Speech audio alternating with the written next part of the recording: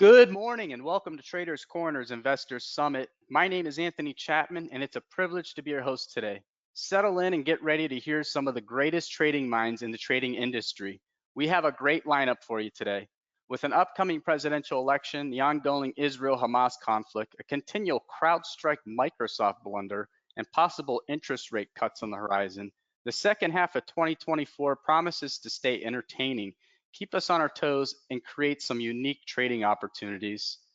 On our panel today, we have handpicked the industry's top trading experts to join us, and they have agreed to share their most consistent and profitable trading strategies with us in a free online educational forum. Today's show is packed with great information and discounted special offers, so let's get started. Our first presenter is the CEO and founder of TradeSmart. He graduated from the University College of London and is a professional trader and trading coach with over 15 years of trading experience. He has a passion for trading and loves to train and coach others. Here to present Mastering Market Tops and Bottoms is Mr. Simon Klein. Welcome back to Traders Corner, Simon. Hi, Anthony. It's great to be here again. It is. Okay, I need to take the screen, I guess. Yes, I apologize. I just made you organizer. You were a panelist before, so you should be good. Yeah. I don't think I have the ability to show my screen yet. 1 second. Nope. You have to give me the ability to show my screen. I can't do that at the moment. I can't even select the screen. Can you possibly give me that? By making you an organizer, you should be able to. Can you see my? You're showing your screen. All right, now. All right, now you can. Apologies, everyone. Sorry, Simon. Go ahead, man. Oh, well, I'm showing what? I'm probably showing the wrong one. You're showing. Yeah, it says go to. Yeah. Okay, let's go again. Let's get the right one. Okay. Now you've got the right one. You can see this one? Yeah. Okay, we're all good. Let's just check that's working. Okay, I'm going to begin. I guess I've got 40 minutes now. We'll be finished at 1:15. So welcome everybody to Mastering Market Tops and Bottoms. Let's begin. So you're in the right place if you want to learn how to spot major market turning points. And if we've got time at the end, you'll get your questions answered today. We'll take questions and answers at the end. Now, this is one of the most important parts of trading because spotting when markets turn is what you need so that you can get into a trade at the beginning and get out of a trade at the end, or know when the trade is over, when the trend is coming to an end. And I'm going to show you exactly how to do that. This is based on over 15 years, close to 20 years of real market experience in the market almost every single day. And this is what you're going to come away with at the end. The ability to be able to start understanding and recognizing major market turning points. Okay, so here's a picture of me giving a presentation similar to this, live in New York at the New York Traders Expo. Plus, I was invited to speak at the Boga Investment Forum in China, along with other traders that you may know. You may have heard of the Market Wizard, who wrote the Market Wizard books, Jack Schwager over here, and there was other ministers of finance and other traders that you can see in the lineup. Here's a little bit more about me. You can read that.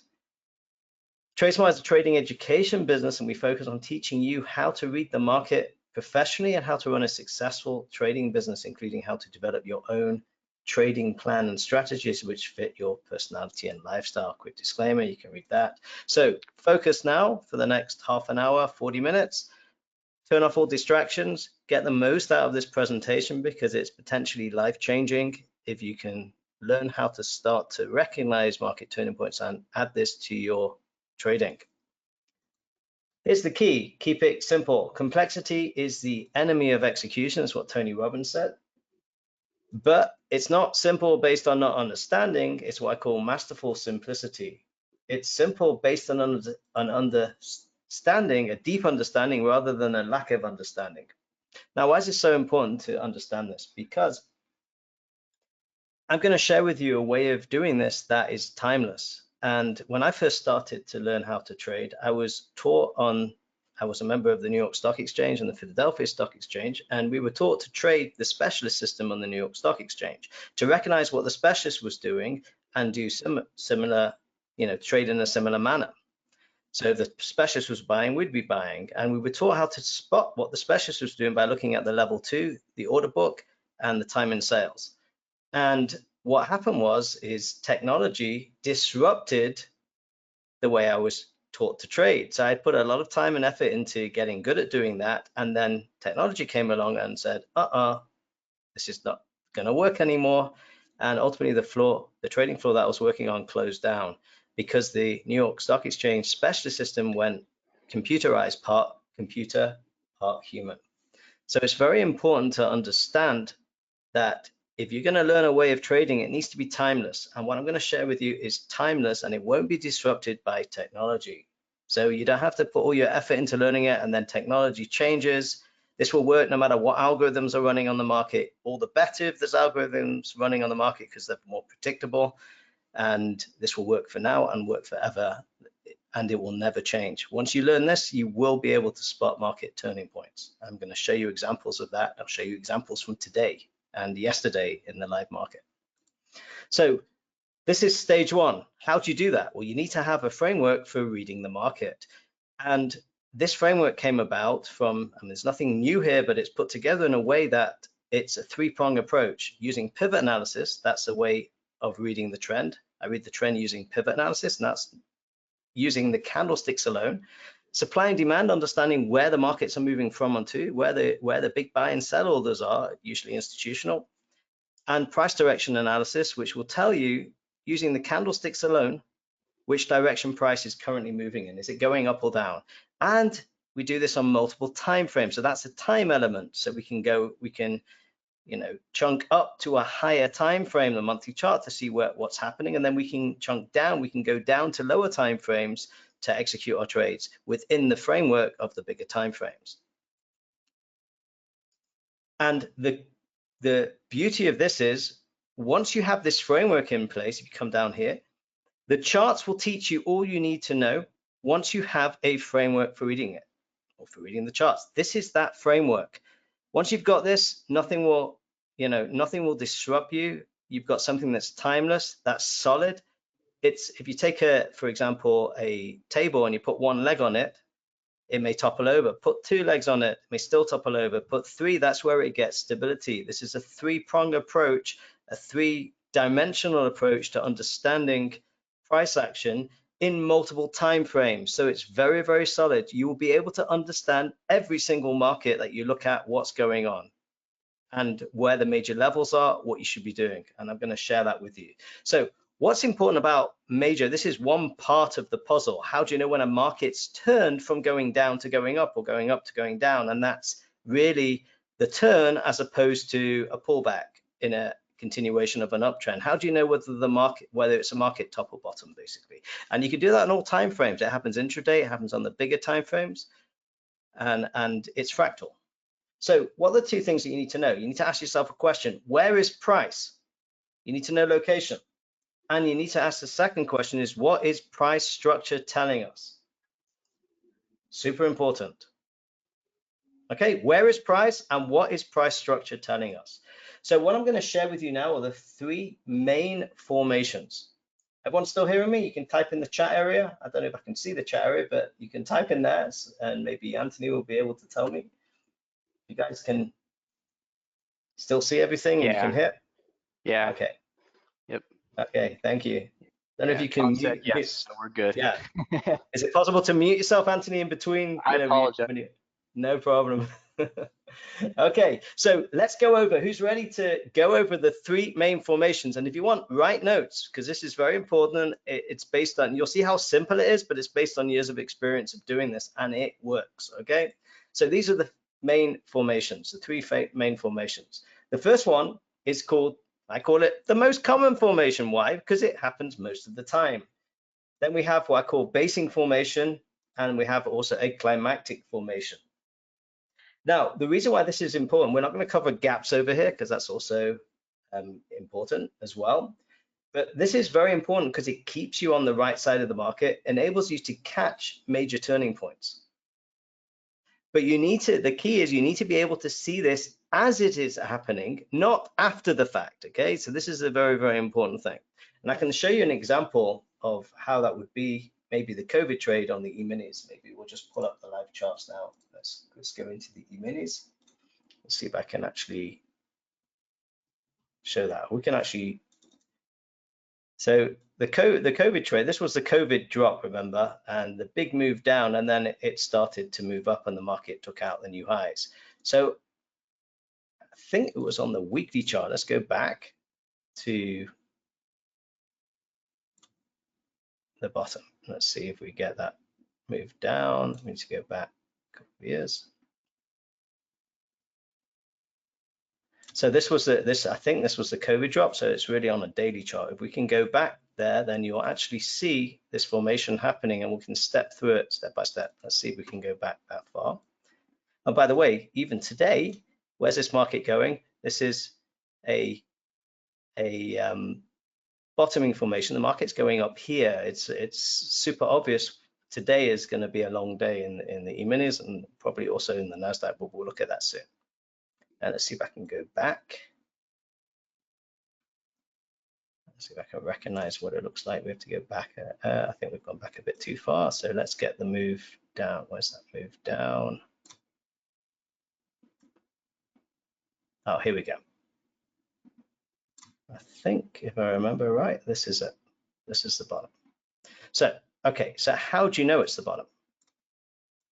So remember, we're doing this as it's playing out. So this is the beginning of 2020. And you see the market's going down, down, down. How do you know this has stopped going down? So I'm just going to show you how we do it. Okay, so the market's still going down. Still going down. We've got a lower high, lower low. Looking at the pivots here, we got to move up. And this bar, notice, takes out this pivot. I can tell you now, this is the bottom of the market for now, okay? Unless we go below there, this is how we do it. So look what happens. Market goes sideways, and you see, and off we go. This is actually the bottom of the market here. And if you mark here, once you take out this high, that's the bottom of the market. You notice how the market came down. You had opportunity to get in over here, day after day after day to get in here. And you can see the market finally, I mean, we know it went up and finally took out the highs. This was the bottom. This is how you do it. You wait for a break of trend. Now I'm going to show you this. I'm going to teach you this now, how to do this. And you can start to do this. I'm going to show you examples from today as well. So let's go back. So the most common formation, you have to ask yourself location. Price needs to be at a significant level of supply or demand. So you have to know how to recognize that. A new high or low. And you're looking at price structure. And in this case, change of trends. Let me show you what this looks like. So this is Bitcoin coming to the highs. And how do I know that this was the high? The Bitcoin made new highs. And then over here, we have a change of trend, a break below pivot here. So I could say definitively that this is the high, unless obviously the high is taken out, but this is the high until proven otherwise. So now you can start thinking, damn. So this is what I call COT, change of trend. So here's another example of that formation on the dollar index. And this is what I called out in China, actually. I said this was the bottom of the dollar index, and it was the bottom, and the dollar index went up much higher than this. This was the bottom, confirmed over here with a change of trend, higher low, and various other things as well. This is also a reversal bar, and that kicked off the move to the upsides. Isn't it a good idea to know that? And we also had in, I guess, October 2022, let's look at the dollar index, October 2022 on the weekly chart.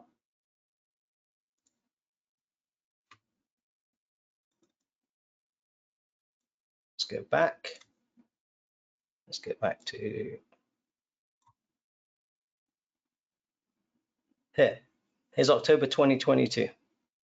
Okay, how do I know this is the high? Well, let's step through it bar by bar. Market's going up. Market's still going up. This is not pivoted yet. Now the market makes a lower low below here. So I can say that, whoops, this is the market top. Let's go back over here. This is the market top. So moves up now, I'm selling. I'm not buying anymore because I've just broke the trend. So you'll see what happens on the following. Look, you're going to move right up. Perfect entry to short to get a big move to the downside. See that? Look at what happened immediately after that the following week. You move up, so it's going down, so moves up now sellable. You want to get the best price right into the supply area, right on that line. Look at that.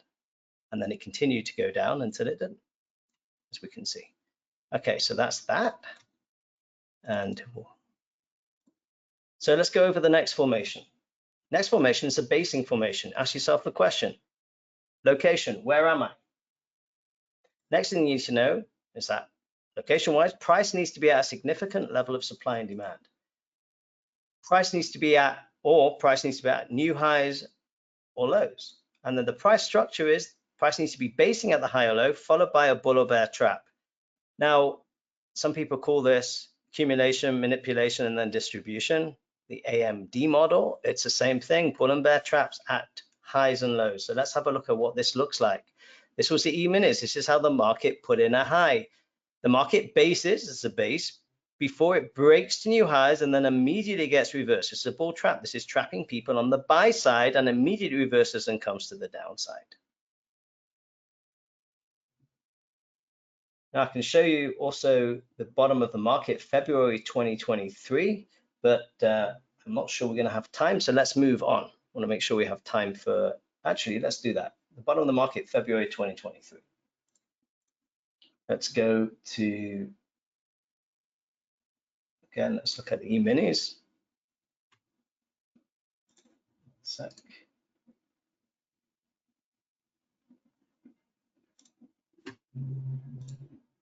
Okay, February 2023. Let's go monthly chart. Okay, let's do it here. Perfect. So how do I know that this market's finished going down? Notice we have lower low, lower high, lower low, lower high, lower low. How do I know this market is ready to continue moving up? Isn't that a good thing to know? It's a very important thing to know when to shift from to start buying again. So here we have a lower high. Now look what happens the following bar. This bar tells me, even though it's a bar that's come back down, that the market, this is the bottom of the market. This is going higher now, okay? This is the end of the down, the pullback here, we're going higher. Now let's have a look and see what happened. We'll go back month by month. It pulls back a bit, giving you a beautiful entry down here and reverses, goes to the upside, and look what happens. We pull back, look, we come back down to this level. Reversal bar means we're going to take out the highs. That's what we said when this happened. We're going to break the highs, the market's off to new highs, and everyone knows what happens after that. We pull back again, and we're up, coming off the highs here. So that's how you do it. It's the same thing, and it repeats again and again. Let me show you another example of this. So that's a basing formation. Let me show you a climactic formation. That's when the market is making, the location again is price at a significant level of supply demand after a rapid move. That's an acceleration in price. We call that momentum. When price moves a large amount over a small amount of time, that's momentum. Acceleration in price. We need price at a new high or new low after a rapid acceleration in price. So it's at a significant level of supply demand after a rapid move, or it's making new highs or new lows. What do you need to see price structure wise? This is location, this is what. So you always need to ask yourself two questions. Where's it happening? What's happening? What's price structure telling me? Change of trend. That's what you need to see. So let's have a look at some examples of this. This is oil.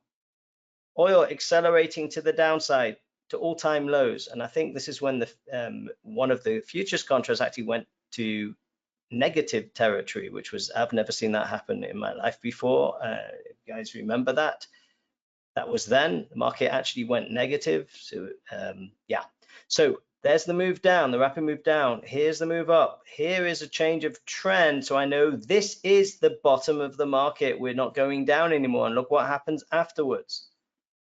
Show you another example. This is the Great British Pound. This is a move down, a rapid move down. Remember, this was a big red bar to the downside. The market pivots in, puts in a change of trend. This is the bottom. Look what happens afterwards. Let me show you on multiple time frames now. This is an example on multiple time frames. Here is the Aussie dollar, a rapid move down. Remember, this was a big red bar down right to a demand area over here. Now, this was on the monthly chart. We come down to a daily chart to see how this is forming. We get this rapid move down. This is the lower high. This bar takes out the high. This is a change of trend. We're now looking to buy. So if you want to be aggressive, you can buy this pullback here. Or if you want to be a bit more conservative, wait for it to close above the area and buy the first pullback down here and then take this move. Look how beautiful that is. And it continues. But this is what you want to catch. Again, it's a daily chart. You want to be on the buy side every single day after the pullback or from here. But I already know this is a buyable pullback because this is the bottom of the market. It's changed trends, change of trend. So let's ask you what you want to look at. But actually, before we do that, let's actually have a look at today's markets. And I'll see how you can actually do this on a, how do we do it on the E-minis, for example? I mean, there's different ways that this can form, but notice this is a pivot high. We made new lows. Once we take out this high, the market's going higher. So this is how you know how to be on the long side of the E-minis today, which is what I said before. Yeah. We can let's look at oil. I'll show you another example that happened in oil. Again, this happened yesterday, but the move started yesterday. But let's focus in on this. Location-wise, where are we? Look at the weekly chart. We're into demand. Pullback into demand after making a higher high. Come down to an hourly chart. You got to move down. Here is a reversal bar to the upside. Here is a change of trend, a higher low, and look at the move. Same thing. Okay, yes, it is simple, but you have to master it. Let's look at we can look at another. Let's just cycle through to see if anything else pops out from today.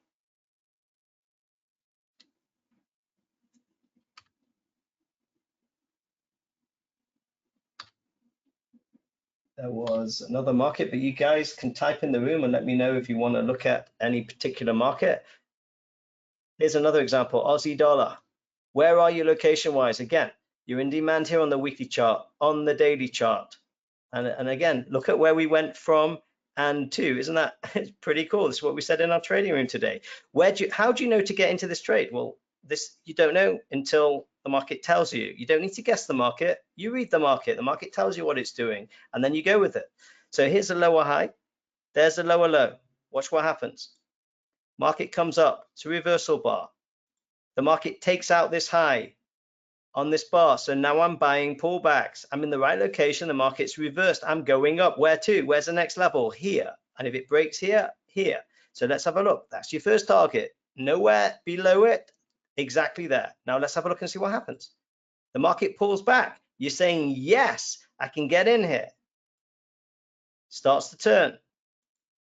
It pivots. We've got what I call price direction now to the upside. This is telling you I am going up. You can get in here. You can put your stop here. And off you go, your target here. So here's your entry. There's your stop. There's your target. Let's see what happens. All the way to pretty much to there. Why is it going down? Supply. Look, we know where the market's going from and to, and it's just about, and you can get in as it's going.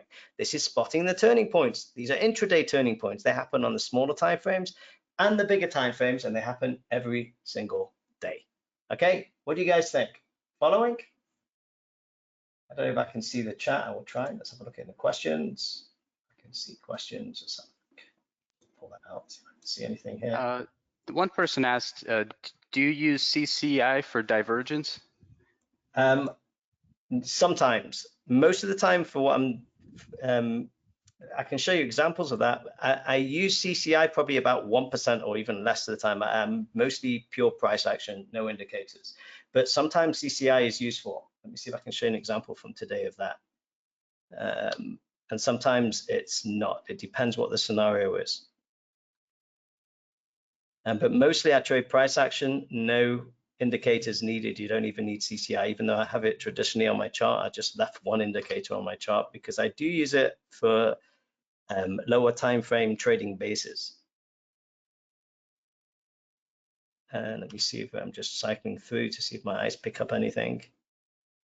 And yes, sometimes divergence can help you when the market's making new lows and the CCI makes a higher low, for example. It could give you, here's an example of that on this time frame. So here you have but you don't need it. Let's use the trend, what we were talking about. It's a lower high, lower low, lower high, lower low. Once we go above here, above this high, that's it, we're going up now. And you see the market made a new low, CCI made a higher low. See that here? Market made a new low, CCI made a high. This is CCI divergence. You don't need it, you can just use a trend. It's much more reliable.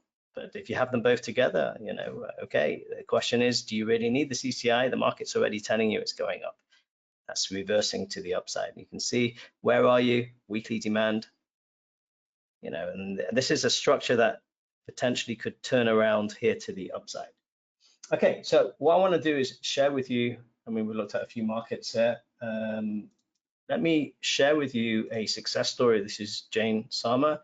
And Jane came to me a number of years ago now, and it took her literally 3 months to go from beginner to consistent profits. She had no previous experience of any trading. I want to tell you, the beautiful thing is she just run her first mastermind program with a full house of people, in-person mastermind in Florida, plus we also did an online streaming of it. And you know, she's now teaching people. She's become an expert at trading NQ. That's her market. She's become an expert at trading it at the open. But she started with my training at the beginning. And I'll tell you what she said. And this is a beautiful thing.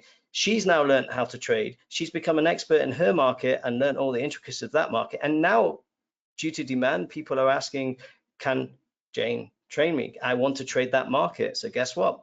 We put on a course, and this is what we did a few years ago, and you know, and it's running very successfully. So this is now next generation. This is showing you that once you've got the foundations of reading a market, you can develop yourself any which way you want. I want to share with you something very important, something to think about. If you're not successful yet trading and you're focusing on a strategy, you're not starting with the right foundation. You need to focus on a foundation. It's much like if you want to play music, you want to play the piano. If you just focus on playing one song, you're very limited. If you learn how to read music, how to play the piano, how to play, you know, the correct way, then you can play anything you want, and then you can focus. You've got a foundation behind you, underneath you. Every area of expertise, of knowledge in the world, you need to learn the foundation. If you're learning physics, learn the foundations of physics. If you're an engineer, if you want to build, learn the foundations of physics and civil engineering and building and architecture.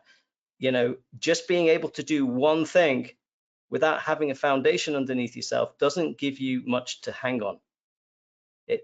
You need to build a building with foundations underneath. Otherwise, it's not going to stand. Most people are focusing on the building and not the foundations underneath. And you know, if that's not going to work.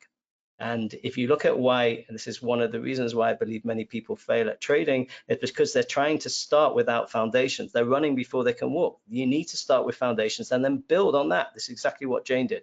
Started with the foundations of price action, understanding how to read the market, and then from there, developing in a speciality in trading NQ. So let me share with you what she said about my training. All I can say to anyone who wants to consistently profit, just do it. That training turned my whole trading around. From that day on, my trading has been so consistent, it's really mind-blowing. Once you understand the levels and can read the trend, you will beat the market every single day. However, the key is follow the pivot analysis, use the demand and supply levels, and adapt it to your own trading style. Be very disciplined, don't be greedy, stop when you've made your daily profit, and you will turn losing trades into winning consistently day in, day out. Simon's trading can be adapted to any market. I mainly trade NQ. I used my own strategy based on Simon's education. I found the best thing was knowing what you were doing gives you confidence in your trades, and the fear of losing was gone. Trading had become a lifestyle, no longer a binary gamble or a nervous hope job. Believe me, it's the best and only training to succeed with. And I'll share with you, Norman. Having been duped in the past to purchase useless courses, I've been reluctant to take the plunge, but having seen Jane trade and indeed having spoken with you, I was satisfied that I was dealing with genuine people and not the charlatans who dominate the online educational space. I was not disappointed. The course was far and away the best online trading education I have experienced. My congratulations to you both on the course and your sincere efforts to advance your members' trading skills. I always say the best investment you can make in life is in yourself. As Jim Rohn says, for things to change, you have to change. For things to get better, you have to get better. But knowledge by itself is not going to get you anywhere. It's knowledge that leads to action. You have to take action. Just knowing what to do doesn't mean you're going to do it. You need to take action. So now I've shown you a simple and powerful approach to picking market tops and bottoms. Is it okay if I show you an offer I put together to help you know exactly what to do to achieve mastery of the trend? And that's what you're going to be using primarily to pick market tops and bottoms. So let's take it a step further and learn how to read the trend using pivot analysis. So what are the benefits of knowing how to read the trend? You want to trade in the direction of the trend. Remember, the trend is your friend. Most people miss off the end part until the bend in the end, and that's usually where the trend ends.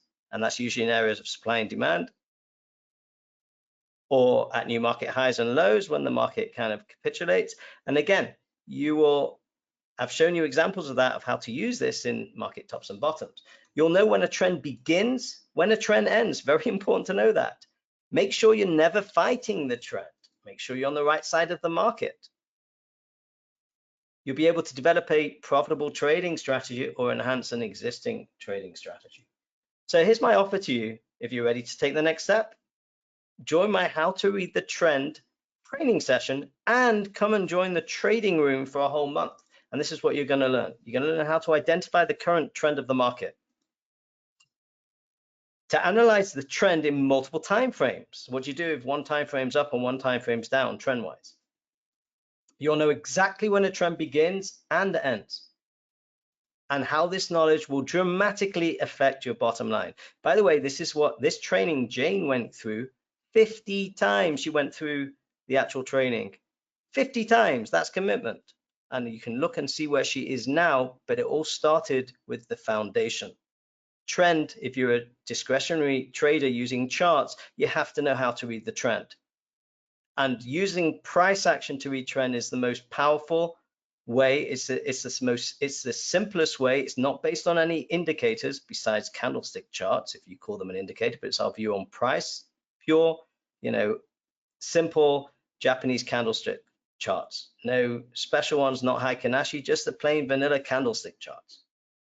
Vanilla means simple, yeah, the normal ones, what most people use. And you'll be able to watch us analyze and trade the live markets in real time.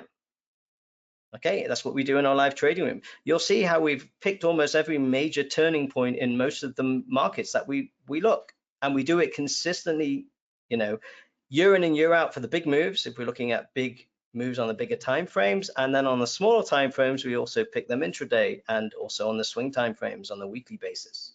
So here's what people are saying. Simon, this is phenomenal. I've been trading, studying for 3 years. Sadly, it's all been the wrong process. I've wasted tons of money, time, and effort. I've actively deleted all those programs, indicators, etc., and now completely focus on what I've learned from your program. It's the only real way to trade, and it makes complete sense. Notice what he says, focus on the process. Remember, if you're focused on the goal, you're not going to get there. You need to focus on the process that you need to go through in order to get to that goal.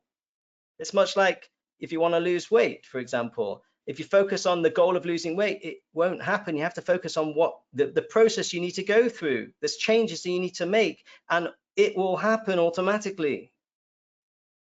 Yeah, that's why many diets don't work, because it's not just the diet, it's the actual change of lifestyle that you need.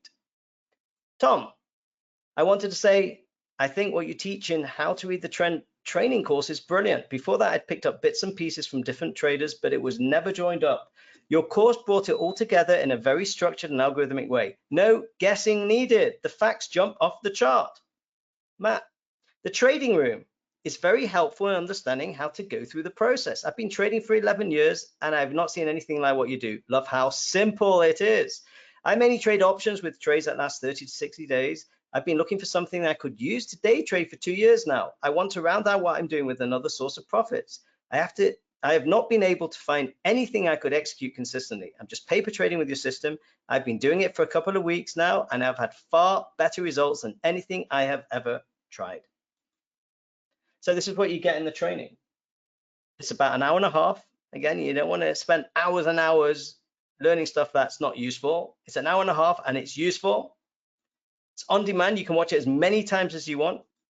And you get personal access to me. You can ask me questions via email. But more importantly, you get 1 month access to our live trading room. And the regular subscription for that is $497 a month. That's what people are paying to be part of the room.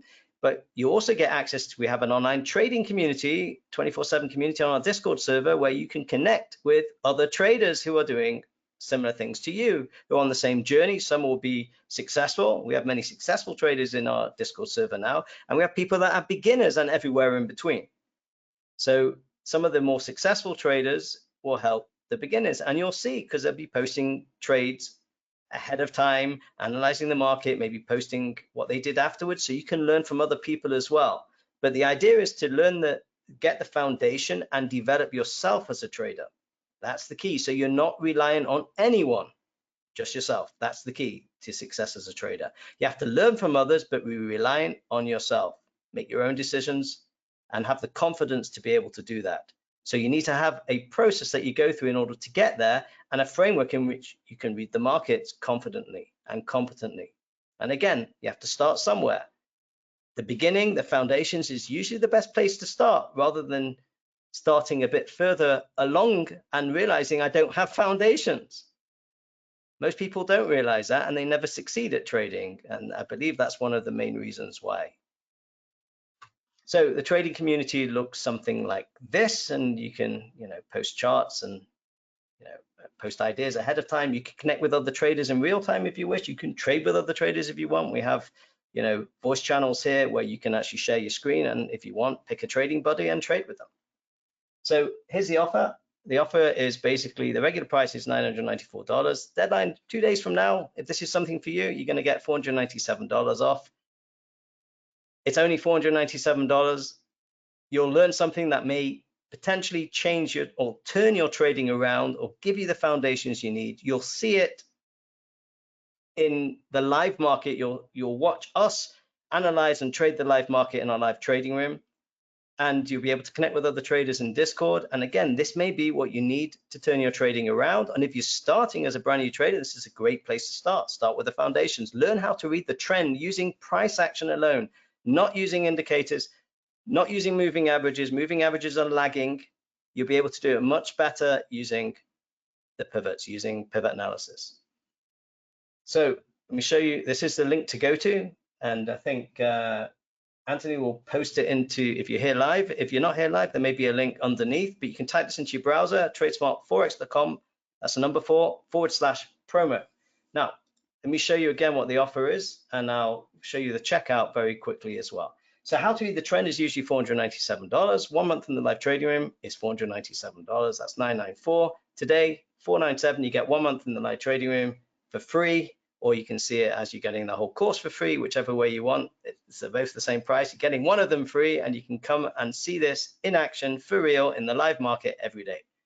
Now, let me show you very quickly what that looks like. Okay, so you come to, this is the checkout. You click on here and you fill out your details. Now, just notice over here, it says PayPal email. You don't have to have a PayPal account. You just need to put an email in, and it will give you an option to pay with credit cards. PayPal is just the processing company for the credit card. Notice also it says monthly.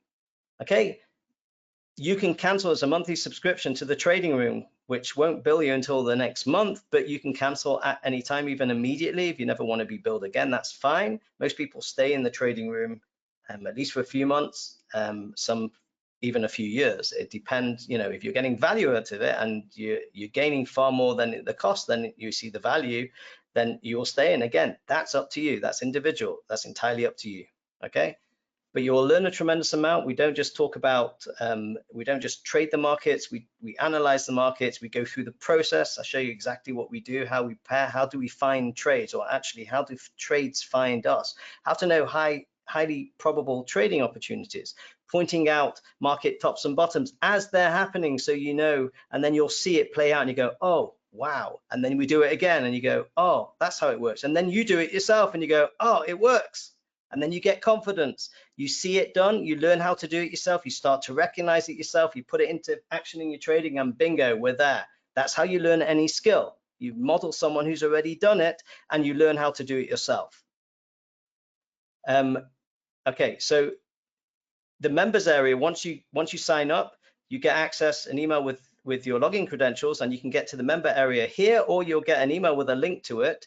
The membership area looks like this. Now, how to read the trend is in this membership site, and the trading room is here, and I'll show you what it looks like. The trading room, this is what it looks like, and over here we have a link to get into the live trading room with the schedule. We have our recordings of every daily session, so if you can't make it live or you want to go over the recordings and learn from them, because as well we also teach in there as well. It's a teaching environment, plus we're trading, and then we have our weekly preparation session as well, which is also a standalone membership that we have people that are actually, you know, paying for that membership, but it's part of the whole package, and you get that as part of the live trading room. How to read the market, or how to read the trend, is session 1 of how to read the market professionally. Okay, it's a standalone training. You get access to just this session, which is around about an hour and a half. Again, it's standalone. It will teach you everything you need to do know about the trend, and then you come into the live trading. You'll learn about supply and demand as well, about price direction, because that's how we trade in the live trading room. But if you want to, you know, you have to start somewhere. So start with the trend, come into the live trading room, and if this is speaking to you and it's working for you, then you take the next step and you go with it. You make a decision, you take action, and you go with it. That's the way you roll in life. Okay, you have to, if you never make decisions, you'll never get anywhere, and you don't want to come to the end of your life say, well, I had opportunity, I never took it. Here's an opportunity. If this speaks to you, go for it. And I look forward to welcoming you in the live trading tomorrow. We start at 7:30 a.m. Eastern time. So what I'm going to do is share, you know, open up to any questions. I think we've got literally 1 minute for those of you who are here live. But if you want to send me any questions, you can email me. It's my email address over here.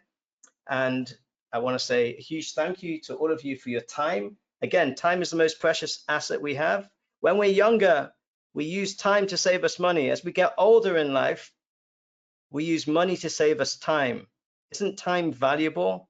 And I appreciate each one of you, and for those of you watching the replay, for taking the time to further your trading education. And again, if you're ready, take the next step, and this could be ultimately or potentially life-changing for you. And again, you will see it work for you. That's the key. It's not it works for me. You want it to work for you. That's the key, to take that knowledge and put it into action for yourself and see results. That's the real test of whether this works for you or not. Okay, that's the key. You want to take knowledge, integrate it, and actually put it into action and get results. That's the key. So you first need to learn it.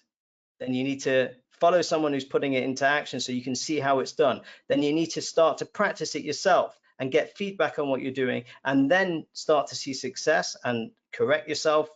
And we can do that. You can ask questions in the live trading room. You say, oh, I did this and what, and you get feedback, so you'll be able to correct yourself if you're making errors, and you'll be able to learn by watching how to do it the right way. So that's my offer, and I want to say a huge thank you to all of you for attending. I want to thank the host here for hosting me, and it's great to be here to share this with you. So thank you so much, everyone. And again, this is a link if you want to join. I've got a YouTube channel here, which you can get through my website as well. I look forward to welcoming all of you. And even if you don't join, I hope this presentation will help you further your trading education and help you make one further step on the path to consistency as a trader. So thank you very much, everyone. Thank you, Simon. Excellent information on catching reversals, tops and bottoms, really great stuff there. Like how you brought in Jim Rohn, he's really great too. And Tony Robbins, love all their quotes. We appreciate having you here on Traders Corner. Ladies and gentlemen, that was Mr. Simon Klein of TradeSmart. We've put a special offer in the chat box, and we also put his email in the chat box as well. And you could find Simon at TradeSmartForex.com. That's TradeSmart. TradeSmart. Yeah, sorry, TradeSmartForex.com, and that's with the number 4. So it's TradeSmartForex.com. Thanks again for joining us today, Simon. Okay, thanks, Anthony, and thanks for the whole team. Thank you so much. We appreciate it.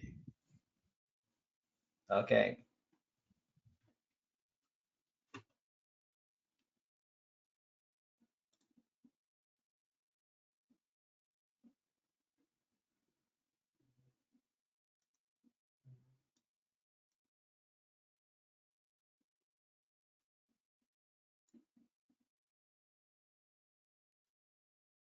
Good morning. Are we ready for me?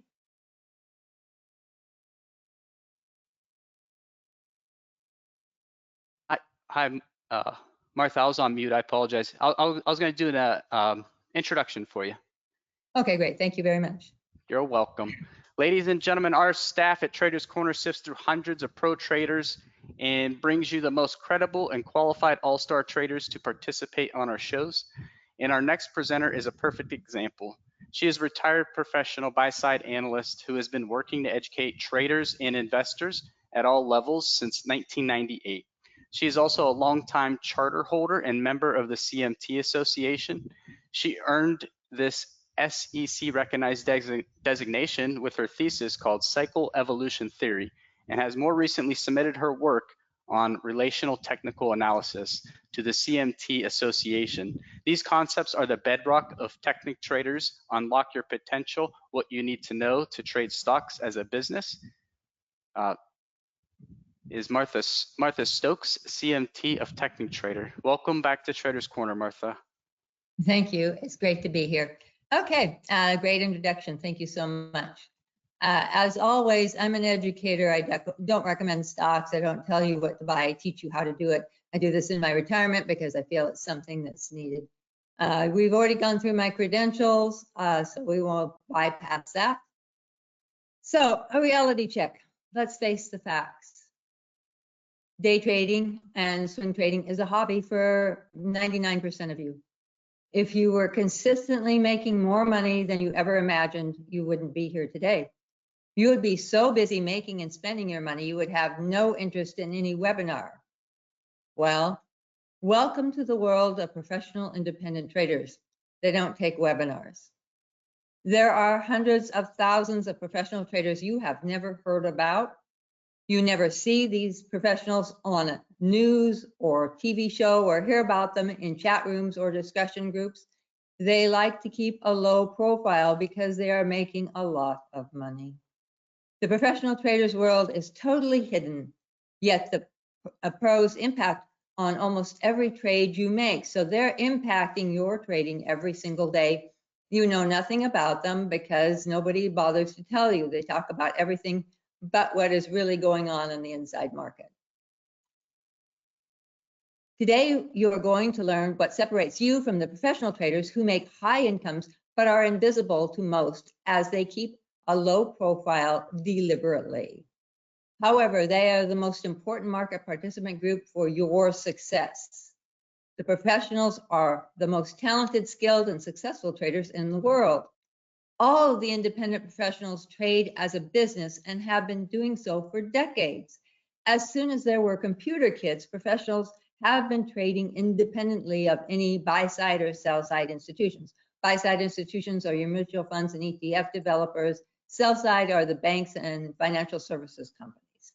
Unfortunately, most of the time, retail traders are trading against the professionals.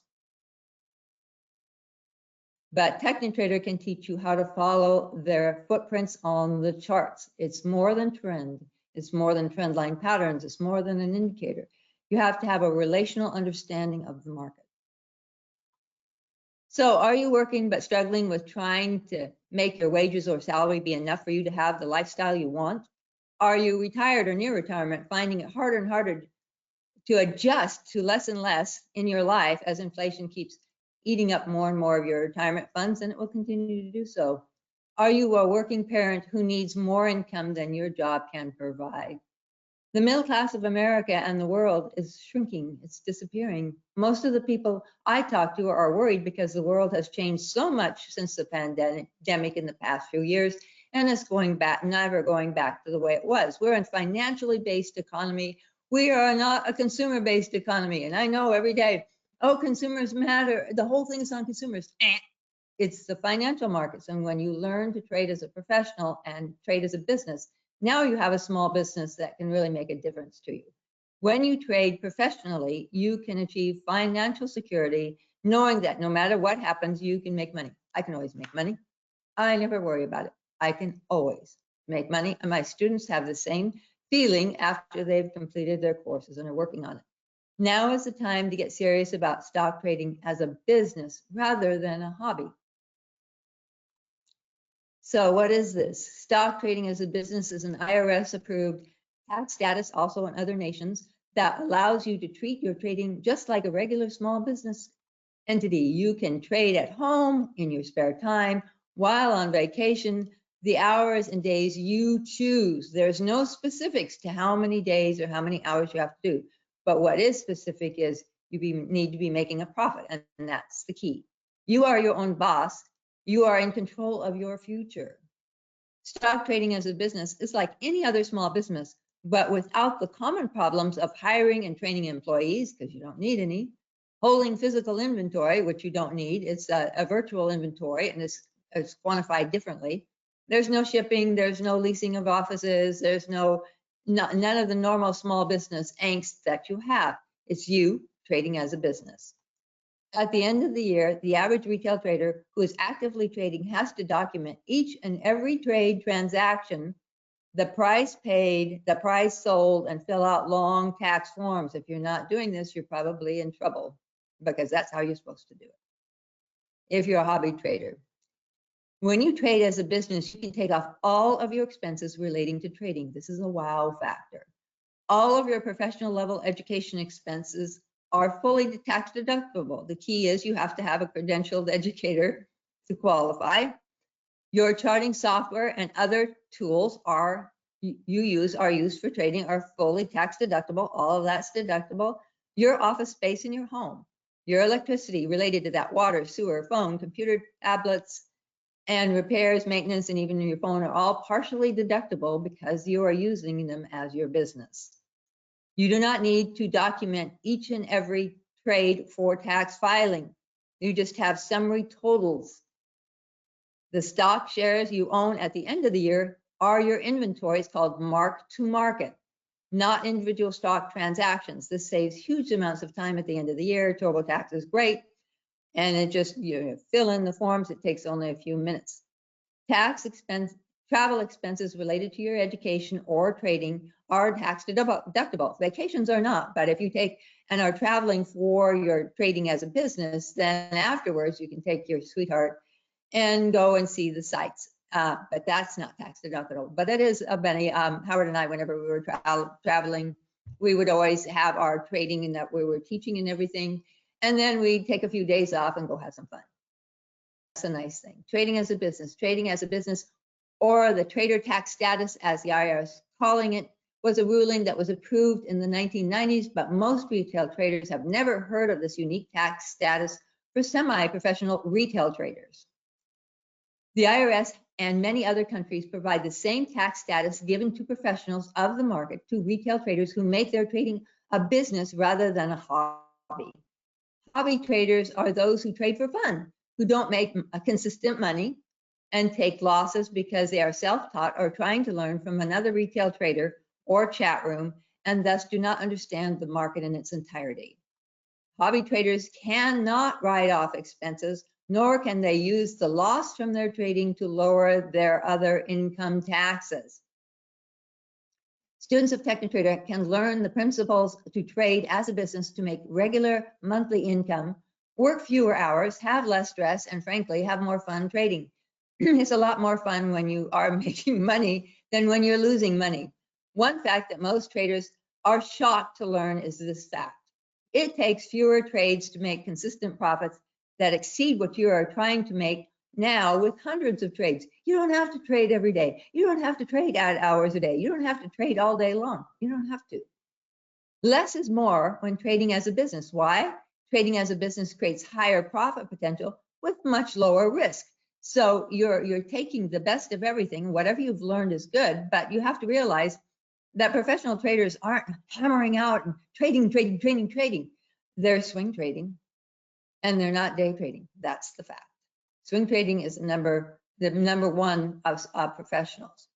How do you start trading as a business rather than a hobby? First, you need to accept that the market is not one-dimensional. It's not just trend following or MACD following or Bollinger Bands. It's not that simple, but it's also easy to learn. It is not Wall Street versus Main Street. That concept has been gone for over a century.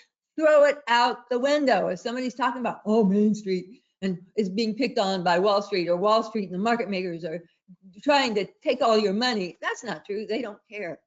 They only care about the money they're making. And then there's this other concept about, well, somebody has to lose money in order for somebody to make money. Not in the professional world. Everybody's making money because everybody is knowing what they're doing. And some are selling for profit, some are buying to get profit. It's a very active, dynamic situation. It's not at all what you're told. What you need to understand is where you fit in within a highly complex, multi-tiered market. It's a 1,000-lane freeway where everybody's going 100 miles an hour, but they're not all going in the same direction. They're going in all kinds of different directions, and you have to piggyback on the professionals and ride their runs up because they know what they're doing. It's simple. Trading stocks is one of the most rare instances when do-it-yourself doesn't work. You've been on the websites, you've been on webinars, you've been looking in YouTube, and you've been trying to teach yourself. You can spend 10 or 20 years trying and then finally accept that you need to get a real education from a certified credential professional of the market. Or you can start now by taking an advantage of the opportunities of trading as a business. I'm the only one that teaches that. You must accept the fact that what is available on the internet for free is missing 75% of what you need to know and learn. You got to accept that reality. So I'm not going to go through this because this is Wall Street versus Main Street. 50% of the market is controlled by the average investors and uninformed, and then 50% is controlled by the banks and wealthy individuals. That's all wrong. That has been gone for a long time. So what do we have? We have this. This is the bull cycle of market participants. And if you think we're in a bear cycle, you are wrong. We just started a new bull market recently, this year. 20% of all the market activity is on the retail side. So retail traders, small investors, memes groups, small asset management funds, AAII, they all trade the same. Investors groups, IBD, they all trade the same. They all listen to gurus and so on. Sovereign funds, foreign funds are also in our market. Well, now why is everybody in our market? The world is in our market. Why? Because we're the largest market in the world, the largest stock market. If you add all the other 200 stock markets that exist in the world and you compare them to the US stock market, the stock market is just still this giant. We're giant in all the financial markets. We run the financial world. So you need to, if you want to be part of the middle class of the future, stop considering consumers are important to the economy and think the financial industries are important to the market. They're the most important thing that you can think about right now. That's where you need to be. 80% of all the activity is on the professional side. We're going to be looking at the professional traders, and we're going to be looking at the buy side institutions. Now, on the downside, everybody says, oh, the upside and the downside are the same. How can that possibly be? A bull market lasts for 10, 15 years, and this bull market may last longer because it's a great bull market. A great bull market happened in the 20s. A great bull market happened in the 90s, and a great bull market is happening now. Why? How do I know this stuff? Because I'm a buy-side professional, retired, and what we look for are new technologies. How many new technologies are coming to market at this time? The bull market of the 2002 to 2008 was a real estate bull market. It wasn't a stock market bull market. So there was no new technology going on at that time. The downside happens really fast. 1.2 years is average right now. For a bull, it's 10 to 15 years or longer. Foundation of knowledge. There are 6 primary market conditions. Can you list them? Anybody? Probably my students who are out there. Bottoming, trading range, platform, moderately trending, up or down. They occur in both of the market conditions, the market trends. Velocity, up or down, and topping market conditions. So what one are we in right now?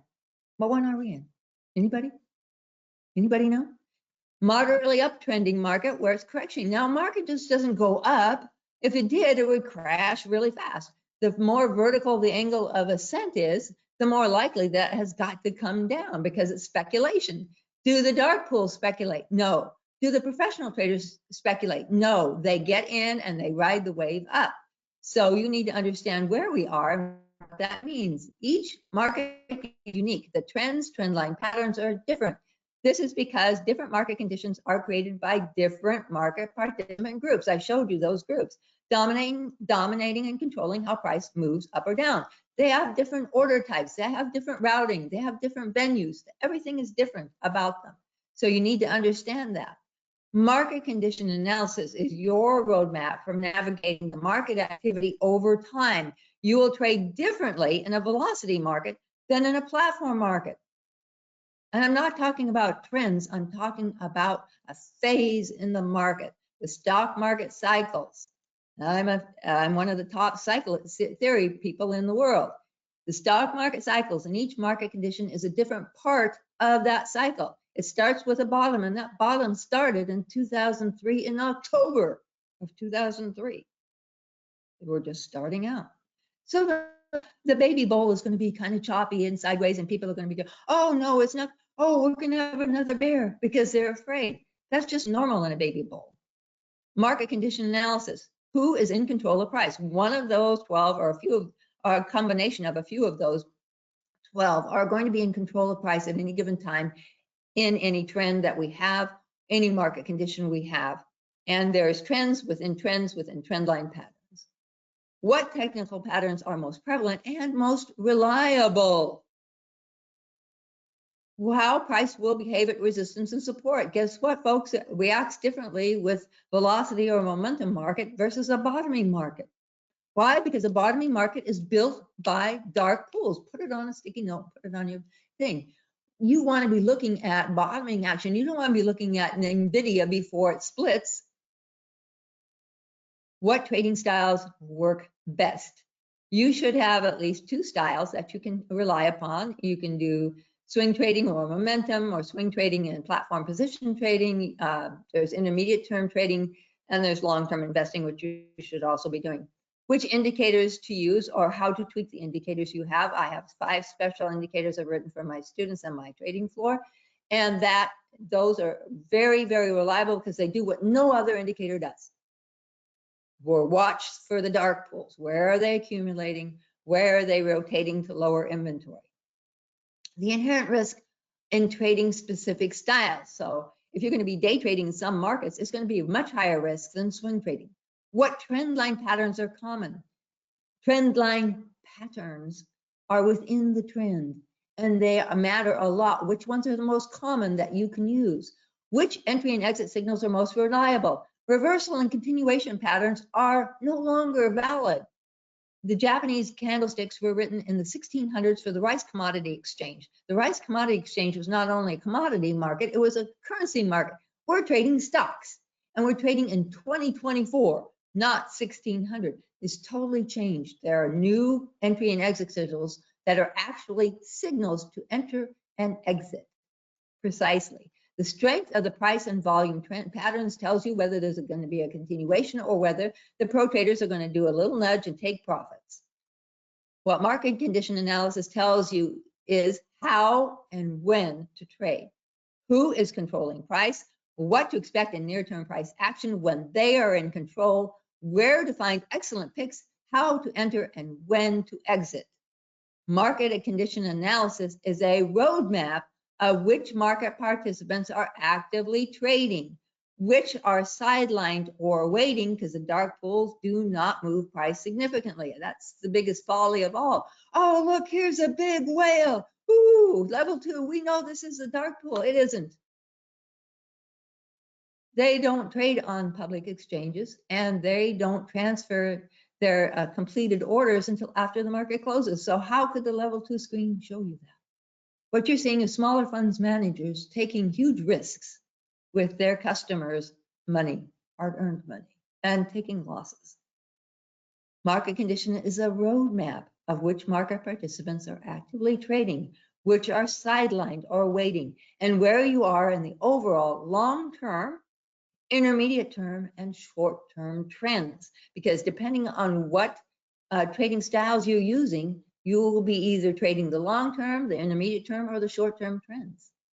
This provides the relational analysis needed to navigate the complex marketplace. This sounds very complex, but it's very easy because we've laid it out, and for 26 years, I've been teaching this, and it works, and every year I tweak it and make it better because we want to be always on top of what the market's doing now. Who controls price? There are 12 market participant groups. Pro trading as a business, you need to focus on 2 market participant groups in particular. Number 1 is the giant buy-side institutions to know where they're buying or selling. It's critical because they control $143 trillion. The buy-side institutions are the most powerful, dominant, and hidden group in the market. You never see them because you don't know what you're looking at. There are about 20 to 25 giant institutions, also known as the dark pools. And their dark pools of liquidity are hidden off the exchanges.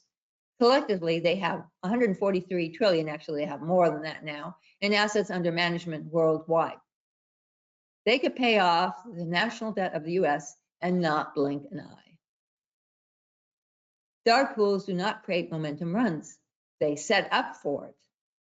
Price is controlled to the penny. It is held at a low bargain price during accumulation mode and rotation mode, which can last weeks or months. You need to learn how to recognize the accumulation or rotation in the chart and put the stock on a watch list to wait for the pro traders to set up their nudges and their little pushes that cause the HFTs and other smaller funds to buy that stock. These pros know what they're doing. When you have a solid list of 20 to 40 stocks with heavy accumulation, you will find buy entry signals with very low risk. It's easy, it's simple, and it's very accurate. It's not like just looking and thinking, oh, okay, here, this stock has moved up. Oh, it's gapped up. I should chase it. No, you shouldn't. All traders who trade as a business need to streamline their search for stocks to trade, but also find opportunities before the stock price moves. Why? Because there are professionals that are taking profits on all that activity. So you have to be careful. So relational technical analysis takes into consideration a lot of different things, and it's very easy to learn. It's a very simplified program that I put together for my students. I have lots of beginners, and I have lots of people who've been struggling for 20 years that finally say, yeah, I'm going to bite the bullet and I'm going to learn this stuff because I need to, because we're a financially based economy. And if you don't learn this stuff, you will be left behind. If all you focus on is trend, you're going to make tons of mistakes. There's just a lot of problems going on. The SEC has documented that 99% of all day traders lose all their money and then own their broker's margin. Now, this is a problem for the SEC because they have to manage the fact that the brokers could go under by losing money. So these are the dark pools are hidden, but they accumulate and they have very small price actions. So what happens is that the nudges go on and then HFTs gap it up. So you will learn how to do that. And these are indicators that all confirm. It's very easy. You just look at the last amount and you can see, oh, a trader's nudge. I get into this stock, I hold it, and then I make a high profit. That's that simple. Number 2, professional traders are growing in numbers. These are the most talented, skilled, and expert traders in the world. Why wouldn't you want to be with them? And they don't sit around and want to have you as a partner. One time I was at a show and a retail trader was in on a professional level, and he asked a professional trader if he could just sit and watch what he was doing and get all his ideas and take all of his indicators. And the professional got very angry. He said, why would I do that? So professionals are very rare to teach you. I do it in retirement because it's a lot of fun and I enjoy it. There are 3 categories of professionals you must learn about and learn to emulate. The buy-side professional floor traders who will strike the penny or half penny spread. All their orders are off the public exchanges, hidden in alternative trading system venues. There are 50 ATS venues. There are only 13 public exchanges. All the activity is hidden from you. You never see their activity if you're a retail day trader or swing trading in the middle of the day. The sell-side professional trader, these are strictly short-term traders at banks, traders for the floor trading, and for financial services companies. They are at times act as market makers when the market is weaker or stressed, or under the negative pall of retail news, which is always inaccurate. They are the best in the world at what they do. They are all the corporate buyback. They do all the corporate buybacks, which are hugely popular strategy for corporations to boost stock prices. Can you identify a buyback on a chart? My students can, and they write in and they get very profitable from that too. Professional independent traders who trade for themselves or for a proprietary professional trading company that provides liquidity and trading services to the buy side. Independent professional traders are a large group you have never heard about. They actively trade, but not on the public exchanges. All of the above have unique footprints on the stock chart when they are trading. Their orders are routed independently from the routing retail uses and are often delayed until after the market closes for the dark pools. How do I know this? Because I have my market condition scans that tell me this. Professional traders are not like in the movies. They do not go out drinking and doing drugs and chasing women after work. They go home or at home. They spend time with their families. The most common setup for professionals is similar to the one here with 6 monitors, a powerful lightning fast, very expensive computer that is insulated from internet and electrical failures. They can't have a downtime and they don't trade all day long. You do not need such an elaborate system, but you do need to be able to piggyback on their activity to ride the momentum and velocity runs that professionals create. They are not day trading, but swing trading, momentum or velocity trading, 1 to 5 million share lots at a time. So if you're on the wrong side of that trade, you will get wiped. No doubt about it. You need an office space to trade. It doesn't matter how big it is, but it has to be separate. It has to have a door you can close. It needs to be in a separate room, private, and not part of the family room where a TV or a gaming console is located. The IRS does not allow that. They expect you to treat your business like a business. You will need a quiet place to study and work. Trading is a skill. Like all skills, takes time to perfect, and you're continually improving them to get higher and higher and higher profitability. My students start out at about 70% success rate, then they go to 80, then they go to 85, then they go to 90, then some of them become professionals. You will continually be improving your skills even after you have more successful after you are more successful than you can imagine. My students are often surprised at how different their results are after they have taken our courses. They are shocked.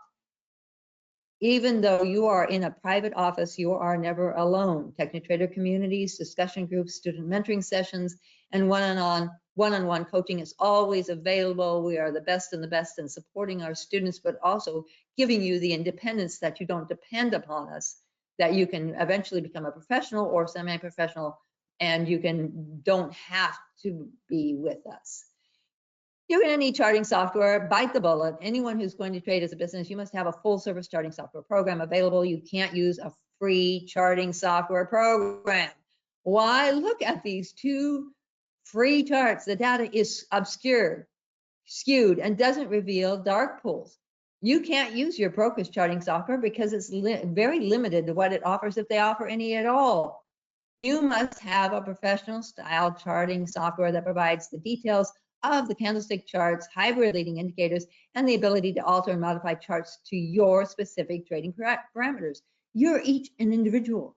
You don't want to be trading like everybody. You want to be trading as a group. You want to be trading independently. The professional traders are loners. They don't trade all the same. This one is a long-term trend trying to show a different part. It's a mess. And this is a mess. This totally skews because it's too long and squished. The aspect ratio is all wrong. There's no golden rectangle. It's a nightmare. Remember, When you trade as a business, all your expenses are fully tax deductible. Essentially, you trade for free while your hobby traders can't deduct any trading expenses at all. We can help our students set up in the most full service charting programs. We have 3 that we support, TC2000 Metastock and TC2000 Metastock and StockCharts.com. But we also support all the others in helping you set it up yourself if we don't support those fully. We support those 3 fully. Trading tools and resources. As in every business, you will need tools to operate your business on the highest level of expertise and profits. You will need trading journals, which I provide my professional trading journal to my students. This provides the written evidence of your activity trading as a business and also historical data to consider and compare over time. Trading journal is in an Excel format. You plug in the numbers, it gives you all this stuff, you keep track of it. It's essential, and the IRS loves that. Trade management planner, another must. That provides a monthly plan for achieving your goals. So every month you set up your management planner. TechniTrader's planner gives you the number of trades needed for your goal for that month, the number of shares to trade, the lot size, the maximum stop price to use, and the risk involved based on your capital base. Awesome. So you set this on, plug the numbers. Howard Johnson created this, and when I took one look at it years ago, I was like, every student has to have this. So this is part of the trading. Trade calculators and other tools that streamline accuracy and execution are also included in our stock courses. And this is important because it streamlines everything. Instead of just trying to guess or follow somebody that's trading and you're trying to follow them trading, you become an independent. You know what you're doing. You're in control. Scans, sorts, layouts, and parameters for your trading styles and preferences. We customize them. You can lay these out, but we give you all these tools as a student so you get started right away. You don't have to set up everything. We have it for you. Trade simulator must be a real market simulator, not a game. A lot of you are using gaming simulators. Don't. And you can't do this on your phone. Market condition analysis scans, which I provide with the course. Controlled bracketed order types. Howard I created a new trading order type years ago. He called up the New York Stock Exchange, got a hold of a market maker, which is impossible. Talked to the market maker for a couple of hours, and 2 of them were laughing and joking when I walked into his office, and my mouth dropped when he told me who he was talking to. So he hung up and he says, "What are you doing?" And I'm just very nervous about this. He says, "Oh, don't worry about it. He was great. Herzog was great. He gave me all this thing. He loves my order type. He thinks it's brilliant. He really wants to use it on his trading floor." I'm going, "What?" He says, "Sure, I told him he could." So you learn a professional bracketed order type. Only available with TechniTrader. Your broker account that is designed for trading as a business. You can't trade on Robinhood on your phone because you can't see the charts. Morning market reports, market condition reports, and daily market educators. I write these every morning. You get these while you're going through your course. Trade or support, discussion groups, community groups within the TechniTrader student campus. It took us a couple of years to create this new campus. It's all online. It's absolutely gorgeous. The students love it. They all communicate. You get to talk to professionals. You get to talk to me. You get to talk to my support team. It's lots of fun. Momentum scans. These are the market condition scans. All of these scans give me an information about the market. Is it moving to the upside or the downside? What are the institutions doing? How many bottoms are there? How many stocks are in consolidations? Why would that be important? Because professionals use penny spreads. So tight consolidations are telling me that they're in that. Is the market in trading range overbought? What is the relative strength from prior price action to current price action? Is it gaining momentum or not? This is how I analyze and give my market condition reports. And this is how you learn to what I do as a professional. I've been doing this since I was very young. So indicators for trading as a business. Most professionals have their own unique proprietary indicators which they use to confirm entries and exits. Professionals are always on the hunt to find the hidden accumulation patterns of dark pools. So large lots versus small lots, uptick versus downtick, volume oscillators, oscillators you have never used. Not price oscillators, you don't need those. So finding dark pool buy zones for momentum swing trading requires more sophisticated indicators. TechniTrader teaches leading hybrid indicators that can be used in most charting programs. Our students learn the most reliable patterns, confirm relational candlestick entry signals for optimal trading results. This gives you the advantage of professional level indicators to identify the best trading opportunities. This is huge because you can't trade successfully just with price. You can't trade successfully just with trends. It will not work because you don't know when the dark pools are going to sell or the professionals are going to sell and suddenly that stock is going to drop. Or when you're selling short, suddenly they're going to buy and you don't see it. So all the leading hybrid indicators are easy to learn. They're set out in an easy format for students because I am an educator. I've been an educator all my life in various areas, and this is fun for me. I'd love to do this in my retirement. It is very exciting to learn from a student that they are now managing a $100 trillion hedge fund, or that they've been hired for a floor trading company or whatever, or they are making so much money that they are going to quit their job and do this full time. The TechniTrader difference, our education and the tools that come are simply will simply simplify trading as a business. So we have something that is nowhere else. We teach you how to trade as a business. Our courses provide everything you need to begin your career as a semi-professional with all the tax advantages and profits professionals have enjoyed for decades. You take advantage of the IRS rulings. With the Methodology Essentials course, you receive customized trading tools that help eliminate guesswork and get you started trading as a business sooner. What makes TechniTrader different? We are credentialed and certified with 2 Series 86 licensed certified instructors.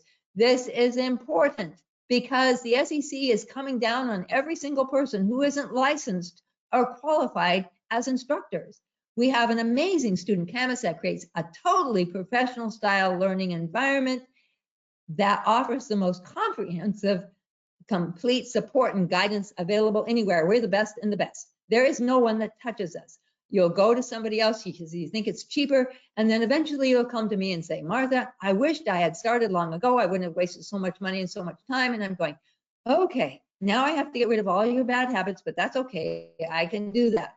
Our courses are self-paced, which means it's easy for you to learn at your pace within the time you have available to study, with ongoing answers to any questions you have while you are taking the course. Each course is module building upon the learning of each module and presented in the most efficient way for individuals to learn complex subjects quickly and thoroughly. You are ready to simulate trade in a much faster way this way. So what we do is Howard and I are both educators. So we designed our courses around educational formats and rules that are building upon learning and learning. You don't take a second grader and try to teach them math that's in high school. You build the math up over time, and that's how we teach. So you learn faster because we know what we're doing. So the TechniTrader community groups are awesome, and everyone is very active in this every day. I see all kinds of activity coming. This is very exciting. Everybody's showing what they're making and all the profits they're making, and very excited. It's very, very good group. In summary, TechniTrader Methodology Essentials courses. Our courses contain the body of knowledge, experience, and expertise of our founders. This foundation of knowledge can't be found anywhere else. It's not on the internet. It's not, you'll be discovering that you learn more. It's the same thing over and over with a slightly different tweak, but with us, it's completely different because you can't find this anywhere. It isn't anywhere but us. We have been in business for educating for 26 years with an A+ rating from Better Business Bureau. This doesn't happen in the financial markets, especially in the retail side instruction market. We keep our students up to date with all the new trading instruments, changes to the internal market structure, and how professionals are trading the market. I'm constantly telling you what's happening, what's changing, what's going on, because the market isn't static. It's an evolving environment that is accelerating, and you need to know what's going on. You can join the communities and discussion groups where professional level students and beginners share ideas. TechniTrader has the most extensive student support with access to a vast library of help files, articles, and ongoing new information about the evolving market structure. There isn't any place anywhere that has the library of help files that we have. It is ginormous. So you can have access to all kinds of things by querying. We offer different courses designed around your individual training needs. So what you need, you tell us what you call us, you give us what you need, and we can help streamline this into a specific course that is right for you. You're not going to trade like everybody else. You don't want to be a groupie. You don't want to be a chat room group where you sit around and complain all the time. You want to be together. Some students advance to the professional level and work for institutions. That's how good we are. So I want you to visit our TechniTrader.courses. We have the standard for beginners. We have the premier for intermediate to advanced. And for those of you who are trading as a business, you need the elite edition. If you click on this, it will give you the full outline of that course. You can give us a call. We're teaching not just about the how to trade, but also the what, why, how, and when, from the market structure to trade execution. We have a complete methodology for trading stocks all in one place. You don't have to go here and there and learn this and that. And you have to focus on the market as an interesting, evolving marketplace. Learn both short-term and long-term principles, get leading indicators and scans, and responsive support. Our support is amazing. I mean, even on the weekends, although we say we're closed, I'm answering questions, and so is my support tabs. Yeah. So today, our 24-hour bonus for attendees is Fast Track Your Trading Success. This is a $99 value video.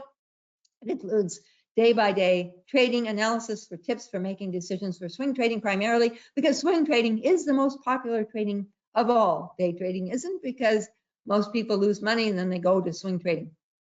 You can get this free for 1 week. This is available for 24 hours bonus for attendees, so you need to sign up within the next 24 hours to have access to this for free for 1 week. So if we could have this posted into their little box on GoToWebinar so that they can have that, or write it down, I would appreciate it. And I'll take any questions. I only have about 2 minutes left.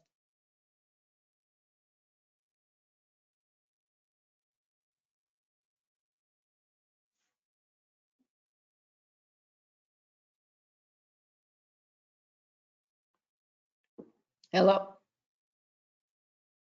Hello?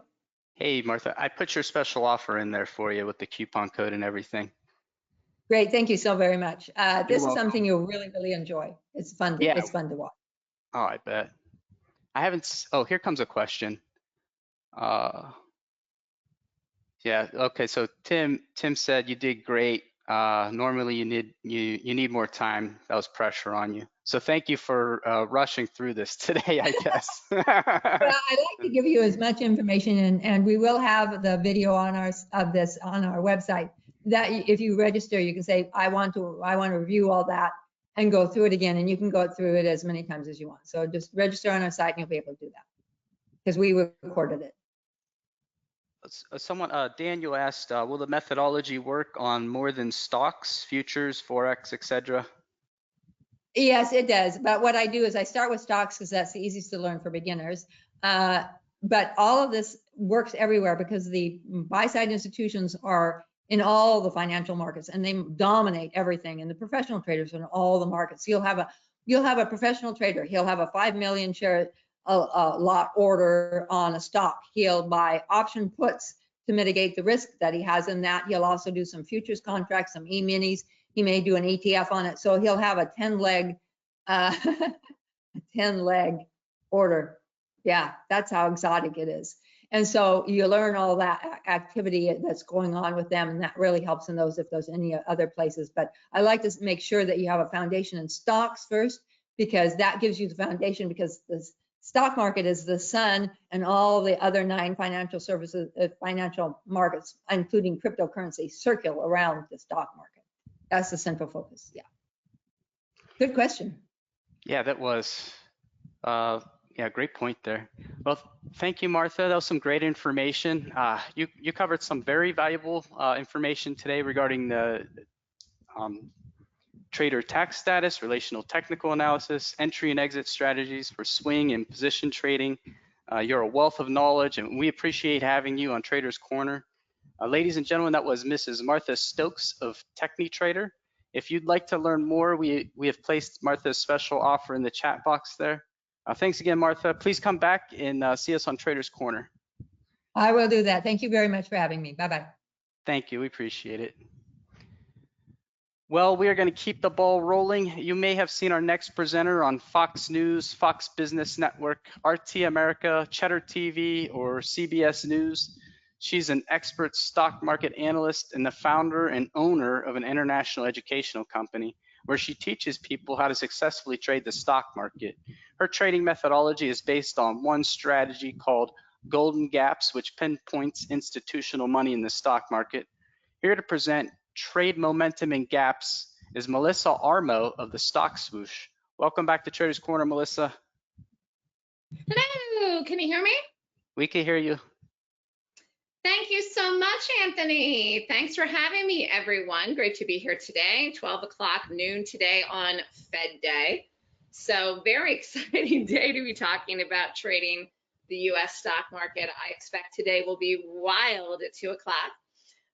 So it's a great day to talk about trading, to talk about making money, and specifically what I do, which is gaps. So today we're going to talk about trading momentum and gaps. And if you have any questions, you can just plop them in the room or in the little chat box, and I will see them. For those of you who don't know or haven't seen me before, I do appear on TV. I talk about the stock market. I also talk about the economy. And my take on what the Fed is going to do today is that they're not going to change rates or imply that they're not going to change rates this year as much as people think. And so it'll be interesting to see how the market reacts today. And again, it's an exciting time to trade now, not because of the Fed day, but also because of the fact that it's earnings season, which we're going to talk about a little bit too. If you have questions, you can always email me after today at melissathestockswoosh.com. You can call me at 929-3200-GAP. You can also follow me on Twitter, Facebook, YouTube, or Skype. So it's hard to believe, but tomorrow is actually August 1st. So, I mean, more than half the year is over. And before you know it, it's going to be Halloween. I mean, I just feel like this year has flown by, at least for me personally. And again, the interesting thing about trading, and specifically day trading, because that's what I do. I day trade. I'm a day trader. Some people like to day trade. Some people like to do swing trades, long-term investing. But what I love about day trading is that you can chunk it out.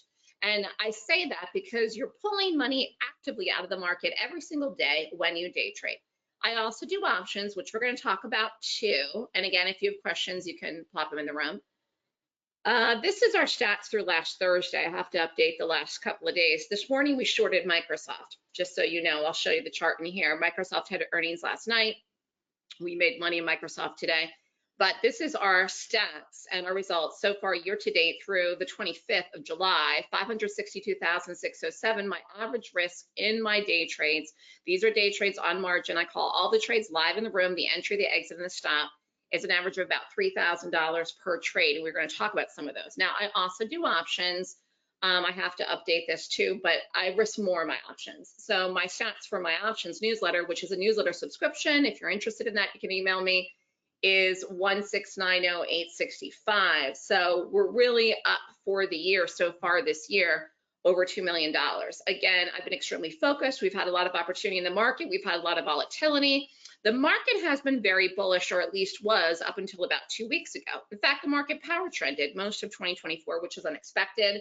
And really it was built in actually that the Fed was going to lower rates this year. First they said 5 times, then 4 times, then 3 times. Now people are saying 2 times. I mean, at this point now, based on the data, I wouldn't be surprised if the Fed does not change rates at all this year, because they're going to say what we did is fine, what we did is working. And we had a number this morning too, but overall it seems the economy is very strong. And I think the Fed is scared or concerned about lowering rates too fast. But what's probably going to end up happening is it's going to backfire, and then we may end up pushing into a slight recession into 2025 because they take too long to lower rates. Even if the Fed lowers rates twice this year, 0.5% or even 1%, rates are still very, very high. And if you're in a period where you have a lot of kids or you're back to back with your paychecks, you understand how much prices have gone up and have affected everyday lives. And the benefit of trading, specifically day trading, is, and even short-term options that I do the weeklies, is that you can pull money out of the market on a regular basis. Common sense tells you that obviously you have to know how to do it.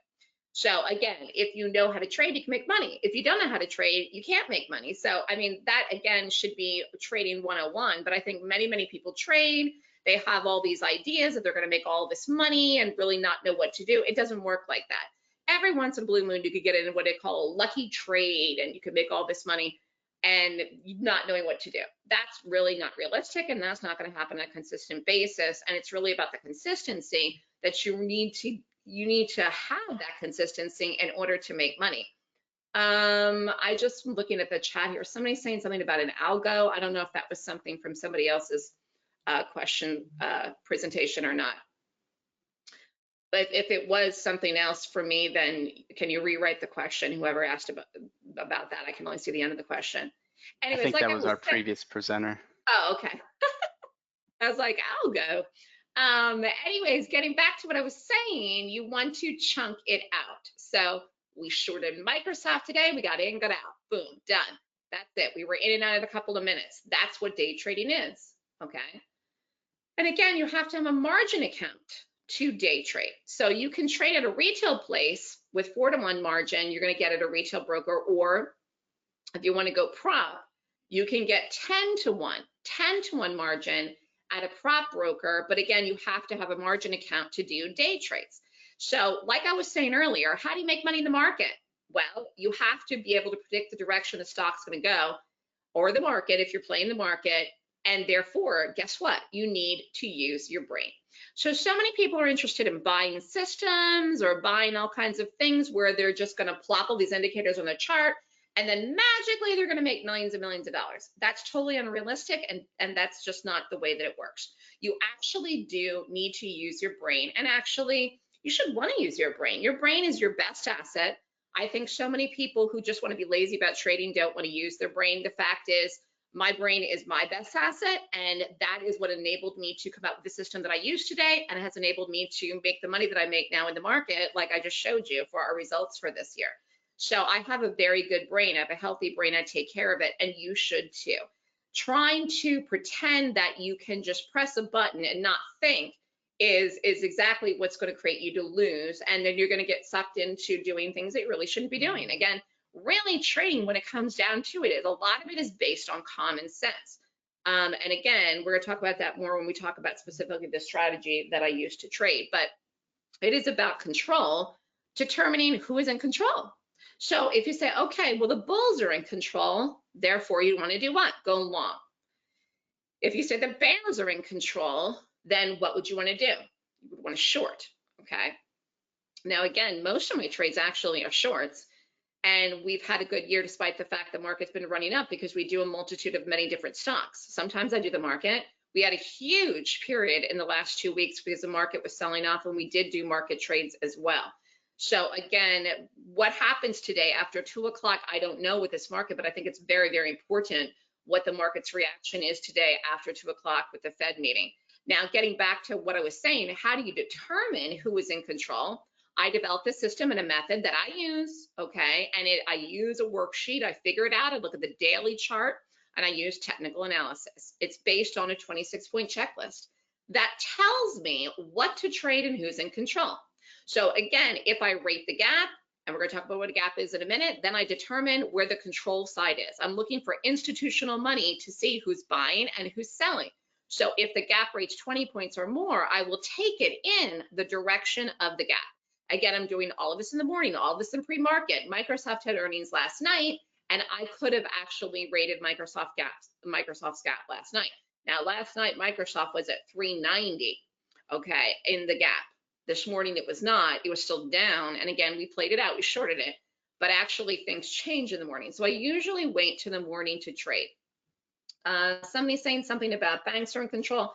Banks are one of what I would say is the positioned players in the market. So that is partially true. That is partially true. So banks also invest and take positions in stocks. And again, big hedge funds, professional traders, and large institutional banks, which is part of the institutional money. And again, you know, you have a network of banks. We saw what happened early 2023 when that one bank went under, when Silicon Valley Bank went under, and then of course they were bailed out even over the 250,000, and how that affected the market and how that affected the regional banking sector. And who knows what will happen, you know, if rates really don't go down, because I think some of these regional banks are hanging on by a thread. Now, of course, maybe some more get bought by some of the larger banks. Again, banks do control a lot of what's going on. The banks have been doing well, actually, if you look at some of the bank charts. But let's talk about what I was saying here. What is a gap? A stock gap, so the opening price today is different than the closing price of yesterday's trading. A gap is a break in price action from one day to the next. Simple, okay? But how do you predict the direction of that gap? Now, like I was saying, we did, this is Microsoft. Okay, so this is a daily chart. Oh, I can't believe it's July 31st. It's crazy. So this was last night. So last night, Microsoft closed here, 4 o'clock Eastern time. Boom, open in the morning here, rallied a little bit, then dropped. So we shorted Microsoft today. Here's the drop. I don't know where this is at right now because I'm with you. But anyways, we had a short in here and we did a day trade and we got in, got out. Boom, done. And again, this is a gap. So it's the difference between the close and the open. So this was a bearish gap. Just to give an example here, over here was a bullish gap. This was middle of July. Microsoft closed at one price and opened at a higher price. So this was a bullish gap or a gap up. Boom. Had another one here. Boom. So again, Microsoft, one of the big things of the market, does affect the overall market. We have a massive, huge earnings out tonight, which again is weird timing with the Fed meeting. Meta, which will always be Facebook to me, reports tonight after the bell. Meta will go. Okay, what it will do, will it gap up, will it gap down? Will it even be a good gap that will qualify per my 26-point checklist to even trade at all? I don't know. I don't know, I'm not in it, okay? You don't take something into the earnings, but once I see it, then I will make a determination if I'm going to trade it tomorrow. Tomorrow's Thursday. So here was another one we did. This was one of the biggest trades that we've had in the last month. This was Schwab. So this was 716. Again, this is a daily. Stock closed here, gap down. Closed up here, snug as a bug, right around 75 and change. Boom, gap down here in the morning, around 70 something. Open, dropped, fell. Closed here, gap down again, fell off a cliff. We did day trades in this. We did options in this. This was a monster short for us. Oops, sorry. We did the 69 puts. Okay, I just want to show you here. So if you want to trade options with me in the newsletter, I send the trades out usually in the pre-market in the morning. So I sent this out at 9:08 in the morning. Market doesn't open until 9:30. Can't do options until the open.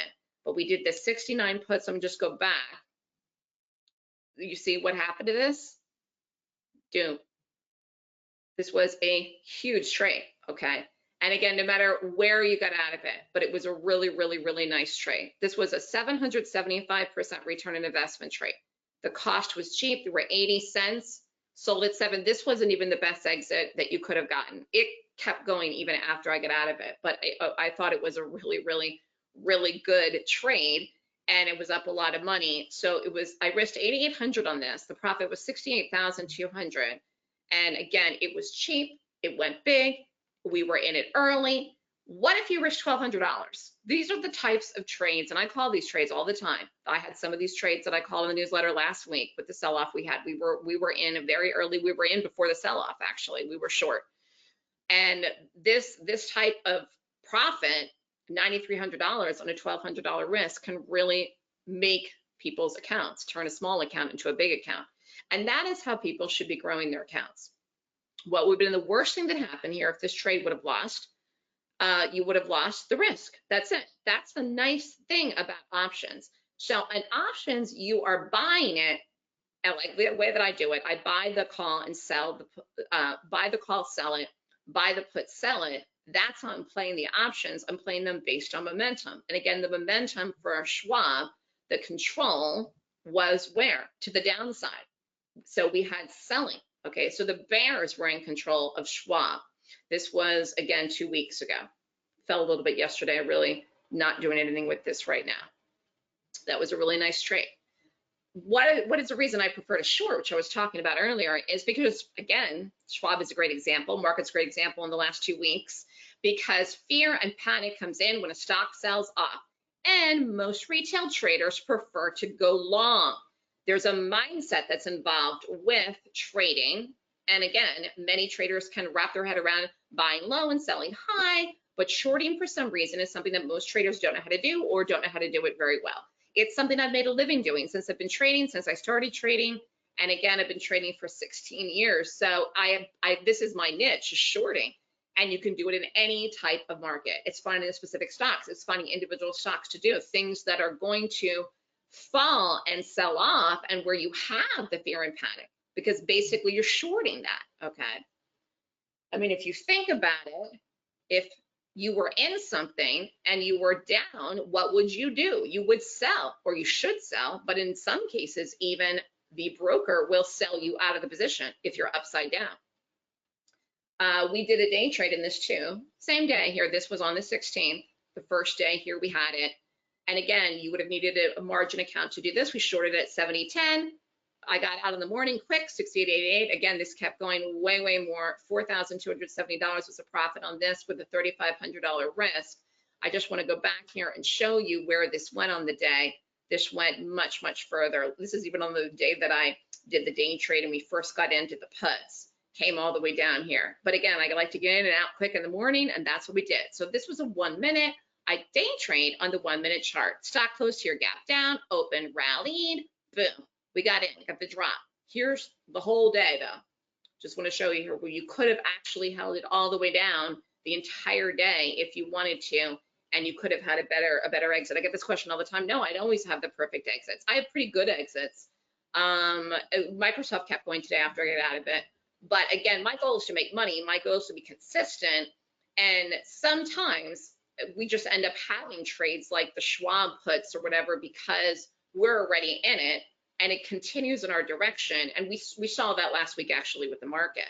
So, you know, how do I figure this out ahead of time? I have to see the gap first. So I told you Meta's going to gap tonight. I don't know what it's going to do, but I will rate it to determine the direction that it's going to go after I see it. I could do it tonight. I could do it tomorrow. I get up early. I prefer to get ready in the morning, but that's what I did with Microsoft today too, okay? The purpose of the checklist is to give you confidence and conviction to trade. There's no getting around the risk that you must take. In order to make money in the market, you must take risk, okay? So again, the purpose of trading is to make money. I think people are at this for so long, so many years, trying to figure it out, trying to do it. They get in a habit formation in their mind of what they're doing, like we were talking about your brain, and they're just in a habit where they are not consistent. They're habitually losing. They're habitually inconsistent as well. And they're doing strategies or non-strategies, I should say, that really don't work. But they're so used to pressing the buttons that they think they're getting somewhere, they're doing something because of the length of time that they've been doing it. It doesn't have to take you forever to learn how to trade and make money. You do have to know what to do. And you do have to use your brain. And again, all of these things, I think people have to come to some kind of conclusion when they realize that they really want to do this for the purpose of success. Success means you're getting somewhere where you have more money in your trading account in a week from now, a month from now, by the end of 2024, than you did when you started out the year, not less, you know. Any questions here so far? How are we doing? Anyways, getting back to what I was saying, the rating system helps me to determine the control, okay? Because that's really, really important. And again, it's a simplification, but it's really, really true, where if something's going to drop, then you short it. If something's going to rally, you're going to make money if you go long, you know? And that is what we try to do. So it's all about having a system and a method, and you need a method. You need a well-defined method in order to trade. And again, no computer, no algorithm is going to create that method for you. Without a well-defined method to replicate daily, how will you have consistent results? This is where people, I think, like I said, everybody makes money sometimes based on dumb luck. That's not going to get you the success that you want to be able to rely on it, whether it's for money on a regular basis, part-time income, full-time income, or retirement income to substitute your regular job. You need to have the results. And that means you have to be profitable. Even people that don't know what they're doing now can make money in a trade with dumb luck, like I was saying, but that doesn't mean it works all the time. And you need a method you can replicate that works consistently. So I'm looking for a specific set of requirements daily in 26 points. The points are on the daily chart. If I get a 20-point rating or more, then it qualifies for me to do it in the trade. If I don't get it, then I don't do it. So if you think about it, again, you have to get consistent results to be successful. That's a big thing that many traders lack, and they're all over the place. A lot of things that traders are, they're all over the place with different types of things. They'll want to do Bitcoin, futures, options, day trades. They're all over the place trying to find the next get rich quick thing, and then they never really get good at anything, and that isn't going to help you either. All you need is one thing in the market to get good, and all you need is really one good stock pick or one good trade a day to make money. That's it. So like I trade in the morning and then I close out the room. I don't trade all day. If I'm in options, I may watch them like today because of 2 o'clock. But I mean, I'm not sitting chained at a desk for 6.5 hours. I'd go bonkers if I had to do that. And again, you tend to lose money the more that you trade. Less is more. It's like if you're hitting a bullseye, you know, your odds go down if you hit it 5 times in a row. That's not going to keep happening. Okay. Any questions here so far? How are we doing? Okay. Anyways, getting back to what I was saying, when I'm thinking, okay, I use my brain. My background was philosophy major and I'm a critical thinker. Okay, so that was my background. That's how I thought when I was learned and taught and went to school. And I was a political science minor and I actually minored in Latin too. So I really was very analytical and I'm still like that. It's my personality. And so when I think about things, I'm like, well, if this thing happens, then that thing is going to happen. Okay. So it's like, it's called a conditional hypothetical proposition in philosophy or critical thinking. When I look at a chart, I'm saying, well, if this happens, then this is going to happen. And that is how I set it up. And so I see the gap. I don't know what the people that are in charge of Meta are going to say tonight in the earnings call, or how the people that are positioned in Meta are going to react to what they say. But I will see whatever it is in the reaction in the chart itself, in the technical analysis in the chart. I will see the stock selling off, or I will see the stock getting bought. Then I will look at the chart. Then I will look at the daily chart and I will rate it. And I will say, if this happens, that this is going to happen when? Tomorrow. And then I will take the trade tomorrow. And then that's how I do it. So again, you can't predict everything 100%. There's no 100% in anything. As you can see for the results that I showed you earlier, there are some trades that I lose in, but I have more winners and losers. And I also have some really big winners. And that helps to overcome some of the trades that may be losers, because everybody's going to have that. And again, sometimes things happen that people don't expect. You know, I don't think anybody expected the sell-off that we had in the last 2 weeks. And I don't know what they're going to say today, but the Fed could say something today that could be unexpected too. And that's why I say today could be a very wild day for the market. We could continue rallying, we could go up, make new highs, or look like we're going to, or flirt with it, or we could fall off a plan and completely reverse the rally we had this morning.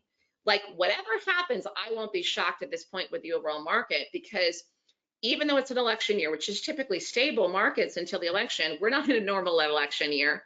We're in a crazy election year, one like we've never seen before. And so I think that with the backdrop of interest rates and the Fed is going to obviously affect markets. Someone's asking about something. I didn't even look at NVIDIA today because I'm not in it. So I didn't do anything with NVIDIA today because I didn't get in it today because I didn't want to do anything into the Fed meeting at 2 o'clock. So I didn't even look at NVIDIA today. We have time when we're done. I can pull up the chart, tell you what I think of it. NVIDIA does not have earnings yet, but again, I didn't do anything in NVIDIA. I'm not in NVIDIA today because of the fact that, again, we have a meeting at 2 o'clock today. And it's the only reason we even did Microsoft today, to be honest with you, was because I thought Microsoft would have a move this morning prior to 2 o'clock, which it did. You know, to take a new position going into the Fed meeting is like a big no-no, because you just don't know how it's going to react. So if I have time, I'll pull up the chart in NVIDIA.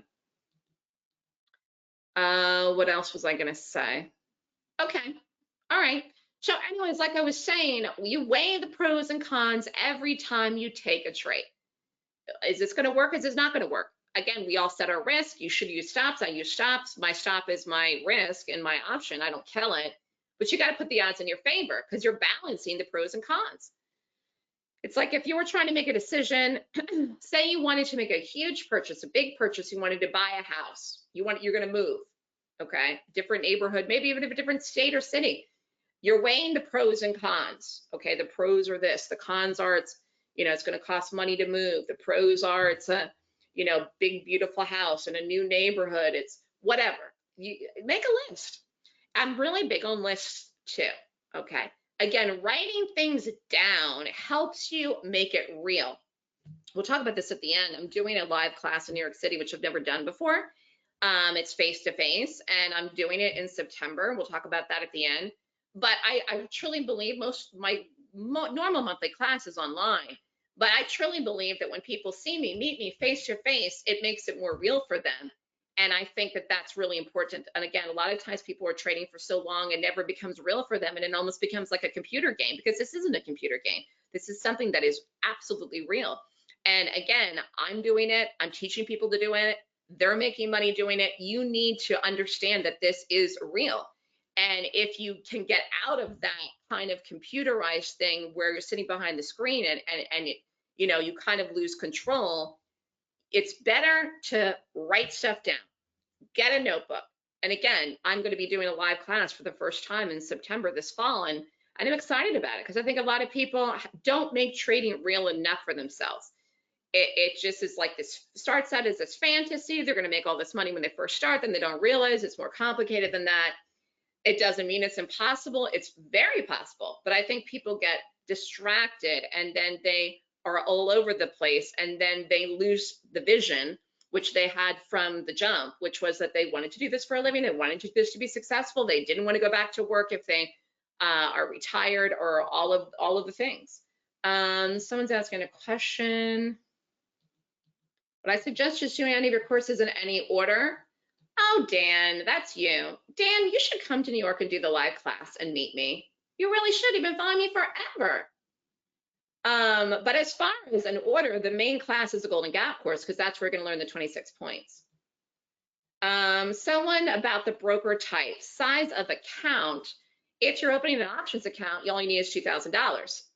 You have to be able to do a couple trades. So I would pace yourself. I'd risk 100, 200, no more than 250 with a $2,000 starter options account. If you're doing a prop account, you can open up a prop account probably with somebody for $5,000 and get 10-to-1 margin, or 50,000 in BP, and then I would still not risk any more than $500 in your trade position. So as far as minimal starting, those are the minimal starters for you to do it. Okay, as I was saying, trading isn't gambling. It's just not. You got to put the odds in your favor. I'm telling you, when you start to make money with me, it's all the things that you ever believed and you ever dreamed when you started this will come to fruition.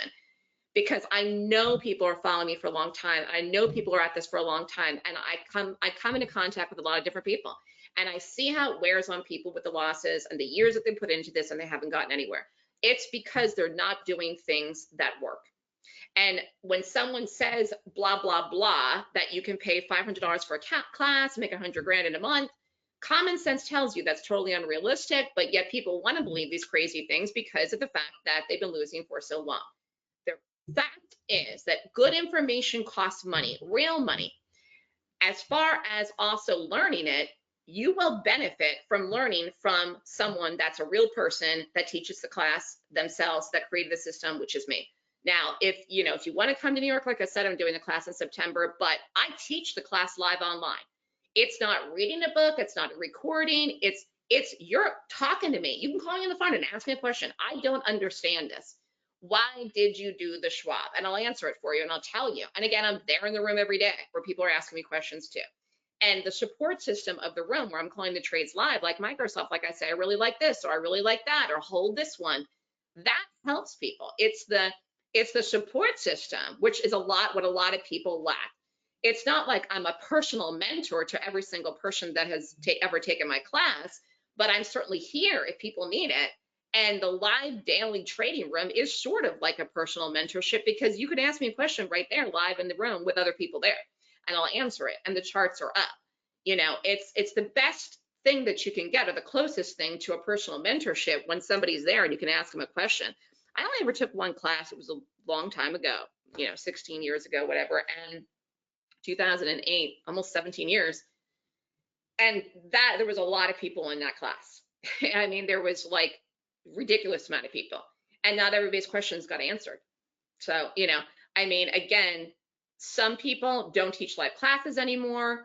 And sometimes there's too many people you can't even ask a question, or you get somebody else that answers their phone. My voicemail may pick up, but I will hear the message and I will call you back if I'm busy, you know, and I don't pick it up. So it's like, I'm a real person. It's the same thing with even being on TV. People are surprised when they've seen me on Fox and then I pick up the phone. Yeah, I really am here. I live in New York. I'm near Fox Studios. This is me. Like, this is real. And if you've been trading for a long time, there's like a screw loose where if you're messing up a lot and you're losing money, where you have to just tighten that screw back in, because this is real. It's not supposed to be gambling. It's just the lure that comes into it. But that also plays into the factor, while there are some times where I take a trade and I end up making a lot of money because a lot of people are gambling and they're against me in the positions that they're doing the wrong things. I can guarantee you that there were people that were buying the market the last week and we were short and we were in puts. And I made money in puts in the market last week. And I guarantee you people were going long. So, you know, again, there's always somebody on the opposite side of your trade. When you are trading and you are making money, you are taking money from somebody that could be your next door neighbor. It's the survival of the fittest, whoever's the smartest, and sometimes the richest, because if you have a lot of money, yes, you can manipulate the position, but the stocks that we trade have millions and millions and millions of shares in them. So again, we get easily filled in and out, and I get stopped out. If it stops, it'll fill me in the stop and I'll get stopped out with a loss. It's not like not going to take me out. But again, if you're someone that really wants to do well, you have to be on the side with that big money, with that institutional money that's in control of what's going on. And for whatever reason, whatever the reason is, you can say this thing, you can say that thing, you can say going into a Fed meeting, the market has sold off more in the last 2 weeks since we hit the high, which was, I have to look at it, whatever the date was, July something, 2 weeks ago. We've sold off more in the last 2 weeks than we have the entire year of 2024. And I know we're rallying today, but again, there's nothing to do until after 2 o'clock today, in my opinion. You got to wait. Anyways, I use one strategy daily to stay consistent, the 26-point Golden Gap rating system. Dan was asking earlier what class to do and what order. All of the classes that I teach are good classes for the support of the rating system. So if you take a shorter class or a smaller class, a half-day class before you do the Golden Gap class, that's fine. But you're missing the rating system if you don't do the big class first. So I always suggest people do this to learn how to make the stock pick. So this is the only class, the Golden Gap, that's going to teach you how to make the pick. Anything else that you do will help you, and you will learn things. Like I had the trends class yesterday. The trends class teaches long-term trends. That's very helpful for trades if you want to hold them. It's helpful for options trades. It's helpful for swing trades. It's even helpful for day trades. But the fact is that making the picks is the most critical part of it. And you're only going to learn that in the Golden Gap class, which is, again, the online class, which is 2 days, or the bigger class, which is the one if you want to come to New York. I'm sorry, my phone that's the Stock Swoosh headquarters. My phone is ringing right now. Someone's calling me as I'm talking to you. And it's like I was saying, one thing is all you need. There's just, too many traders are all over the place. But getting back to what we're saying, there's one thing and one thing only that can move the direction of a stock, and it's money. Not a little bit of money, but a lot of money, or what I call power money. Power money is in charge. Power money is in charge of the stock's direction. Trends are set and move with the power money people, of which there's a lot of in the market. So every day I'm looking for a high probability of directional bias for the entire day, big moves on the day, early confirmation of my bias in the move between 9:30 and 10, and precise entries with follow through, and a good risk to reward. And I was mentioning this earlier, people really, they need a support system, whether that's somebody to email if they have a question, somebody to pick up a phone, somebody to go take their trade ideas every day, someone live in a class. People really need this. And again, it's good for people to have that. And it's good for people to learn it themselves, but then to ask the questions from the person that they learned it from. Getting back to what I was saying, it's a checklist. So let's talk about a couple things here. I feel like I'm far behind because I've been talking. This was a day trade we did in Tesla. This was last week. Stock closed here, gap down, open, dropped. Okay, so Tesla, we did puts in, but this was a day trade. We did a day trade too. You would have had to have a margin account to do this. This was a huge trade. Again, I don't know if you would have had the margin to do this, but if you didn't, you would have done a put. We called puts. I did puts in this too, but I also did the day trade. Here is the profit was 12,500. This kept going. So we did this. I just want to show you, we got this whole morning move. We got this whole thing almost. I didn't get out down here, but I got a big chunk of it, a big chunk of this in here in the morning. And again, I like to get out as quick as I can, 10 o'clock, 10:15. This did keep going though, and that was here where this went. And then we did puts. So if you can't afford to do day trades, you could just buy a put where I called in the room. That's one idea. Someone's mentioned NVIDIA again. Oh, here's a NVIDIA. Someone's asking about NVIDIA. I don't think NVIDIA is ripping up. I don't know where this is right now, but someone's asking about it. I forgot I put the chart in here for today. This is up with the market. That's it. Whoever asked me about NVIDIA, I'm not crazy about this here. I wouldn't go long this here, and it's up because of the market. The 17th, we did a NVIDIA short 120.80, got out at 117.20. We did this here. Boo, there it goes. That was a day trade. That was a good trade. Someone's asking about risk to reward. We are buying a call and selling it. We are buying a put and selling it. So some people term that what is called a naked put or whatever, where if the trade loses, it loses. And again, you can go back and look at the stats. So I'll take a trade. If I take a trade on a Monday and the trade doesn't work, it never goes my direction, never goes positive, then I'll bust out losing the whole thing on Friday. I'll hold it into the last day. You could kill it if you want. If it's down a certain percentage, I don't do that. But you could, but I tell you, you'll miss trades that go on to work if you do that. But anyways, I'm looking for 50% to 100% typically in my profit and my options. But many trades are more than that just because I'm already in the trade and it happens to go big on the day, which was the Schwab or even Tesla or in my direction overnight. Again, success requires a plan. Here's a good example. This is actually a really, really, really good example who just brought up about the puts. We did the 490 Qs, and I'm gonna have to rush through this here because I'm watching my time.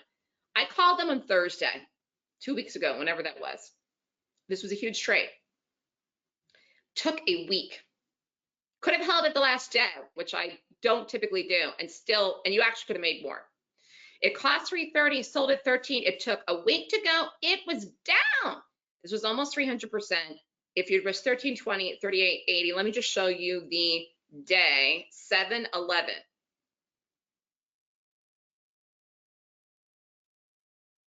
See that? This trade here, the day that I called it, was down, down, down for days until it went. And yes, yeah, you could have made more money holding it the last day, which I didn't do.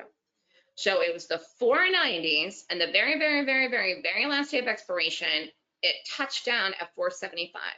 $15 through the strike, and the cost was 3 something. So that was positive even that day, which was insane, completely insane. Like I said, we had a really good week in the last week. Here's the market. We were ready in trades, and some of them were down until it went. Actually, this was 2 weeks ago, sorry. Actually, that was 3 weeks ago when I called the one on the 11th. Then we did Mew. I'm gonna go really quickly here. Mew was absolutely huge. I should have done a couple of Mews. Mew was insane. What day was this? 7/16. This was ridiculous. We did the 128s. We did Microsoft. That was really good. This was a huge trade. This was, again, this was before yesterday. Today, this was back weeks and weeks ago now. Called it here. 445. Anyways, the point I'm trying to make, and I'll get towards the end here, is you got to make money if you're doing it. You got to work smarter, not harder. Again, you spend a lot of time doing whatever you're doing for your career, for your job. You got to love what you do. And if you're taking time to trade and you're like, well, I'm retired, I have the time. If you're losing, how could you possibly be enjoying that? You know, even if you're doing it an hour a day, if you're losing, well, that's not fun. Making money is fun. And actually making money and only working an hour a day, that's a lot of fun. You know, and again, you know, I live in New York, so I have more time now to go out and do things like walk in Central Park. There was a picture of the park. You know, it's a different type of lifestyle once you start to do it, but you've got to get the basics down pat, which is the rating system. And I think a lot of people miss that people are looking at cost and they're weighing the cost of doing something and the types of accounts they can set up with the broker. You need, and the fees that they may have to pay for the broker, you know, for a platform, whatever. You need to get value out of your education. What does it matter if you're paying $2,500 for something and you don't get any value out of it? You don't learn how to make money. You wasted $2,500. Or some services that are so cheap where people almost are giving them away, and then they're calling bad trades, and you're losing money. That's like negative value. Like there's no value in that, zero. So again, the purpose of doing this is to learn so that you can do it yourself, and you don't need me, but I give the support system if you need it until you're ready to go off and do it on your own. Again, you want to do this, you want to be successful, and it's about empowering yourself to do that, which is exactly what I did for myself, and now I'm teaching people to do that for themselves. So it's a complete system to use to trade. It's called the Golden Gap. It teaches a 26-point rating system, the entries, the exits. The class is called the Golden Gap course. It's a full course on how to strategically find, pick, and play stocks that are professional bearish gaps. I am not doing an online class till October because I'm doing a live class in New York in September. So there's no online class in September and no online class in August. I want my weekends off for the summer. The class tuition is $69.99. You can sign up for the October online class now if you want to start trading with us now and getting the earnings season straight. You can do that. I'm doing an earnings season special, but this ends Friday. So you'd have 2 days if you want to sign up for this. You'd be signing up for the October class. You get the newsletter free for 1 year and the trading room free for 1 year. This ends though on Friday. And then again, no classes in August on marketing for the live class. The live class is $12,999. It's all day Friday, the September 20th, all day Saturday, September 21st, and then a half day September 22nd for people. So then they can, if they have to fly out or go back to work on Monday. And again, you come here, get the location. You would have to make your own travel arrangements, or if you're in the Northeast, you can take a train, take a bus, or whatever. If you know somebody, or if you live in New York, you can sign up and come. There's a limited number of space for the seats for the space that I rented. And again, once they're full, they're full. But this is not something that I've ever done before. I'm not planning on doing this on a regular basis. So I would take advantage of it if it's something that you want to do. It's in a fabulous, fabulous place. And it's going to be a great experience for people. And the live class, look at that. It's a picture of a bird I took in New York. The live class includes the trading room, the newsletter, and the market report free through the end of 2025. So you can sign up for this now and start trading with us now. Do the class in New York in September. You would get the rest of 2024 and all of 2025, all my trades, the room trades, the newsletter, and you'd have access right away. So then you come and learn and do the class in September. If you're interested in this, or if you have questions, email me at melissa@stockswoosh.com. You can call me at 929-3200-GAP. Any questions from anyone about anything?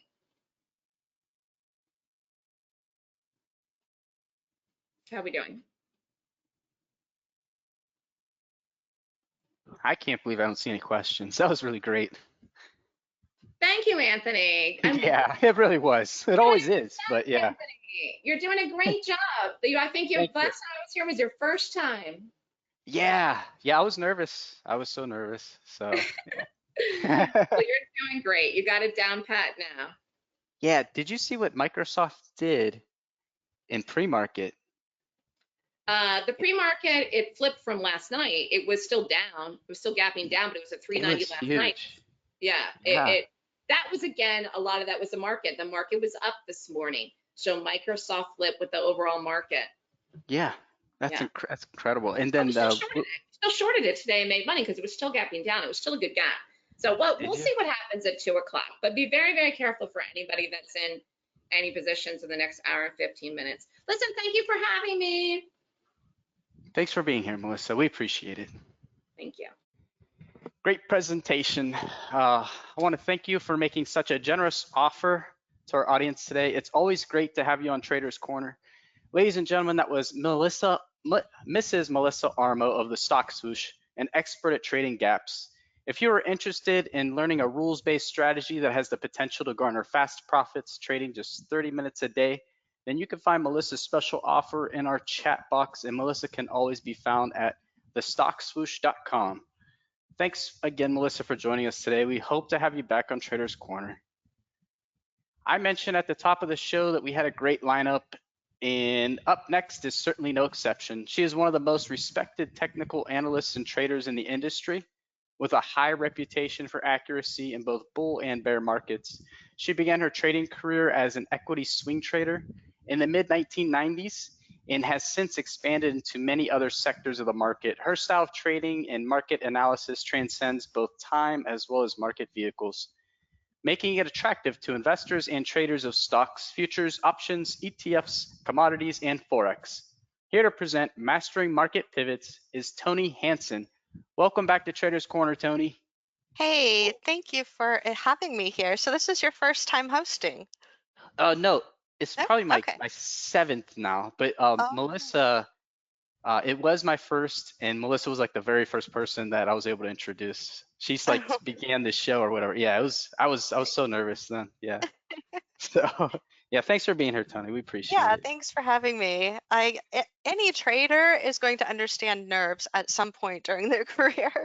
Mastering those is really one of the key traits in being successful in the market is you have to have the confidence to take your trades and the confidence to hold them through.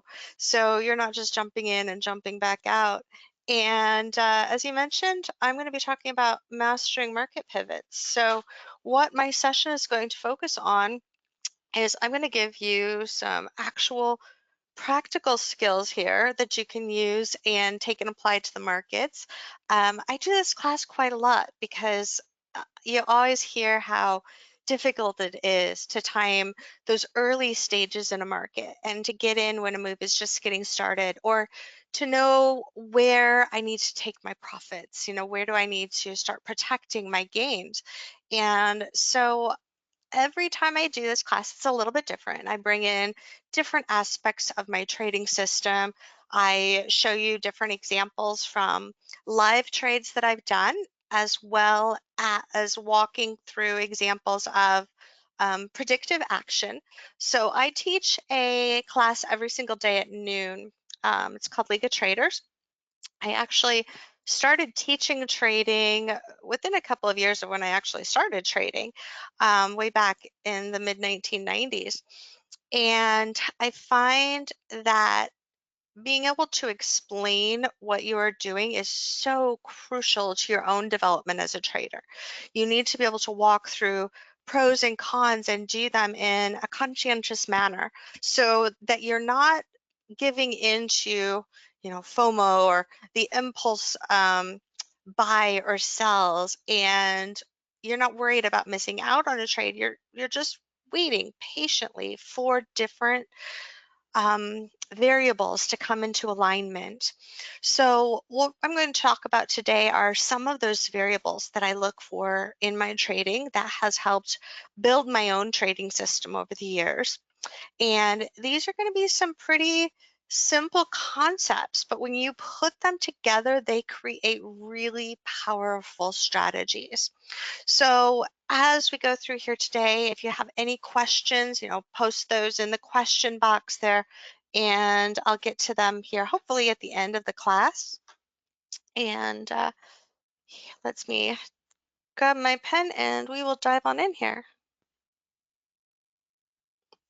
So I often get this, well, you'll get this from a lot of traders, can you really predict highs or lows in the market? Can you really predict the absolute starting point and end point of market moves? And for those of you that have been trading with me for years, you've seen me do this live over and over and over again. You really can predict not only where the next most likely high or low is, but where the subsequent ones are likely to happen as well.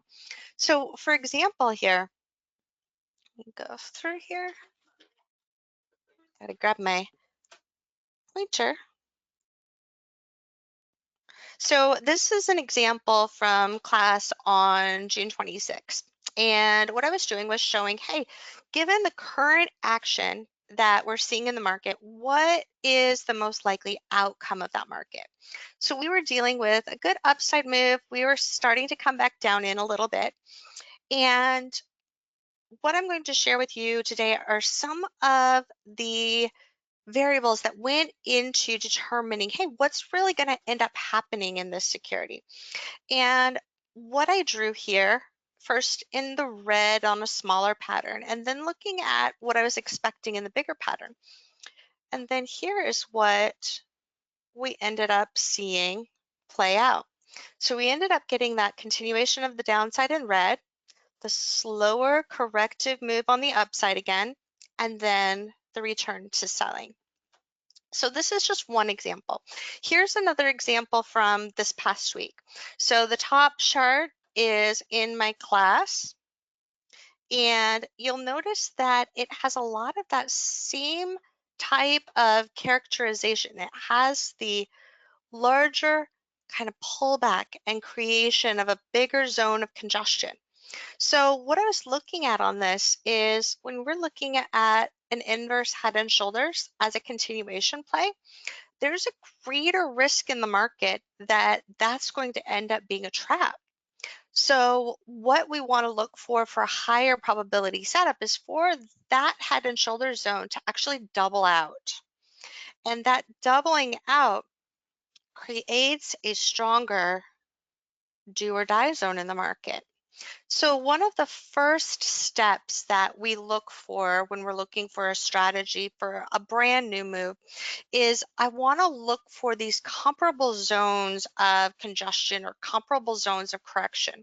So if we've got like a 30-point pullback in 30 minutes, for example, if we see that we get another correction for 30 minutes lasting between, like 29 and 32 points, then that becomes a good point where we have a higher probability of a new move kicking off again in the direction of that trend. So over and over again, we see these comparable time zones repeating. And when we have the inverse head and shoulders, this is just one example of where that doubling out can come into play. But there's many levels where these comparable zones of correction are very important. So another example here that goes into that same type of thing is a trade that I took coming off of the lows on the Dow. We actually get a repeat of this pattern on the Dow overnight last night. And what it is, again, looking at comparable time zones of correction. So we have the break in the trading channel, pretty strong impulse move coming into play here, and then a slower overall correction. When it goes and does that same time correction once again, that becomes another do or die point in the market. So that becomes a level where on the smaller time frames, you can look for pivots off of low supports and breaks in smaller trading channels to give you that continuation play. If we look at the Dow here, for example, let me grab that in the background if I can.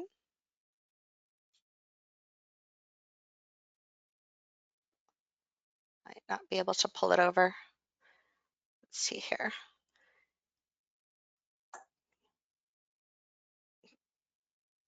Grab our Dow chart from overnight.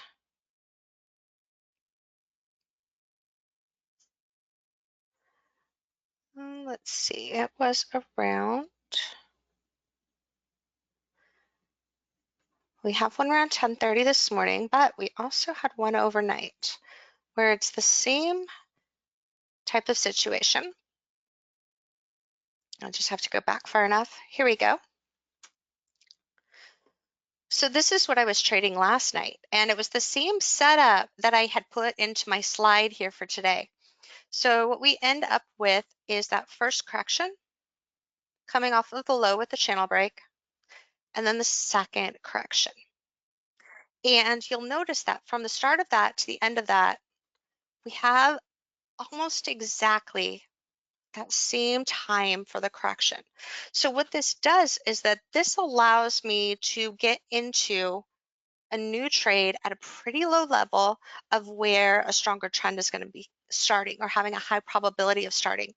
Now, one of the aspects on both of these charts is that if I take a low here and extend it to connect it to that second low, what you'll notice is that this doesn't really touch that lower end of that trading channel again. And what we call this is a no touchy.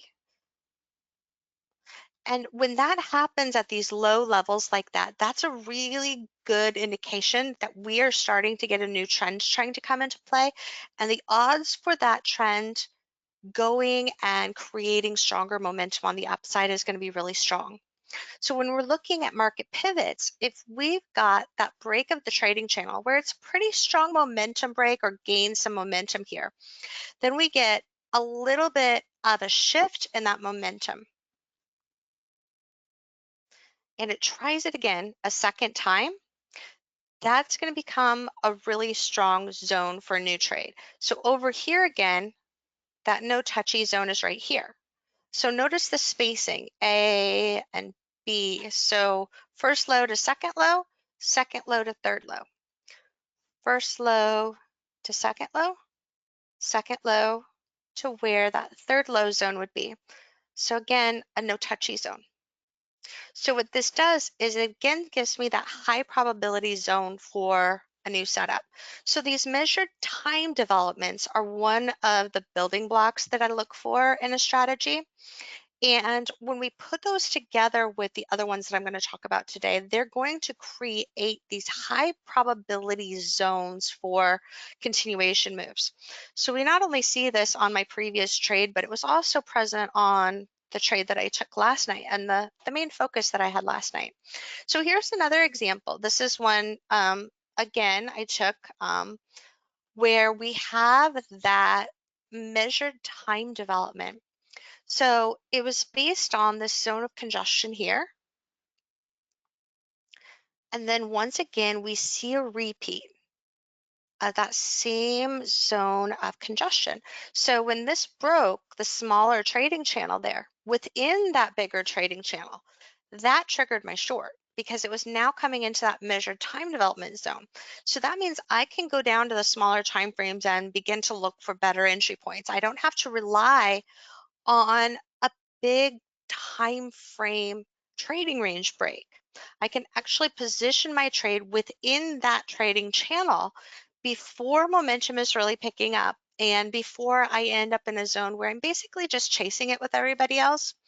You'll also notice the time development is pretty similar where the momentum picks up here when we look at the difference between these lows as well.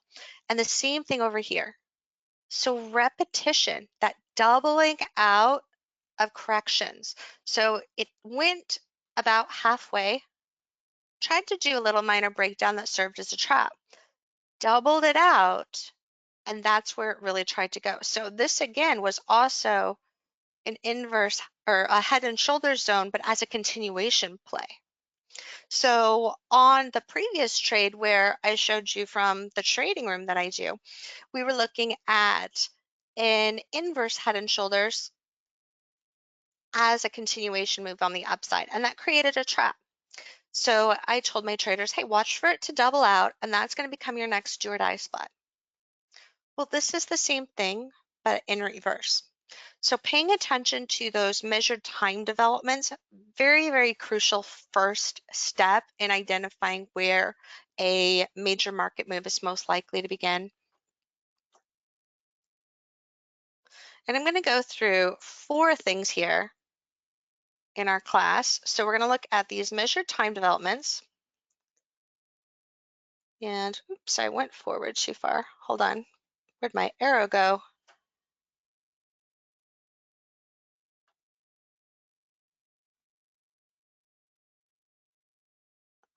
Got to find my arrow here in my slide. We want to go back to this one. So this is another one, again, pulled from live trading, live markets, and we were just seeing this zone of congestion starting up here. So based upon this trend, notice that you got 2 zones of correction, that those have the same amount of time development. So when we have 3 rapid trend waves in a row, we're more likely to get a larger correction or a larger reversal coming into play. So what I told my traders to watch for here is for a breakdown. And you'll notice that the breakdown ends up being half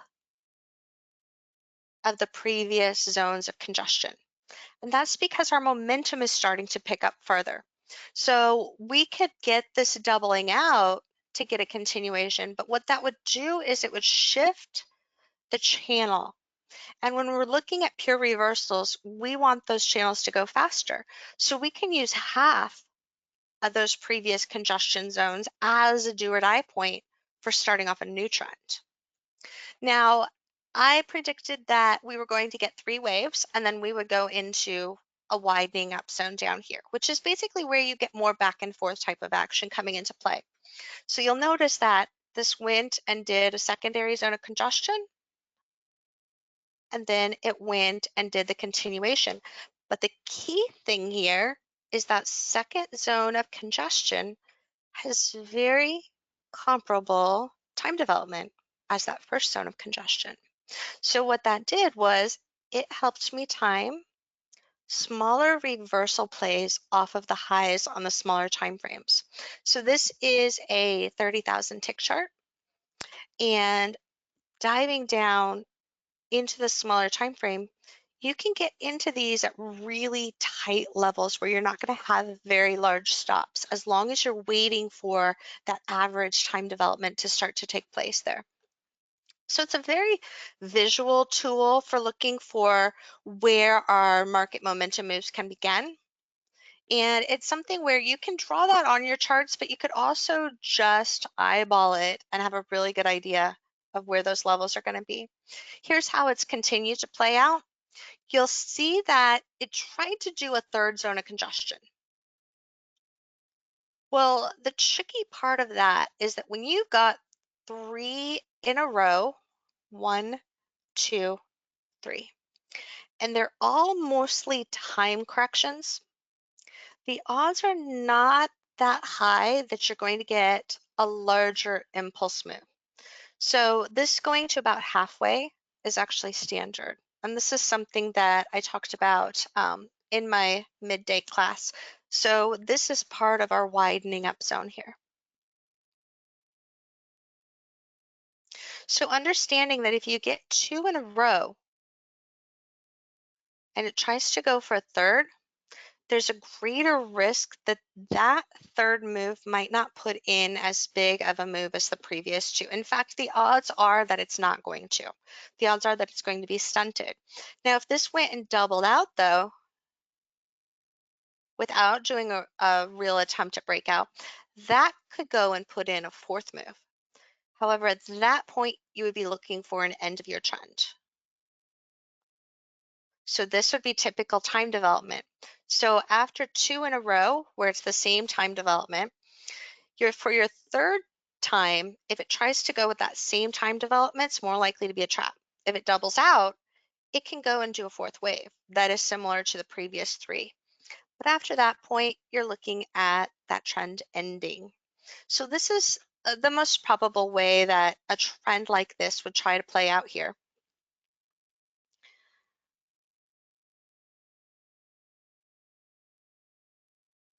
Now, the second thing that we need to look at are those impulse moves. So your impulse moves are going to be those primary directional moves. They're going to be like those strong trend moves where momentum is average to above average.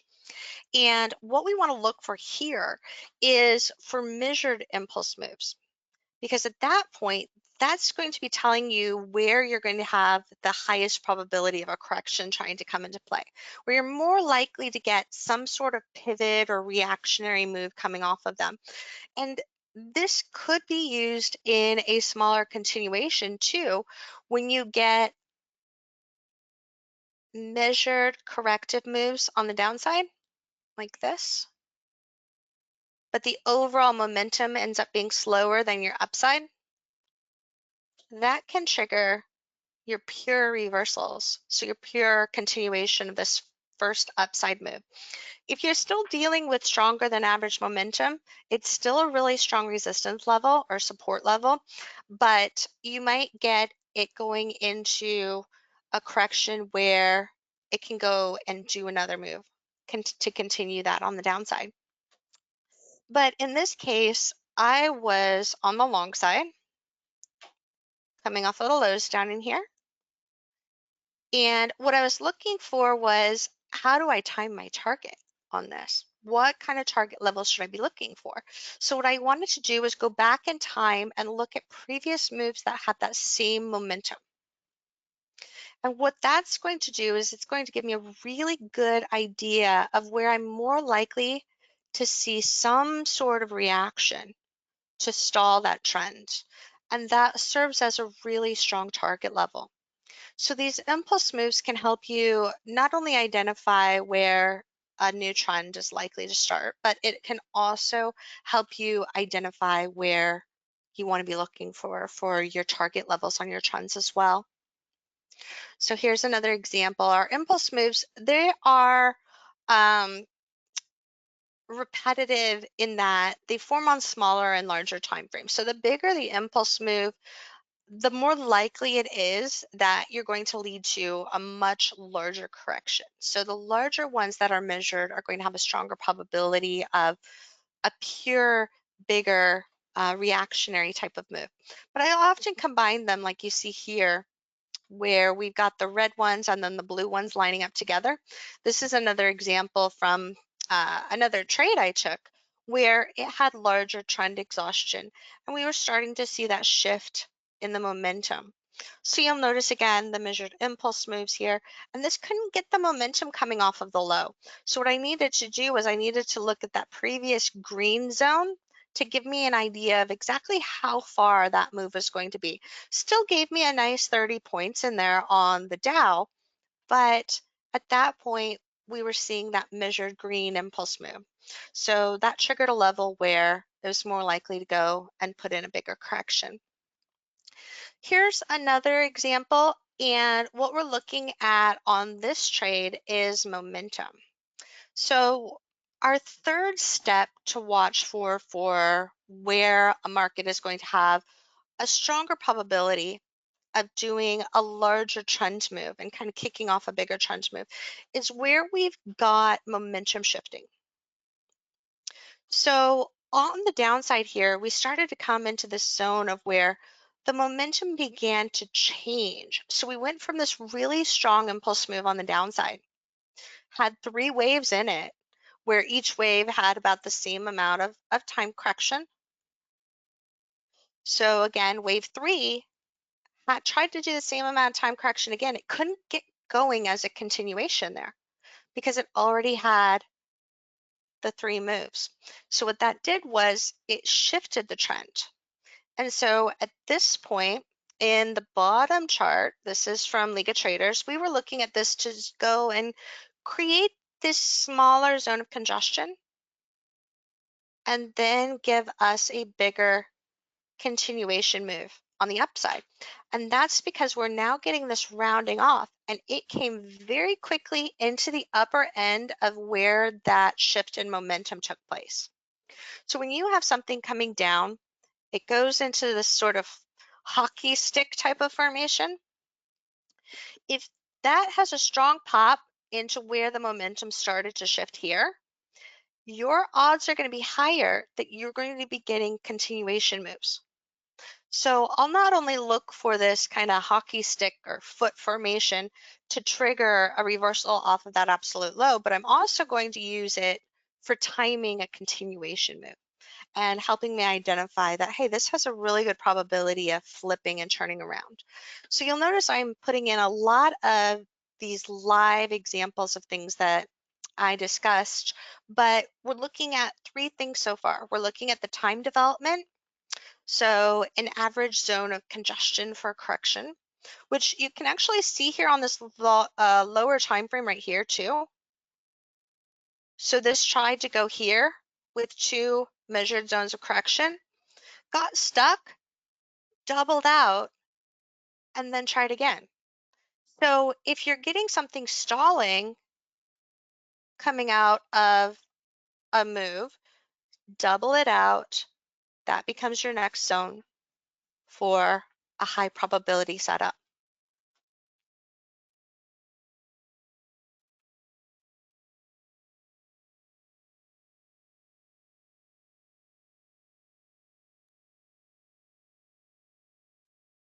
Here's another example.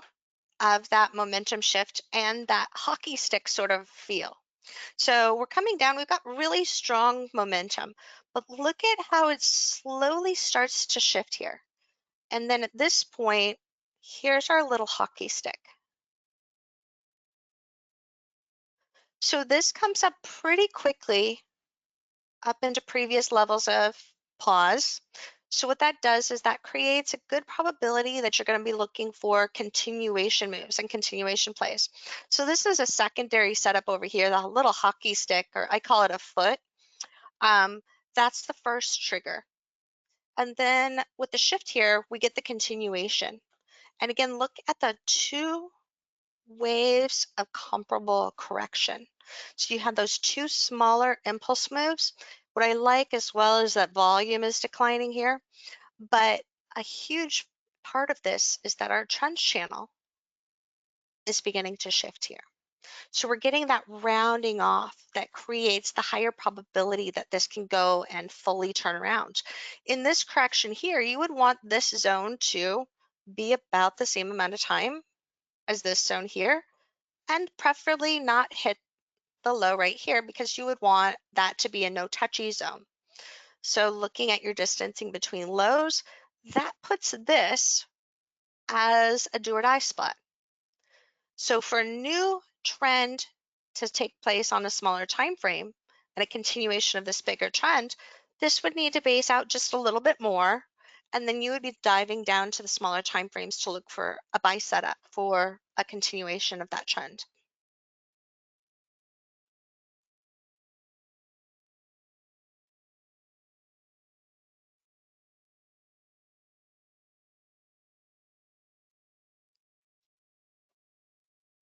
Here's another example, and this is from this morning.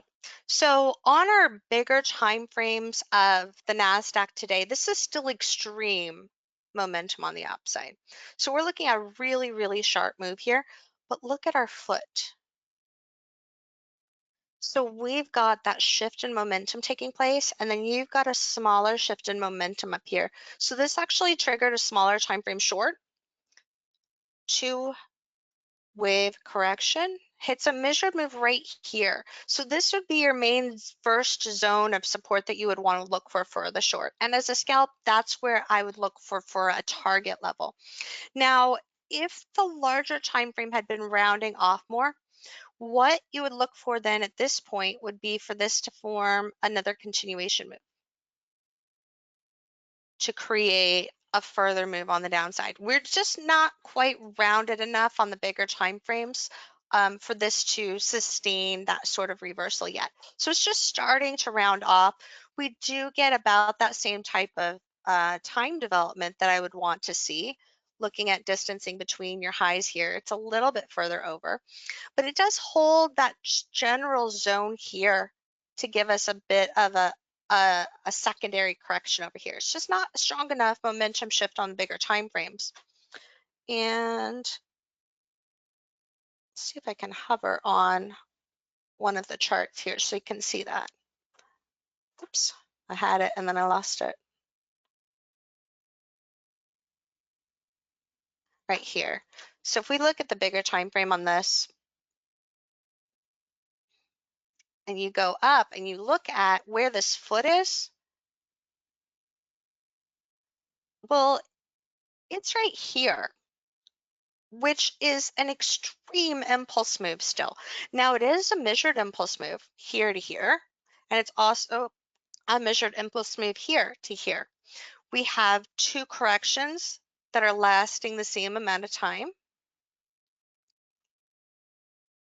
So we've got the measured impulse moves, we've got the measured time corrections, but we still have momentum being too strong. So what we would need to see intraday here would be for something to kind of shift the momentum up at this high in order to get this turning around a little bit better. So we're kind of in a wait and see mode in the market. I call this a widening up zone because we've hit those measured impulse moves. So it's a great zone for a target if you were trading the breakout. I was trading the one over here overnight, but if you were trading the breakout here this morning, this would be a perfect zone to be exiting that trade because it's now a higher probability zone of where those congestion moves can go into play here. So we've got three things that we're watching now. We're looking at those impulse moves. We're looking at the time corrections. And then we're also looking at that momentum. So here's another example. This goes back to our previous chart for the impulse moves. And not all of our reversals are going to have something like the 3-wave shift here. This would make it a really beautiful setup if it did the 3 waves right here. But what we can also look for is a change in the channel of the momentum. So getting like that 2 waves of correction, like I showed you with my previous trade, that becomes another do or die point for a new trade to start to kick off again. And you can also look at your time development from where momentum begins to shift and look for that measured time development as well. That also helps identify a do or die spot in the market for your reversal. But what we're really looking at is the fact that our trading channels are starting to shift here. We've got on the NASDAQ a good example of this in blue on a 400 tick chart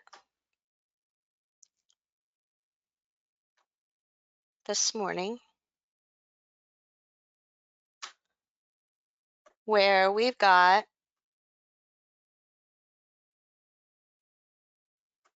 the shift. So you got your first low, second low, third low. So this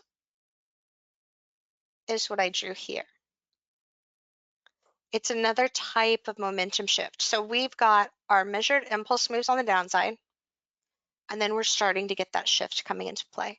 And this is what could happen on our bigger time frames of the NASDAQ. Now that we've got the measured moves on the upside on the NASDAQ, this is the type of momentum shift that we could see starting to come in that could allow that NASDAQ a stronger reversal coming off of the highs. So looking for those 3 highs instead of the 3 lows here. And very simply, I just call this strategy a momentum reversal.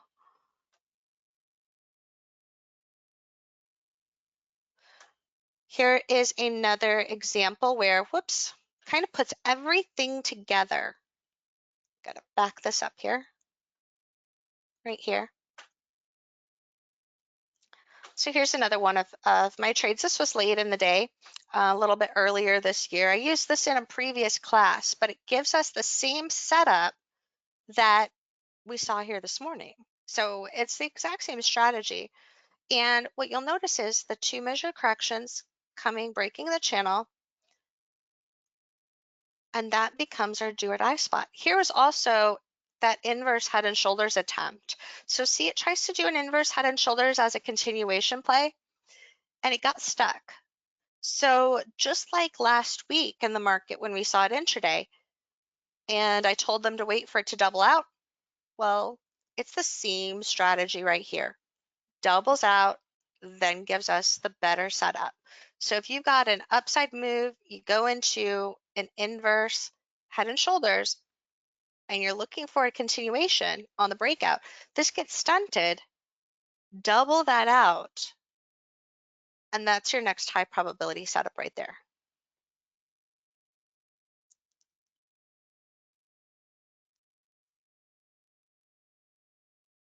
So in this, you'll also see another tool that I brought in, and that is a Fibonacci fan. And Fibonacci fans are really great for helping us assess time development. So what we want to look for is when we have an average impulse move on the upside, we can go from the low to the high and then put on our Fibonacci fans here. If you're on NinjaTrader, you're actually going to need to add in the indicator. I'll give you a link here in just a minute to show you how to do that. So here, again, same type of setup, measured impulse moves on the downside, and then we get our shift. Now this shift wasn't as pretty as the previous ones. We didn't have a 2-wave setup in here, but what we did have is a similar time correction and similar impulse moves, break of the trading channel, and then the slower shift with the overall channel. And that triggered the reversal here. And this is also a zone of where you would want a no touchy for continuation on the upside. Ideally, it would have been more like this without the rounding, and then you would have a very high probability of that offering a continuation there. Got to speed up here a little bit. So we've got our measured time developments, we've got our measured impulse moves, and then we've got momentum. So this is my first trade that I did here during the day today. This was on the Dow. And you'll notice momentum shifting. And it went into a megaphone. Now at this point, we've got those two measured impulse moves on the downside. It's just that this one took more time originally to kind of get going. So it still gave us this as a zone of support, came up, broke the trading channel. We'll have one little smaller correction here, but look at the previous zone of congestion. So what I needed to see was something that had that same zone of congestion again. So that measured time development aspect. And then by going into a megaphone, this created a shift in the momentum. So the overall momentum is now a time correction. And that triggered my buy this morning.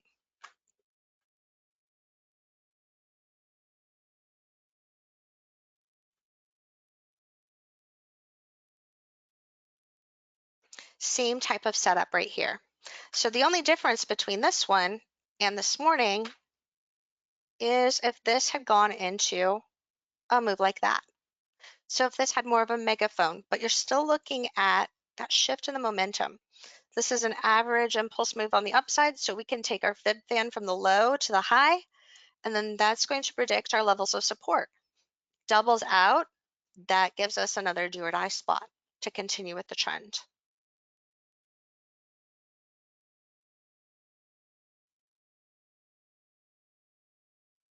And if you need those fib fans, this is where you can get my indicator for NinjaTrader. Just go to Toni Hansen /trade tracker, and that will give you the fib fans that I use on NinjaTrader.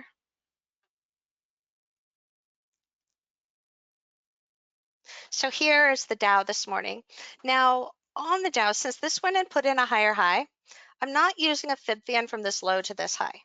I'm going to go and take my fib fan from here to the high of this trading range. And you can do that too if this impulse move is stronger than average and it goes and does a second test within the channel, then you can go and use that second high too. So what that did was it created a do or die spot for me right here. And you'll notice that this pullback impulse has about the same size and momentum as that initial impulse move on the upside here. So we have that measured impulse move aspect to it. You've got a little bit of a shift in momentum right here as it's coming into that fib fan, but that is triggering my buy setup this morning. And then I built into it too when it did a secondary little two-wave small impulse move continuation.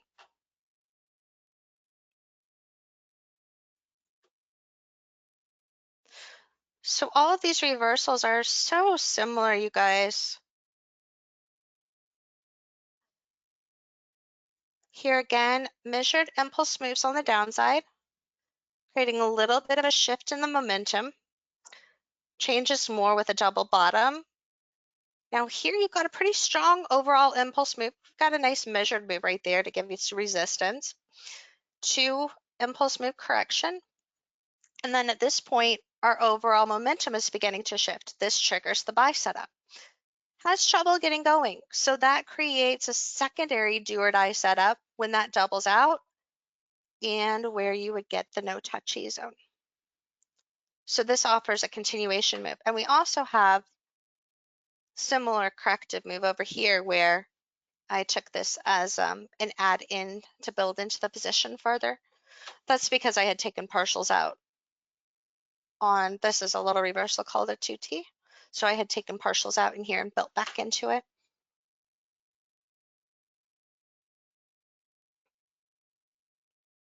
The key thing here is all of these traits that I'm sharing with you, they're all things that are repeating. So we're seeing this not only live, I'm teaching this live as it is happening, but you can go back and study any of your charts and really start to familiarize yourself with identifying these impulse moves and identifying these zones of where these reversals are most likely to happen. So here's a bigger picture of what was happening here this morning on the Dow.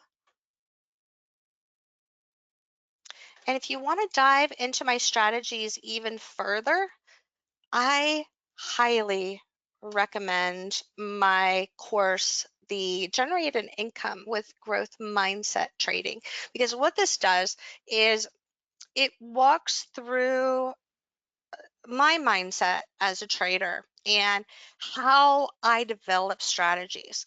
It goes into my building blocks of price development, like the three that we talked about today, and it goes into how those create core strategies. So within this class, I do a step-by-step walkthrough of live trades like I saw here today and analysis, but also give you a template for one of my favorite strategies. So you can basically take that template and go and repeat it over and over again, like you've seen here throughout this class, where it's basically the same reversal strategy coming off of those lows. I'm using the same 3 types of criteria in them, as well as some others that I go over in the course, but I'm helping you identify levels that are going to build your confidence in the trade. And once you can understand and put something into words, you're going to develop confidence. The more you repeat something, it's going to become that mental muscle that you're working. And the more different times you see it play out, like for those of you that have been to my classes over and over again, you'll see a lot of the same material over and over again, and it starts to click. It is presented maybe a little bit differently one way or another. It's presented using different examples the next time, but that muscle memory starts to build. And that is what Generated Income with Growth Mindset Trading dives into. And I keep all of my courses very reasonably priced. So this one, for example, is a 5-day class. It's $100. You can go through it on demand. That is less than you're going to make on a single trade. So even on the E-minis, the micros. So you're going to go in and you're going to learn a lot about my system of market analysis. It's covered over 5 days, but again, you can go through it at your own pace. So does anyone have any questions?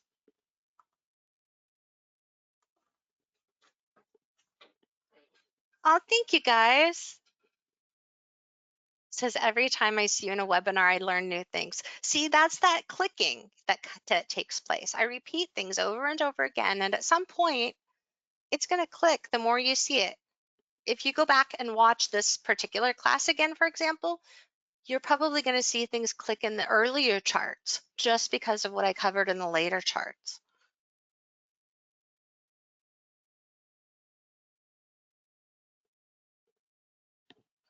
All right, gang. Well, it looks like I am wrapping up right on time here, so I will hand this back over to our presenter. And thanks again for having me, everyone.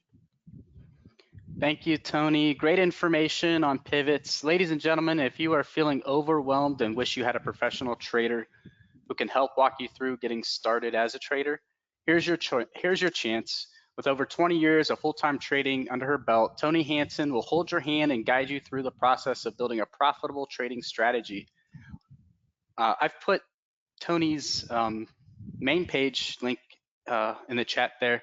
Toni, if you have another link, special offer, or something you'd like to put in there in the chat, you could do that now. Yeah, this is the special offer generate. So let me put this in as an answer for question. Oh, here's the chat. I've got question in chat.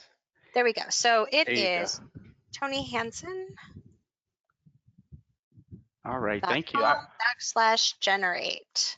And then for the FIB fans, you guys, that is ToniHansen.com/trade tracker. So those are the Oh, bib bands for Tony, Ninja Trader. Yeah. you just sent that only to organizers and panelists. Oh, So okay. if you just put that to Whoopsie. all audience, if you can't figure it out, I could put it in after or I something. got it here. Yeah. All entire audience. There we go.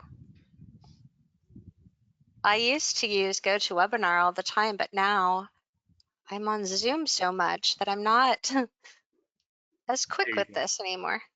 No, Okay, that's that okay. All went to these different everyone. ones you gotta learn. And Yeah. then Trade Tracker, put that link in too. Thank you, Tony, for making such a generous offer for our audience today. And we hope you come back and join us on Traders Corner. Oh, absolutely. Thank you. All right, take care, everyone. Bye. I just want to pause for a second and thank everyone in attendance today. We have over 1,000 traders from all over the world participating in our event today. And on behalf of Traders Corner, I just wanted to thank you for joining us today for our Investors Summit. Ladies and gentlemen, you'll want to listen very carefully to our next presenter. He is a professional trader, registered investment advisor, and commodity trading advisor.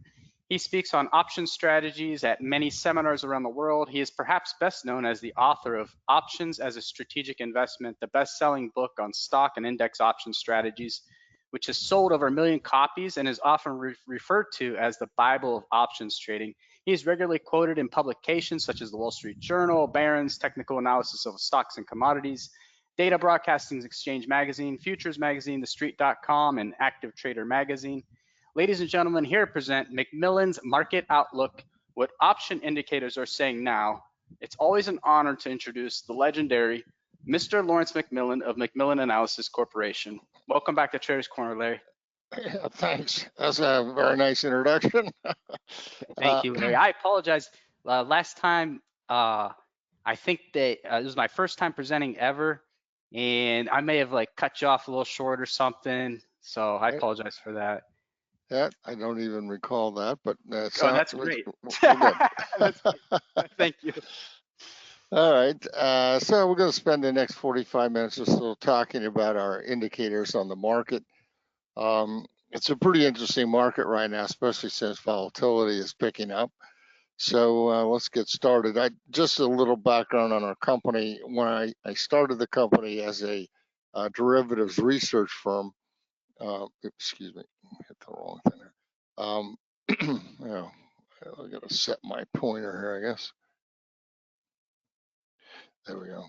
I started as a derivatives research firm, and then since we had made a number of successful recommendations in the 2008 financial crisis, we moved into money management, both as a CTA on the commodity side and an RIA on the stock side. We still do the research, but we also do a certain amount of option education, such as webinars like this, and also mentoring. I'll come back to this later, but the PDFs for this this webinar are available here at this link, and I say PDFs because one is in color and one is in grayscale. If you want to print it out, save a little ink in your printer that way. All right, so let's get started. The four main things that we look at are the S&P 500 chart, which is really probably the most important thing because that's really what prices are doing. But we'll also look at equity-only put-call ratios, both for the broad market and for some individual stocks and futures, market breadth, where we have an option-oriented twist to that, and then volatility, where VIX has finally started to rise, and it's created some interesting things in doing so. So I have two important rules. The first is oversold does not mean buy. So the market can get oversold and stay that way for a long time. That happened a lot during the bear market in 2022. So you really need to wait for confirmed buy signals, not just an oversold condition. A little bit more apropos in recent months has been overbought does not mean sell. The market was overbought for the first 6 or 7 months this year pretty strongly, and yet it continued to go higher. So again, we wait for confirmed signals. So here's a long-term chart S&P, just so we kind of get a perspective on things. First of all, we had this bear market here in 2022 that ended in October of that year. We started this bull market that we're in now, and a gentle slope here connects those two bottoms. That bear market actually declined 27%, so it was a pretty sizable bear market. We had this little correction of 10% about a year ago, just not quite a year ago, last August through October, and that was healthy for the market that launched what's come after that. Now the uptrend is steeper, probably not sustainable at that pace. I don't necessarily think we pull back all the way to this trend line, but somewhere in the middle. Now this broad line here at 4,800, that was the top of 2021 bull market. We declined again in that bear market, came back, traded around this for a while, finally broke through. So that's really kind of the demarcation line. If we were to fall back below that, that would be extremely negative.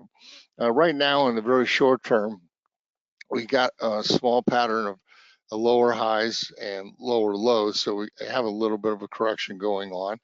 We had one there in April too, and it wasn't too bad, and did set things up for a rise later. So it's not necessarily that we're going into a bear market, but the chart has turned somewhat bearish with those lower highs and lower lows. If we take a look at, just zoom in on that chart a little bit, you can see that there's a gap down here, down to 53.70. I think if we fall below 53.70, then we're going to have some problems, because we'll probably test this in shorter order, but probably that would indicate a pullback all the way towards the 200-day moving average. And you can see that that's what happened about a year ago, and we pulled back, just went under the 200-day moving average shortly, and then took off again to the upside. So it wouldn't necessarily be a terrible thing. The market's in a bit of a rotation right now. Today they're loving the big caps again, but by and large the small caps have been doing best in recent well, I say the last 2 or 3 weeks anyways. So today S&P is up a lot, but advances are only leading the clients about 2 to 1. So it just kind of reverses back and forth like that. So just to kind of summarize, this new pattern of lower highs and lower lows makes the S&P chart short-term bearish. If we move above 55.85, that would negate that, and we'd return to a fully bullish status, in my opinion. But as I said, if we close below 53.70, that's bearish. So those are the two numbers I think are pretty significant right now.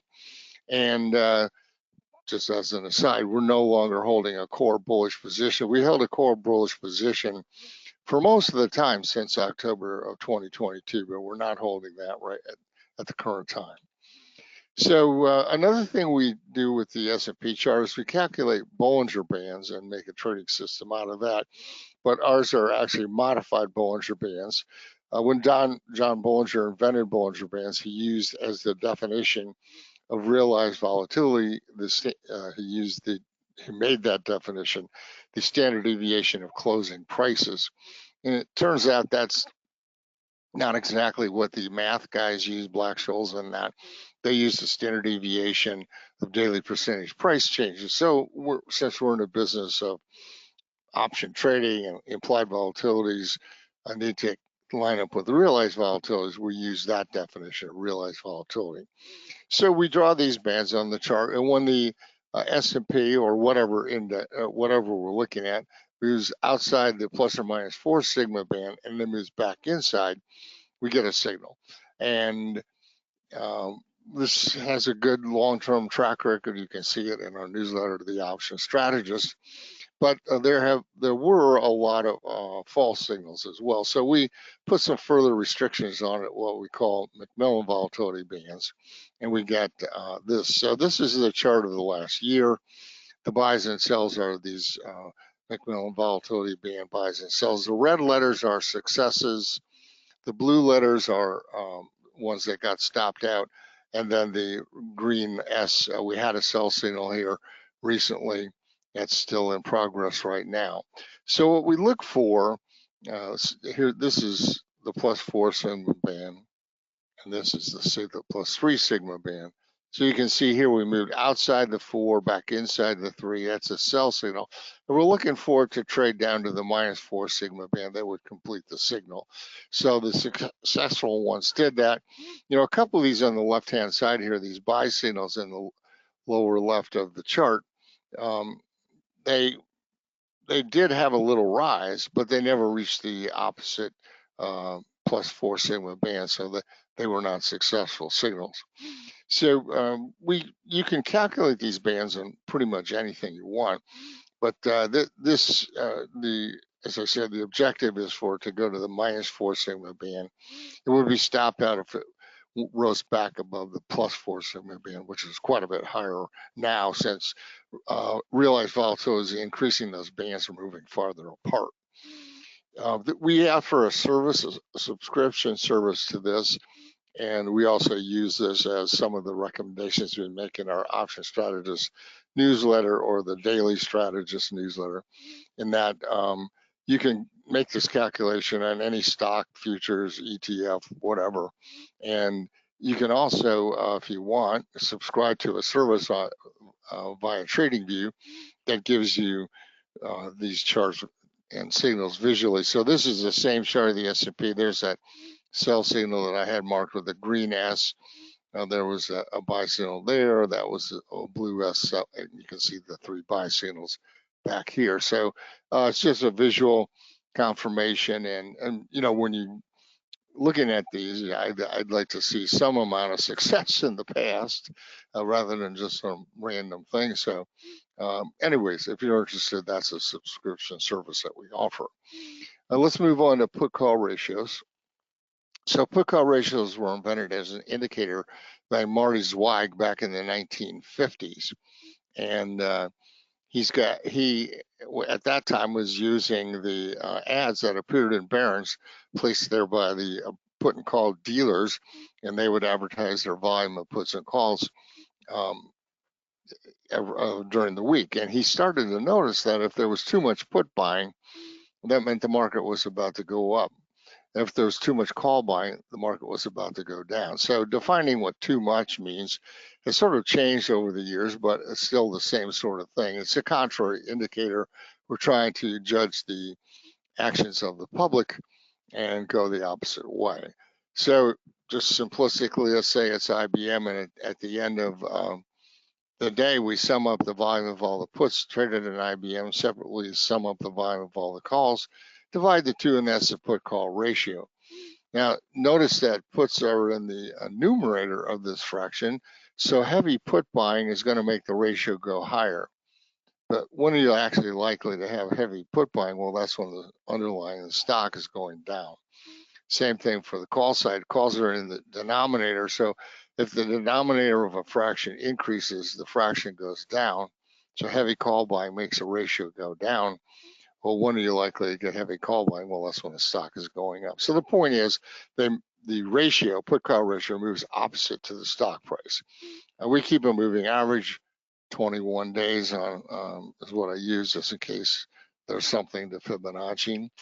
Anyways, this is how it would look in theory, and we put on our website in an area called the strategy zone. We publish over 1,600 put call ratio charts every day, and in each one of those we just include the stock price.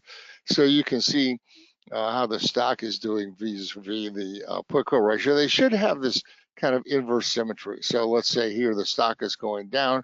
As the stock is going down, people are buying puts, forcing the put call ratio higher. Eventually, the put call ratio peaks out with a local maximum, and a local maximum is a buy signal for the stock. So now the stock starts to move higher, move back to the left. Stock is still moving higher. As it's moving higher, people are buying calls, forcing the put call ratio lower. Remember, it's in the denominator. Eventually, you get to where you find a local minimum in the put call ratio, and that is a sell signal for the stock. So that's the theory. We'd like that. If you're looking at this chart of the stock and the put call ratio, and you don't see this inverse symmetry, then perhaps something else is going on, like arbitrage, or sometimes there's an a secondary being issued or some other thing to do like that. And so it distorts the usefulness as a speculative indicator. This is not a current chart, but I just want to show you. On top is the S&P index, and on the bottom is the equity only put call ratio. That's all stock options that trade, so millions of them every day. But you can see most of the time there's an inverse symmetry here, and that's what we like about this equity only put call ratio, and that's why we use it to predict where SPX is going. So here's the current chart going back about a year. You can see most recently here on the far right hand side we had our local minimum, and that is a sell signal. So we just recently got a sell signal. Prior to that, we'd had a buy signal last March, which was, pretty well timed. And these are all pretty well timed, except for right at the end of the year, there was a sell signal, which did not really occur in the S&P. It did somewhat in the small cap indices. Anyways, pretty good track record here, and this thing got very low.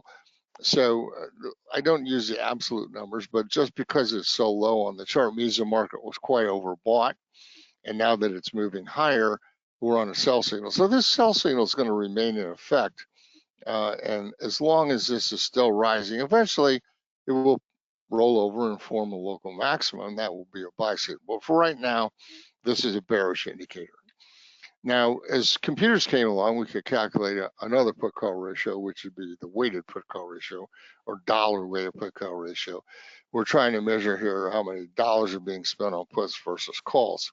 So what we do is this calculation here at the end of the day, we take each option price and we multiply it, its closing price that is, multiply it by the volume that traded that day. Now, you could do this on a tick by tick basis, but that's an expensive, time-consuming process, and it turns out we tried that for a while. This works just as well. So we make that calculation, let's say for every option on IBM at the end of the day, and then we sum up the dollar volume on the puts, and sum up the dollar volume on the calls, divide the two, and now you've got the weighted put call ratio, or the dollar weighted put call ratio. And now we're measuring the dollars being spent on bearish opinion versus the dollars being spent on bullish opinion. The signals occur more or less at the same time as the previous chart. Here's the current chart, but they tend to be a little more extreme. So again, you can see here we had a local minimum on this chart over on the lower right-hand side here, and now it's moved higher, so that's a sell signal, and that sell signal will still be in effect until it rolls back over.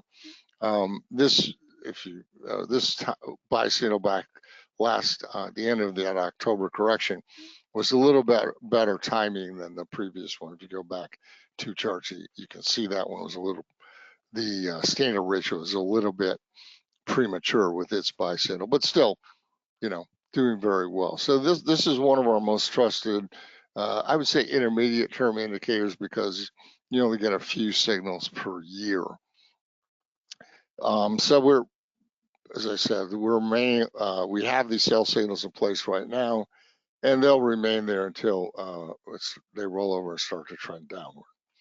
Now we can, what do we buy when we get these signals, whether it's an MVB signal or these put call ratio signals here? So I'm in the business of predicting where the underlying is going. In this case, the underlying being the S&P 500, but can work with stocks too, futures, whatever. And so I want my option to reflect the movement in the underlying, because what I'm really doing is predicting where the underlying is going. So the delta of a call option ranges between 0 and 1. 0 means that the call doesn't move at all when the stock goes up a point, and 1 means that the call moves a full point when the stock goes up a point.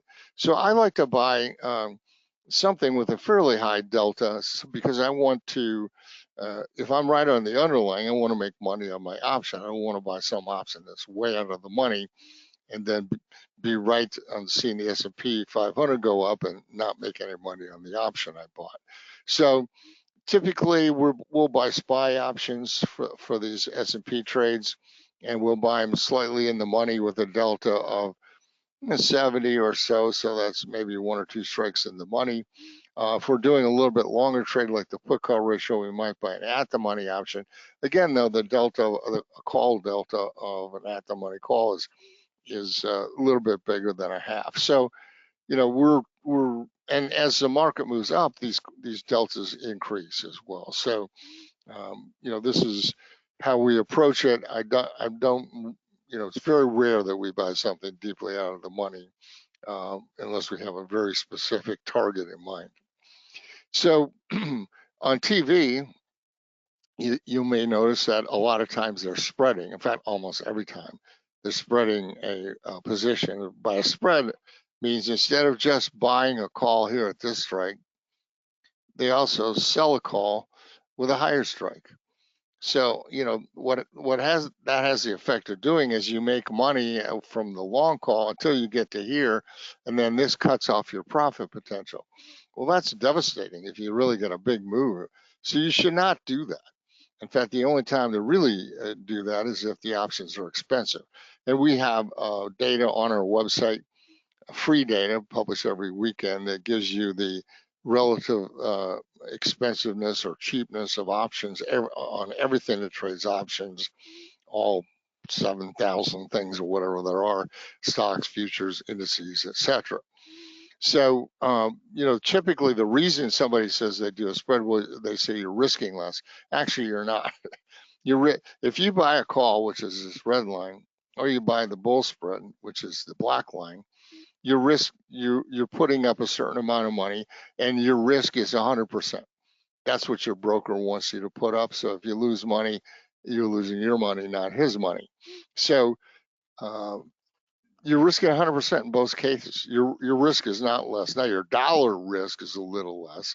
So maybe instead of buying 5 bull spreads, you buy 4 calls or something like that. But the benefit is here on the upside, if the thing goes through the higher strike and keeps on going, you're going to make a lot of money. I mean, earlier this year, there was a trade in cocoa, and cocoa went up 80 points. It's $1,000 a point, so that's $80,000. If you had spread that, you know, you would have lost on the spread. Now, there are ways to mitigate the negative effects of doing a spread. So even if you do put on a spread when the options are expensive, so even right now, S&P options are somewhat expensive with VIX having moved back up towards the 17, 18 level. So there's 2 things you can do to mitigate the negative aspect of the spread if you put one on. First, when you put it on, widen the strikes out as much as possible. And then also, if the underlying rises to hit you to get to your short strike, then roll the whole position. I'll show you an example of that. So right now, for example, we're not spreading anything in SPY unless it expires later than August 16th. And if it does, we're doing call spreads 15 to 20 points wide. But the put spreads we're doing are 30 to 40 points wide because puts out of the money puts are more expensive than out of the money calls in SPY or any of the other indices. Now, what do I mean by roll if the short strike is hit? Well, let's say this morning you put on a bull spread using September calls in SPY with SPY near 550, and you spread them 20 points wide. So you bought the 550 call, sold the 570 call. That's great. Now suppose like a couple of weeks, SPY trades up to 570. So you pretty much maxed out this spread. I mean, yes, there's probably a little bit left in it, but you know, you hit 570 here. There's not going to be a whole lot left in this spread at that point. So take the profits on the one you already bought and set up a new one, being long the 570 and now short the 590. In other words, you roll the whole thing up 20 points on each side, and you keep doing that. And so you can keep your spread position in place, but you also keep increasing your profit potential on the upside. Similarly with the puts, if you were to put on a put spread today or this morning, let's say you bought the SEP 550 put and then you did 40 points wide, you sold the 510 put. In this case, if SPY traded down to 510, you would then roll your whole position down 40 points on each side. All right. Before we leave the subject of put call ratios, I want to show you some individual put call ratio charts, meaning stocks and futures. Now, in these cases, stocks and futures, we don't trade every little wiggle, local maximum, local minimum. They have to be extremes. So, for example, on this chart, this is a local maximum right here in the middle. Why was that not right? As a local maximum right there, but we're not trading that because it's not extreme. This is extreme, however, and that was a good buy signal. Now we just got another one, another extreme. You know, by extreme, I mean, if we look back, there's hardly any put call ratio daily readings that are this high. In fact, we don't want even 10% of them to be that high. So that's a buy signal there on Cooper. We just issued that on Monday of this week. Here's another one, MAS, Masco. You can see that this has a pretty good history of, extreme signals being decent, even the sell signals. Not the blue one in the middle, but the other two. This is Vulcan Materials, another one that's now broken out even further to the upside. So again, a pretty good put call ratio chart, and it has some history to it. And now here's this one we bought a couple of weeks ago, Builders, BLDR. Again, a pretty good history, and you can see that this was an extremely high put call ratio reading when we moved in on the buy signal there. It's right here. So this, by the way, that's, let's say, call that 150. 150 means that $150 are being spent on puts for every $100 being spent on calls. Typically for a stock, it would be less than 100. So that's fairly high. And you can see for this particular stock is very high. Now, what about futures? So in this chart, the bottom line, the put call ratio is drawn using the volume of the live cattle futures options that trade on the Chicago Mercantile Exchange. The top chart is a continuous chart of live cattle futures. So in this particular case, when you get these spike peaks here, there are buy signals, but there's nothing other than, you must trade a futures option. There's no ETF for live cattle anymore. There used to be one, but there isn't anymore. So you would have to have a futures account and trade those futures options. In some cases, however, this is corn, there is an ETF. So this chart is drawn using the corn options that trade on the Chicago Board of Trade. But once you get the signal, you don't have to go buy corn options. You can actually buy options on this ETF that trades on the CBOE. So in certain cases, you would use the futures options as the basis for generating the signal, but you can trade ETFs that exist on the CBOE. So when we make our recommendations in these, we'll point that out as to which ones work and which ones don't. So let's move on. Market breadth is advances minus declines. There's two things you can do with it. One is you keep a cumulative running total, and secondly, you keep an oscillator. So we do both. Our oscillator value is calculated this way. Today's value is 90% of yesterday's oscillator value, plus 10% of the difference between today's advances and declines. Now, there's two data sets we use as well. One is the New York Stock Exchange. Not everything on the New York Stock Exchange is a stock, though, so you're getting some mixed advances and declines in there. For stocks only, we use all optionable stocks. It was a very nice data set. We have all the stocks already in our database. Stocks only, that should read. And so there's about 6,000 of these, even more than 6,000. And so it's a nice, robust data set, small caps, big caps, everything in between. And so this is the oscillator using that stocks only data. And this oscillator goes back a long ways, over 10 years, all the way to 2013. So in the green areas, it was oversold. In the red areas, it was overbought. Well, for most of the time, until 2022, the market was going up. Yes, we did have these big sell-offs there. That was December of 2018, right before Christmas, very nasty sell-off. Then that was the pandemic, COVID pandemic caused that sell-off.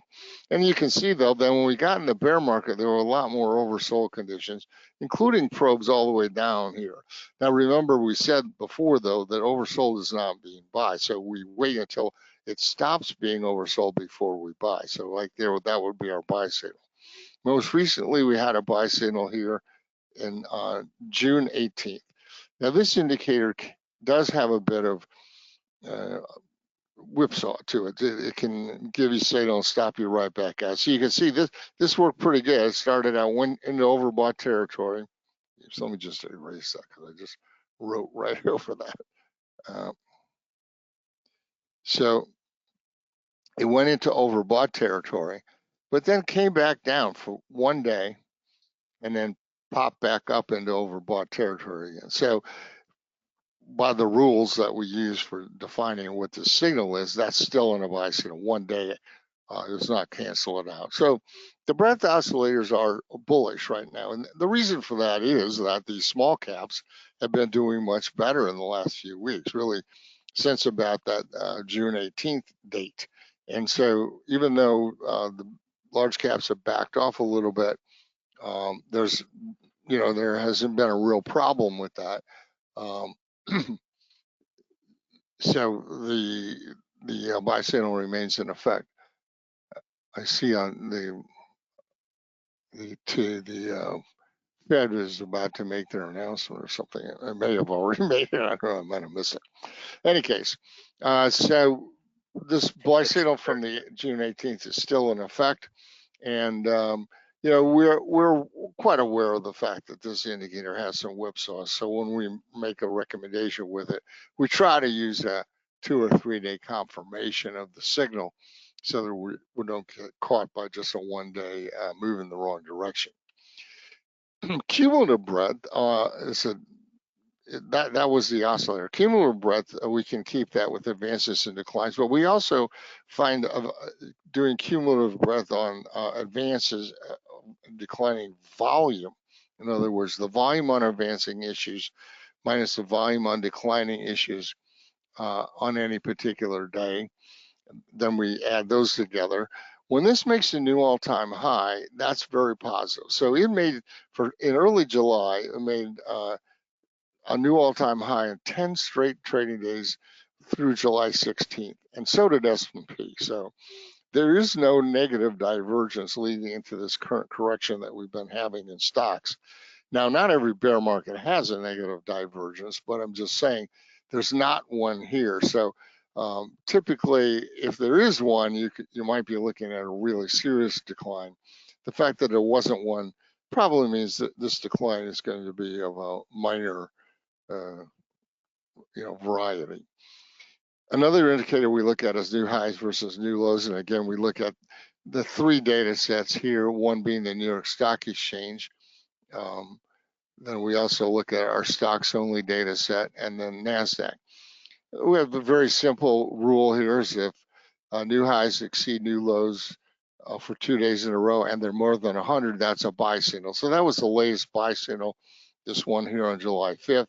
You can see that going back over a year, there have only been 6 signals, so it doesn't give a whole lot of signals, but it's been very successful. And so this indicator is bullish right now. And obviously, as you can see, what's happened in since that last buy signal, especially here, we just had, this was, I mentioned July 16th is when the small caps started to get with it. You can see how many new highs are being made. Those are mostly the small caps that are doing that on a daily basis. Obviously, some of the same stocks are making new highs again and again and again. They keep getting countered there, but still, that's a very strong number, very positive for the market. So what about VIX? VIX is the CBOE's volatility index. It gets a lot of bad publicity. People expect things of it that it's not designed to do, but it really just measures the 30-day looking forward implied volatility of the SPX options. So there's 2 things about the VIX chart that are important. One, The trend of VIX is definitely something you need to keep your eye on, because that generally moves opposite to the stock market. And number two, when VIX spikes up and spikes back down again, that's a buy signal for the stock market. So in a very strange manner, both those things are happening right now. Just as an aside, low VIX is overbought, but VIX can stay low for a long time. It's not anymore, but it was low there for quite a while, and stocks still were going up. So just the mere fact that VIX is down around 12 or 13 is not a sell signal for stocks. Anyway, here's the current VIX chart. The B's on there are these spike peak buy signals. You can see when VIX spikes up and then back down again, that gives us a buy signal. So as with the other charts, the red letters are successful signals, such as this one. If the system that we use to trade these, once we get the signal, we're in it for 22 days unless we're stopped out. In this particular case, a second buy signal occurred within 22 days.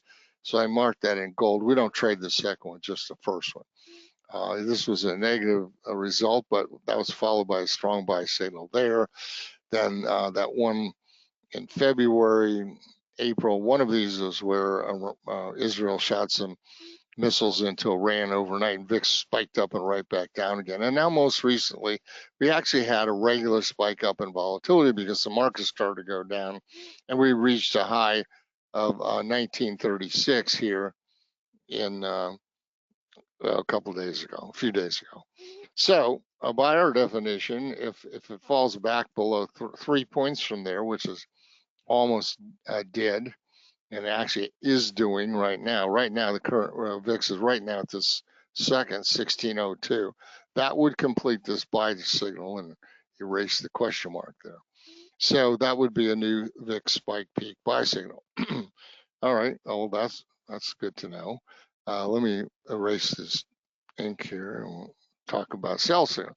Now, I talked about the trend of VIX. When VIX is trending, that the stock market is typically going the other way. And we define the trend as being when VIX and the 20-day moving average are both on the same side of the 200-day. So for example, just pick one of these here. Again, I'm trying to find my point. Here we go. So right here, VIX, the 20-day crossed below the 200-day. VIX was already below. So both the 20-day and VIX were below the 200-day. That's a buy signal. That's a trend of VIX. Let's call it trend of VIX buy signal. When the opposite happens here, that's a trend of VIX sell signal. You can see that we had a buy signal back here in March, lasted for a little while until VIX went above here, and then that's ended that. But now we've just got a sell signal. In other words, the 20-day moving average of VIX just crossed above the 200-day, and VIX is already above it. So when you get conflicting indicators like this, my thought is you really have to take both signals. The exits on these two are completely separate. One could get stopped out or make some money while the other one is still in progress. We don't really know. So we're actually we are taking both of these signals in our daily newsletters. So we don't usually have them both happening at the same time, but they are right now. And I've been using technical analysis for a long time, over 50 years, and I've learned that you don't really question the signals. If you decide, oh, I'm going to pass on that signal because I like this signal better, you're probably making the wrong decision. So take all the signals or don't take any of them, but be consistent. So just as an aside, when the VIX was low, that was not a problem for stocks. But now it's beginning to rise, and that can be a problem for stocks. So we can't trade VIX, but you can trade the VIX futures and options. So there's a couple of things we can look at. One is the term structure of the futures. So when the term structure of the VIX future slopes upwards like this, that's bullish. That's the way things look in a bull market. But when it slopes downwards like this, that's very bearish. The last time we had that, to any significant degree as March of 2020 in the pandemic massive sell-off. And you can make a lot of money when that happens, but it's not, you know, it's a very rough period for the stock market. So here's the way things stood last night. And I got to say, it's a bit jumbled. VIX was 1769. All right, so the front month VIX future, August, was 1648. So 1648 minus 1769, that's a discount of $1.21. So typically it's not really good for the market, the overall market, stock market, when the futures are trading at a discount. But you can see the next one is higher, and then you get to this huge blip higher. By the way, these futures options are based on these SPX options that expire the next month. So the current August futures contract are based on SPX options expiring on September 20th. Well, these October options here are based on ones that are going to expire in November. In other words, right after the election. So the market is definitely pricing in some extreme volatility after the election. I'm not really sure why. I mean, we don't normally, you know, elections are not volatile events for the stock market. It might be some other way, but in any case, that's the way it is. So as we get closer to this date, we'll probably try to take advantage of that. But you can see the term structure then slopes downward for a while before starting to slope back upwards again. So this is a pretty mixed picture right here. I'm not saying that's bullish or bearish. It's not really bearish, because if it was bearish, August would be trading at a higher price in September. But it's really not that bullish. I mean, it's not like you'd like to really see it. Now that's the VIX futures. The CBOE also publishes 6 volatility indices, and we can look at their prices as a term structure. And you can see that at least on the right-hand side, starting with VIX, and which is a 30-day measure, and going outwards, this one, they do slope upwards. The reason the 9-day was so volatile, I took these last night, so that was before the FOMC meeting today. But even as it is, even today, this one's still a little bit higher than VIX. The 1 day, that's in a world of its own. We are going to be doing a seminar on zero data expiration options, by the way, and we'll offer some methodology to use that VIX 1 day reading. But in any case, this is a little bit bullish. So the overall construct is, I think, struggling, I will say, to stay bullish. And what we really want to do is look at these 2 front months. August is trading at 1648 last night, September 1682. As long as September is higher than August, there are no worries for the stock market. But if that starts to invert, then you could have a big problem. So to sum this all up, how do we stand here? Well, on the bullish side, we're just getting this new VIX spike buy signal, spike peak buy signal. We just talked about that. The breadth oscillators have remained on buy signals. New highs versus new lows, that's remained bullish. The construct, we just looked at that. I'm just kind of putting that somewhere between neutral and bullish. But on the negative side, we have this short-term pattern of lower highs and lower lows on S&P. We saw the sell signals equity only. The trend of VIX, I just showed you, that chart's starting to turn negative, is turning negative. In other words, VIX is turning higher. That should be negative for stocks. And then back a ways, you may recall, we had a McMillan volatility band sell signal. So this is mixed. And so we're not holding a core position at all right now. Typically we do have a core, but we don't right now. But we're remaining kind of bearish on the S&P chart, as long as it doesn't rise back above 55.85. Regardless, though, we're going to trade all the signals that come up. And typically what we do, especially if we're trading SPY, is we'll roll it when it gets in the money by 8 points or so. For individual stocks, maybe 6 points or so. So we would take some profits along the way without relinquishing our overall bullish or bearish stance. Just one more indicator quickly. Realized volatility also gave a sell signal on July 24th. So I mentioned this is our website you can go to at optionstrategist.com, Traders Corner, and there we have some discounts, actually very large discounts on our daily and weekly newsletters. You can look at them separately. Our track records are all available on our website for all of these, and you know, we have been very successful with these. Our option strategies, we're in our 33rd year of publication. So we have a new website as well. We have a YouTube channel, and that's our contact information. So let me send it back to you, Rob, just maybe a minute over.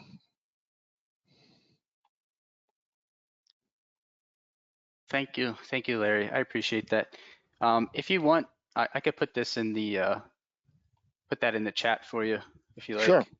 Okay, I'll do that. I'm gonna just kind of hold on to it. Yeah, I'll put that in. Yeah, thanks, Larry. I'm a huge follower of the VIX as well. So this is so important. And yeah, that Fed meeting's at 2:30 last I saw. Oh, 2:30. Okay. No wonder I didn't see a number come across. No, you're good. You got time. Thank you, Larry. As usual, that was incredibly informative and timely to our current trading environment.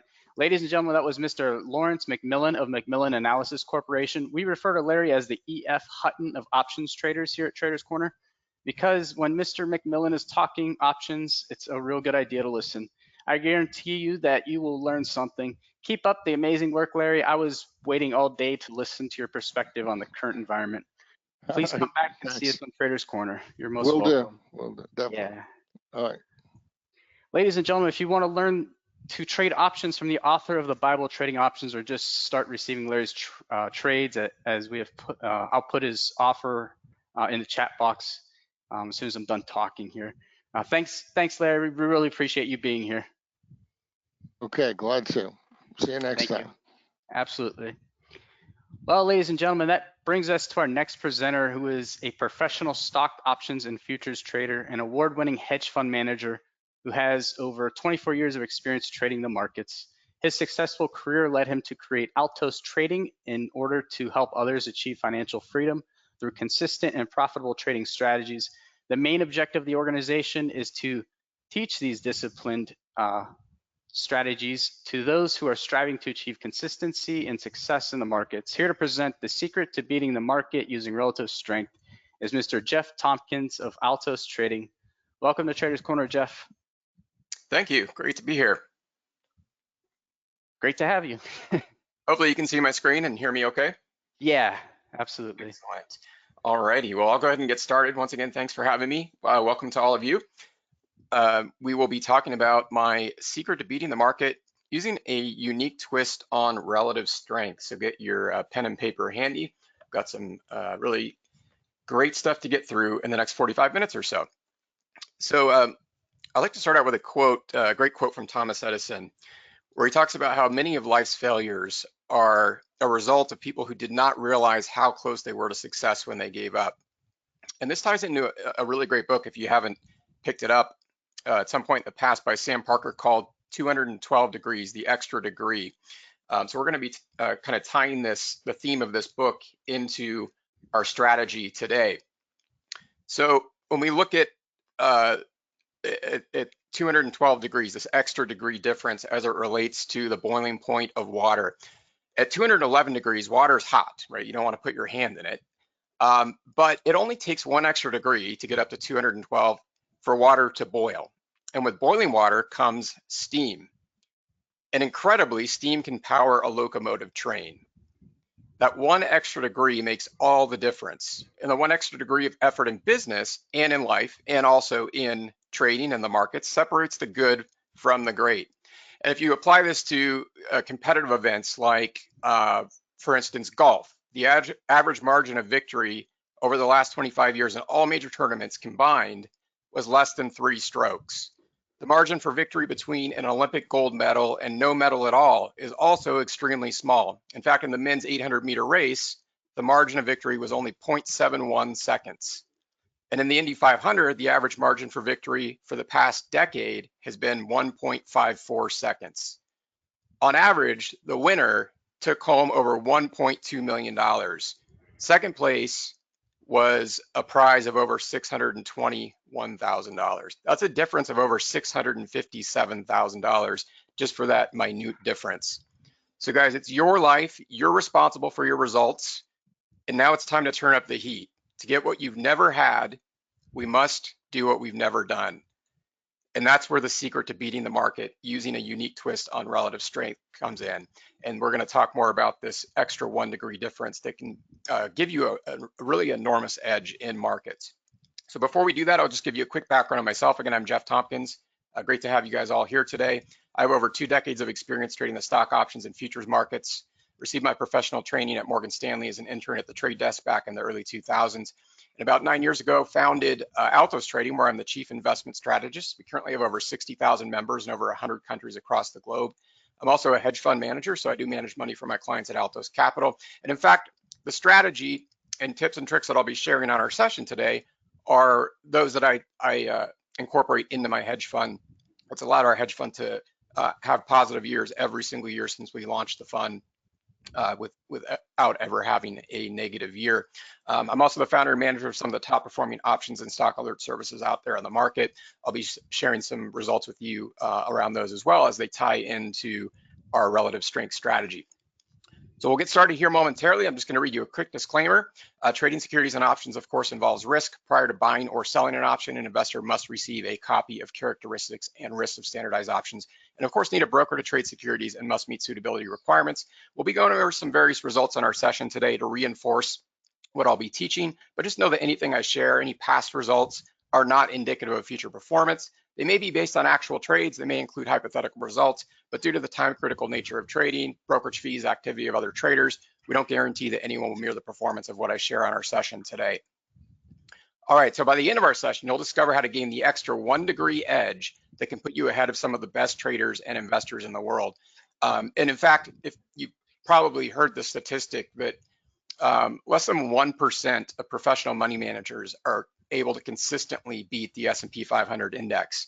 Well, I'm going to be showing you a way that is actually possible. So whether you're just starting out or you're a seasoned veteran, this is must-have information for today's markets. So let's get back to the 212 degree difference. So as we talked about at 211 degrees, water's hot. It's still standing still. It's not really doing much, kind of like stocks before they explode. Stocks will often trade range bound before they make sustained upside moves. Now, as the temperature rises 1 degree, water starts to boil, and it creates steam that's so powerful, it can power a locomotive train. So this extra 1 degree makes all the difference. So it's kind of like when a stock starts to outperform a major benchmark index or sector and then skyrockets. If you've ever wondered why that happens, we're gonna look at the catalyst behind that. So let's start out by looking at the traditional relative strength index indicator, the RSI, which many of you have probably heard of or maybe even used in your trading and investing at some point. Now, the traditional RSI is a momentum indicator used in technical analysis. It measures the magnitude of recent price changes to evaluate overbought or oversold conditions in the price of a stock or other asset. You can really apply this indicator to any asset. Now, it's displayed as an oscillator, which is basically a line graph that moves between 2 extremes. We call that a bounded oscillator. So it has a minimum reading of 0 and a maximum reading of 100. So J. Wells Wilder originally developed this indicator back in the 70s, introduced it in his book, New Concepts in Technical Trading Systems back in the late 70s. If you haven't picked that one up, it's a good read as well. Now, as far as the interpretation of the RSI indicator, the traditional interpretation is that a value of 70 or above indicates that a security is becoming overbought or overvalued. It might be primed for a trend reversal or corrective pullback. An RSI reading of 30 or below indicates an oversold or undervalued condition.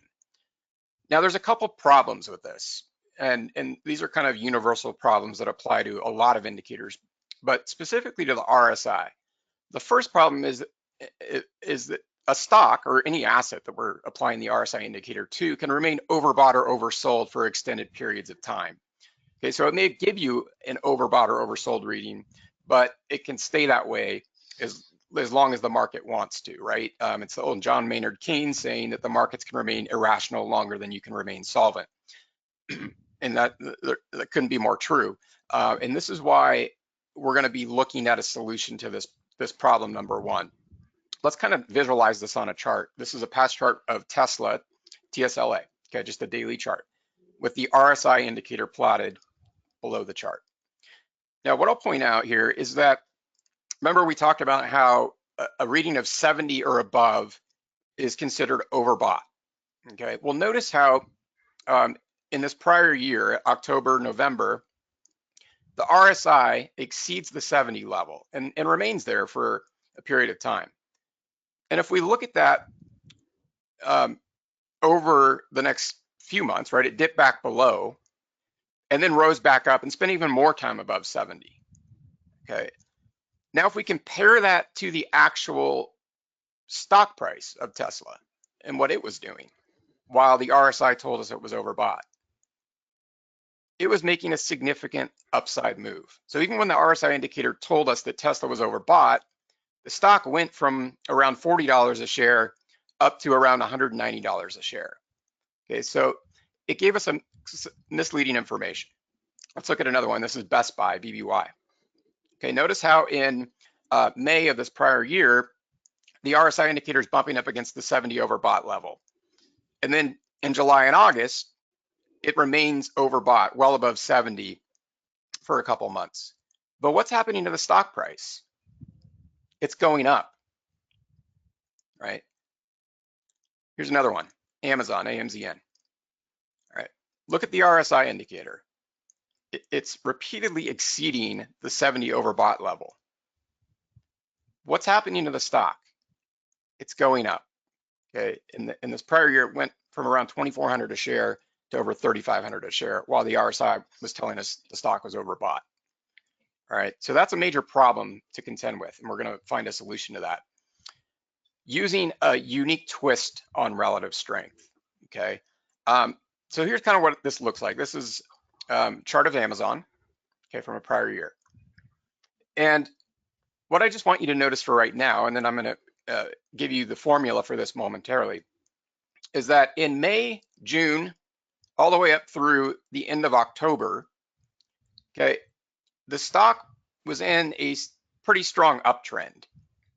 And this new approach to gauging relative strength actually gave us accurate information that it was outperforming its benchmark. Okay, then around early November, the stock starts to trade in a sideways range. Okay, so after it makes this big run up from around 2,200 a share up to over 3,500 a share, it goes into a range. And this new formula for relative strength actually gave us that, accurate information and told us, well, this might not be the best time to go long Amazon as it's trading in a sideways channel. Okay. Now there's a second problem, and we're going to come back to the formula and the unique twist on the relative strength that can help us spot these. But the second problem is the relative strength indicator only measures the current strength of a stock relative to its past price. And frankly, this is what most indicators do. They just compare the current price to the past price. So in other words, it's comparing itself to itself. Well, when it comes to relative strength, that doesn't make a whole lot of sense, because naturally, if you think about, take a step back and think about this. If a stock is going up, so it's in an uptrend, of course, it's going to be performing stronger currently than it did in the past when the stock price was lower. And therefore, using the old traditional RSI indicator, you're going to get overbought readings. But the stock can obviously keep going up. So that's a major problem. So what's the solution? Wouldn't it make a lot more sense to identify a top performing index or sector and then select a stock that is outperforming it? So rather than comparing the stock price, comparing itself to itself, the current price to the past price, wouldn't it make more sense to in terms of relativity, to compare it to a benchmark that is performing strongly? And that extra 1 degree difference can take a losing system and give it the steam that can spot the next stock that is ready to explode. So often when a stock begins to outperform a major index, industry, a sector, it goes on to make a big move up. Okay, so if you've ever wondered, why a stock all of a sudden breaks out of its sideways channel or its trading range and starts making a strong upside directional move, this can often be the reason. Markets are highly correlated, and a single stock can make a strong move based on the overall index that it trades in or the sector that it trades in. So the key is to identify stocks that shift from underperforming to outperforming relative to a benchmark index or sector. And once identified, these opportunities can be the golden ticket to beating the market. It's that old Jim Cramer adage, there's always a bull market somewhere. So even when we're in a market correction or a full-on bear market, like we were in 2022, relative strength can help us identify opportunities that outperform the broader market. So even in the worst market conditions, there are stocks that are going up, and relative strength can help us spot those stocks. So now we're going to shift over to this new approach of relative strength. Okay, I'm going to show you a comparison first, though. We're coming back to this chart of Tesla. Okay, so we still have the old RSI indicator plotted here. Now we're going to compare it to this new formula. Okay, so at the time, again, this is from a prior year, the S&P 500 was performing very strongly. So if we just compare Tesla's current price to its past price using the old RSI indicator, again, we see that in October, November, and early into the following year, we're getting overbought readings. All right, but this new formula actually told us that back around the third week of September, the stock began to outperform its benchmark index, in this case, the S&P 500, which was already performing strongly. So not only to give us an earlier indication, when the old RSI indicator was giving us overbought readings, the new approach actually told us that the stock was projected to continue going up. And sure enough, after around this third week of September, the stock went up over 1,800%. Okay. So let's get rid of the old RSI indicator, and we're going to focus on this new approach, and then I'm going to give you my 4-step system. So this is Teradata, TDC.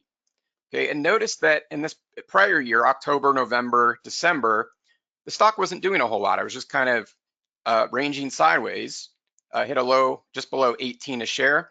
And the new formula for relative strength told us that the stock wasn't expected to do a whole lot. And that's what it did until later in January of the following year. The formula told us the stock was beginning to outperform its benchmark index, again, in this case, the S&P 500. Very shortly after that, the stock went up 125%. Let's look at another example. This is actually an example of a trade I placed in my hedge fund in a prior year on Futu Holdings. Okay, and I did this using relative strength. So early in this prior year, Futu began to outperform its benchmark, the S&P 500 index. And again, at the time, the S&P 500 was a strong performer. So I went ahead and bought shares of Futu. Okay. Now, when the old RSI indicator would have been telling us that the stock was overbought, it went on to make a 380% move to the upside, peaking at just over 200 a share from where it was trading previously around 40 a share.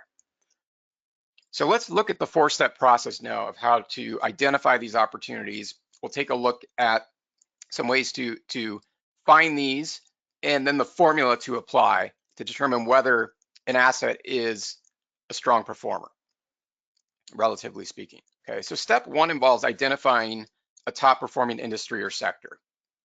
Step 2 is where we screen for stocks within that industry or sector. In step 3, we compare the relative strength of each stock to an index or ETF that tracks that industry or sector. And finally, step 4 is to select a stock that changes from underperforming to overperforming. So this happens on a very specific day. Okay, so there's one specific day where a stock or whatever the asset is goes from underperforming to overperforming. Okay, so it actually gives us some forward-looking forecast. So here's the formula, and I'll walk you through this. It looks a little complex. It's pretty simple. And then we'll look at applying this to opportunities. So we're just going to use 2 data points. Data point 1 is our stock price. And again, I'm using the term stock price, but this can be a futures contract, a Forex pair. It can be applied to any asset class. That's data point 1. Data point 2 is our reference price. So this is where the relative strength comes in. Now, as far as the logic, if our stock price, again, that's data point 1, is greater than 0, hopefully it is. You don't want to be, you're not going to be buying a stock that's trading at 0. and the reference price, again, that's what we're comparing it to, is greater than 0, then we get a log value, and that log value is basically the stock price divided by the reference price. Now, to determine whether the relative strength is positive or negative, we take the average of the log value minus the log value length, and here we're going to use 2 inputs, an RS length of 90, a 90 period RS length, or 90 days, and an EMA, or exponential moving average length, of 3 periods. Okay, and then we multiply that by 100, and that's going to spit out a number. And if that number is positive, it tells us that the asset we're looking at buying, trading, is outperforming its, relatively speaking, outperforming its benchmark that we're comparing it to. Okay, so that's the formula. Now let's look at the secret of finding the top performing sectors. There's a number of ways to do this. There's a really great tool, and we don't have any affiliation with this website, but it's a free tool that you can access on finviz.com. And I believe they do have paid subscriptions. You don't need any of those for the purposes of identifying top performing industries or sectors. All you need to do is go to the groups tab on this website, and it's going to take you to a page of relative performance. And just FYI, this is not current. This is from a previous year, but I'll walk you through what we're looking for here. So notice how there's 4 time intervals: 1 week, 1 month, 3 month, and 6 month. All right. And what we're going to look for is a sector within the top 3 that's positively performing. Okay. So notice here on the 1 week relative performance, industrials comes in at number 1, outperforming the benchmark S&P by 3.94%.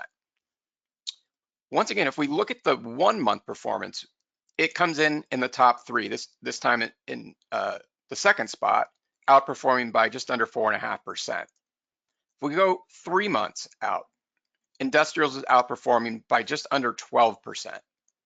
And finally, going 6 months, industrials comes in once again at number 3, outperforming the benchmark by nearly 30%. So this tells us that at this point in time, and again, this is in the past, industrials was a strong relative performer. So this is that first step in the 4-step process that I just revealed to you. So now that we know industrials is a strong relative performing sector, we want to start looking within that sector to find opportunities that are outperforming this benchmark. So we'll look at a couple. This is Builder's First Source. Okay, and when we use a comparator, there's a number of ways you can do this. I typically like to use a benchmark ETF. So you can use an ETF that tracks the industrial sector. Okay, and now we're going to plug this into the formula. So we're going to take BLDR, plug it into that formula we just looked at. Now in June and in around mid-July of this prior year, we see that BLDR is underperforming the industrial sector. So that tells us we probably don't want to buy this stock at that point in time. But then around the 3rd week of July, BLDR begins to outperform its benchmark in the industrial sector. And the stock went on to make a 113% move to the upside and continued to outperform. This is another industrial stock example, Deere, DE. Once again, notice that early to mid-July, the stock is kind of not doing a whole lot. It's trading around 160 a share. But then around the 3rd week of July, it begins to outperform its benchmark. And the stock goes on to make a 122% move to the upside. And the formula tells us that it continued to outperform. So remember, the old RSI indicator is just going to be telling that the stock is overbought and is primed for a pullback. But that would have been misleading. So once we identify the top performing industry or sector, that's what we're going to be using as the benchmark or data point 2.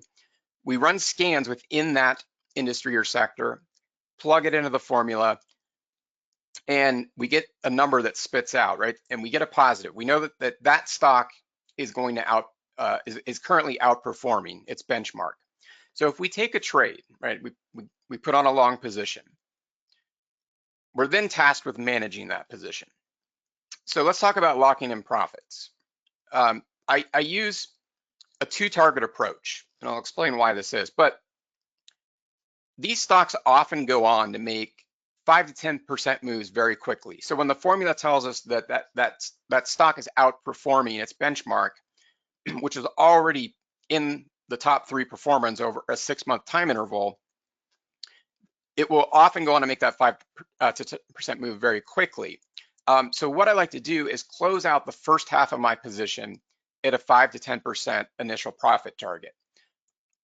So that would mean, like, if let's say I'm buying 500 shares, I would close 250 of those shares out at that 5 to 10% initial profit target. But as we just looked at on some of these charts, these stocks can go on to make very significant additional upside moves, often triple, even quadruple percentage moves, right? So for that reason, I like to set a profit target 2, where I use a 10% trailing stop on the second half of the position to capture the big gains. And that way, as the stock continues to run up, we can lock in profits on every additional 10% move to the upside. Okay, so that's how I manage these positions once I find a strong relative performer. Now, if any of you guys trade options like I do, this system is highly effective with directional option strategies. If you do trade options, you know timing is critical, right? So you've got to be right on your delta, gamma, theta, vega. You've got to get the move correct. And this new approach to relative strength allows us to do that on the very exact day that that asset begins to outperform. So you can apply this to, simple, single leg long calls. You can use it to sell put premium. You can use it for vertical call spreads. You can use it for bull put credit spreads, calendar spreads. The list goes on and on. There's a lot of strategies you can apply this to, and it helps us get the timing down. And the cool thing is we looked at that 2 profit target approach, that profit target 1, right, a 5% move, can equal 100% option gain. So if you're just buying a call, often a 5% move up in the stock can double the premium in that option contract. So let's look at an example. This is a chart of Apollo and from a prior year. So if we apply the formula in April of this prior year, the stock was underperforming up until around the middle of the month. The formula told us that on this very specific day, Apollo began to outperform its benchmark, in this case, the S&P 500, which was already performing very strongly. Well, as we can see, the stock went on to make a significant upside move. So how would we play this with an option? Well, we could buy a single leg call option. So on April 16th, this example is from 2019, the relative strength formula told us Apollo was beginning to outperform the S&P 500 index, which again was already in a strong uptrend. So the stock closed that day at $29.66 a share. What we could do is buy the at the money strike, in this case, the 30 strike calls, the September expiration, okay? And at the time, those were trading for $170 a contract. So we'll just use 10 contracts as an example. So if you entered a 10 lot of the 30 strike calls at the September 20th expiration, and you'd pay $1.70 a contract. So on a 10 lot, that would be a $1,700 investment. All right. So we would purchase 10 contracts at the 30 strike for $1,700 before any broker commissions and fees. Only 6 days later, the stock made that initial 5% move, and that resulted in nearly 100% move in the option. Okay, as you can see, the open P&L would have been 1,650. Now, we can also apply that scaling out approach to an option position. So rather than just close all 10 contracts at this 100% profit, which would have been great, we can close out 5 of them, book the profit, and keep 5 of those contracts open until expiration. So we've essentially locked in a guaranteed gain here, and we're going to keep these open until expiration September 20th. So what would have happened? Well, as we saw on the chart, the formula told us that Apollo continued to outperform its benchmark, and the stock continued to make a significant upside move. So keeping those additional 5 contracts open would have added an additional $4,225 onto that 1,650 profit on the first half of the position that was closed out. So that's over a $5,000 profit on a small $1,700 investment, or 297% ROI. So that's how we can apply this approach to options, right? If we're trading the derivative on the underlying asset. So guys, I like to tell our members at Altos, time is not money. It's really the most valuable resource on the planet. You can't earn or create more time. You certainly can't get it back.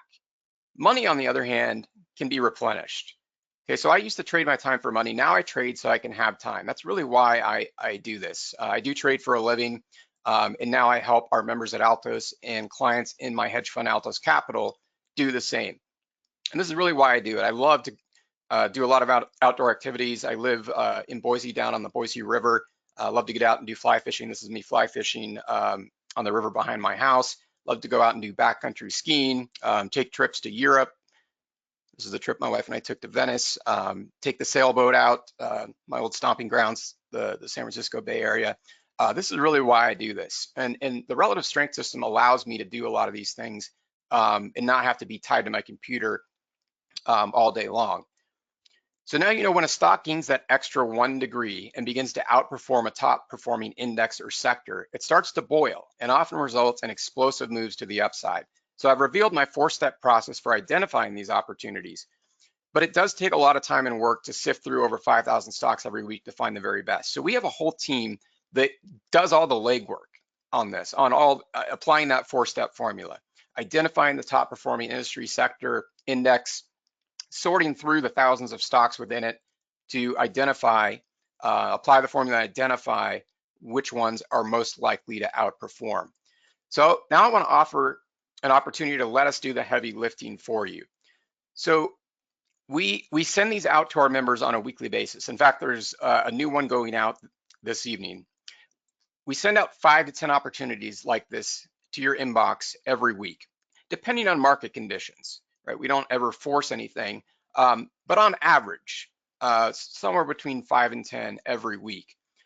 Now you can take any other indicator system, whatever you're currently using, and apply it to our top performing relative strength stocks. We teach a lot of other strategies, methodologies, and tools that we use with our members at Altos that allow us to apply those things that are working well, but we want to give them an extra edge, and we can apply those to these opportunities. So this is a really powerful alert service that we, again, send out to our members weekly that gives you access to our best trades right to your inbox. You don't have to sit and watch your computer all day. We send these out after market hours via email and priority text message. So again, you have ample time to sort through the opportunities that we send out each week and decide which ones you want to take. It comes with easy to read instructions. It gives you the profit target levels. On average, you're going to get 15 to 20 alerts per month. Again, this is based on market conditions. So we send these out every single week. Some weeks we might send out a few, others we might send out more in the 5 to 10 range. But I would expect somewhere between 5 to 20 alerts per month. And you get the ticker symbol for each stock. You get the company name of what we're looking at and what's outperforming currently. You get the current price. You get our profit target 1 level. You get profit target 2 and how to manage that position, and our analysis of why the stock is expected to outperform in the coming weeks and months. Here's some examples of some recent ones we sent out to our members. This is on eBay. We sent this one out January 5th of last year. The stock was trading at 43.01. This one could have been closed out just less than a month later at 52.23. Again, the formula identified this opportunity, that 4-step process we applied, and resulted in a 21% move to the upside. That's an annualized return of 274%. Another one from the same date on American Airlines, when the stock was trading at 13.50. This one just less than 2 weeks later hit 17.64. That's a 31% gain, or an annualized return of 870%. This one from the following week on Peloton, stock was trading at 10.89. The formula identified Peloton is outperforming its major benchmark, and just a couple short weeks later could be closed out for 17.83. That's a 64% absolute return, annualized out to over 1,000%. Here's one from the next week, Truist Financial, TFC. Stock was trading at 47.82. We identified this one using the 4-step process and the formula that I just revealed to you for an 11.5% absolute return in only 4 days. Okay, that's annualized out to over 1,000%. Then the following week on Veritone, VERI, that one was trading at 756 and made a move up less than 2 weeks to 10.99. That's a 45% move to the upside, annualized out to over 1,300%. Here's some more recent examples, and these are actually ones that were during bearish market conditions. Okay, so when the market wasn't doing well, XPEV went up 8% in 1 day thanks to this formula and this 4-step process. Vail went up 11% in 4 days. DocuSign went up 12% in 1 day. US Steel went up 16% in 1 day. TECL went up 25% in 12 days. SGH went up 31% in 5 days. MCHP went up 15% in only 14 days. ESI went up 9% in 14 days. SGFI went up 13% in only a week. Guys, we find these opportunities every week. So I'm going to talk to you a little bit about the package and everything else that comes along with it. This is an exclusive membership opportunity. Again, you get 15 to 20 alerts on average per month, so probably more than you could even possibly trade. But maybe some of you out there have large accounts and have the ability to trade all of these. That's great. If not, we find these opportunities on a weekly basis. So there's an abundance of opportunity to find these stocks that are ready to explode. These are short to medium term swing trades. So as we just looked at in some of those real world examples that I shared with you, these can go on to make significant moves very quickly. Okay, and once they hit that initial 5 to 10% profit target, they can often go on to make significant additional upside moves. So there's a potential for large percentage gains with a lot of these opportunities. And you're going to be alerted the very day a stock begins to outperform a top performing sector or index. Again, our team does all the legwork for you. But there's more to the package. Okay, so not only do you get an entire year of our relative strength signal service, which normally we retail for $14.99, you also get the priority text alerts to your phone, so you don't have to be at your computer. And again, we do send these out after market hours, but you'll know the very minute that we find these opportunities. We normally retail our SMS service for $2.99. You get weekly live sessions with me. So every Tuesday at 7 p.m. Eastern, I host a live session. So I'm on the session and we look at opportunities together using things like relative strength and other tools, indicators, and strategies that we incorporate with our members at Altos. You get also additional option training. So if you guys trade options, we have an entire online course that goes into some of the more popular option strategies and how to make adjustments to those as you're managing the position, or if the trade's not working out as you planned or intended it to, how to make adjustments to that. Normally we retail that course for $900. We're throwing it into the package as well because the relative strength system is so effective when we apply it to the options market. So I think this is a great educational addition to the relative strength package. You're going to get that as well. Again, the alerts are delivered after the market closes, so you don't have to day trade. You have ample time to enter these orders with your broker for any of the alerts you want to trade. Again, you get 15 to 20 picks per month. Okay, so a lot of really great opportunities. And you get to learn to trade stocks and options with consistency, which of course we can't put a price tag on. We're also going to throw in a couple bonuses. So bonus number 1 is our professional trading series online course. This goes into a lot of our top strategies, one of which we covered today, our relative strength strategy. We have a plethora of other strategies that we teach. This is all online. You can watch it at your leisure. We normally retail this course for $987. It's over 10 hours of content. Again, includes our best strategies. That's also part of the package. In addition to my latest ebook, How to Create Risk-Free Trades, this is a money management ebook, which is also a great supplement to the relative strength strategy that goes through different methodologies to mitigate risk and even in some cases eliminate it from your trades. This is a $97 retail value, but also part of the package. So we built this really great package specifically for the event today. So this is exclusively for the Traders Corner attendees valued at over $4,700. We're taking 88% off the retail price over the course of a year. So this is a monthly subscription, $49 a month. Over the course of a year, it will save you 88% off the retail price, and you get all the other really cool items in this package. If you want to take advantage of one of the 20 spots that we're making available at this discounted rate, you can go to altostrading.com/RS 2024. Again, we're only opening up 20 spots at the discount. Once the 20 seats are taken, everything will return back to the retail price. So you can still get all these things, but it will not be at the 88% discount. So if you're wondering who this is for, we really designed this package for anyone from a beginner to a seasoned trader. We do all the legwork for you. We send you the top picks each week. We give you a lot of the education that I just showed you in the package. So you can literally just copy and paste here if you prefer. Maybe you have a lot of experience and you just want more free time and don't want to do all the legwork. Either way, that's fine. So whether you work full-time, part-time, maybe you're retired, regardless of where in the world you live. In fact, we have students in around 130 countries across the globe. Regardless of your account size, you get to decide how many shares you want to trade, right? That's entirely up to you. Whether you want to learn how to trade on your own, again, that's why we include all of the education in this package, or you just want to be spoon-fed.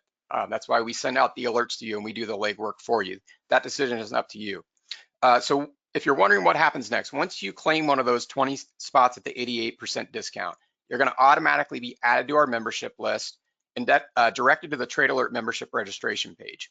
Once you register, you're going to receive a confirmation email within the next few hours confirming your access. You're going to be able to see all of our alerts, okay? And again, we have a fresh batch of alerts for the relative strength picks coming out this evening. You get exclusive access to our members only portal. You receive your first alert this week. And in fact, again, as I said, that'll be coming out tonight. And you get the 2 special bonuses: our professional trading series online course, where I go over a bunch of other strategies that we use at Altos, like we did today on our session with the relative strength.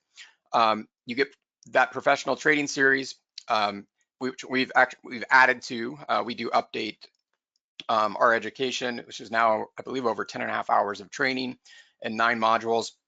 You get our best options, stock, and Forex strategies.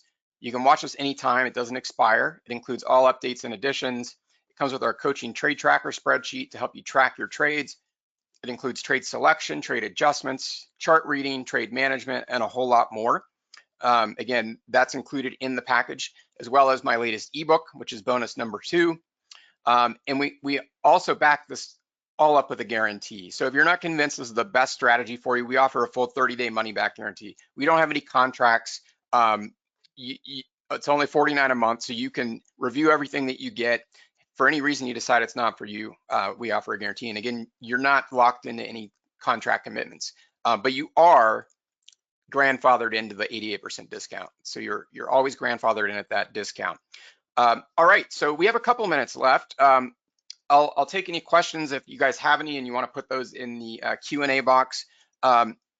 We, again, only have a couple minutes here, so if I don't get to all the questions or if you think of one later, this is our contact information. support@altostrading.com is our email, or you can call us toll-free 800-895-9348. I'll go ahead and take any questions if you guys have any. Oh, hey, Mike. Mike says, long time no here. Yeah, right. We just saw you last night. Good to see you. Charles asking, what is the win-loss ratio?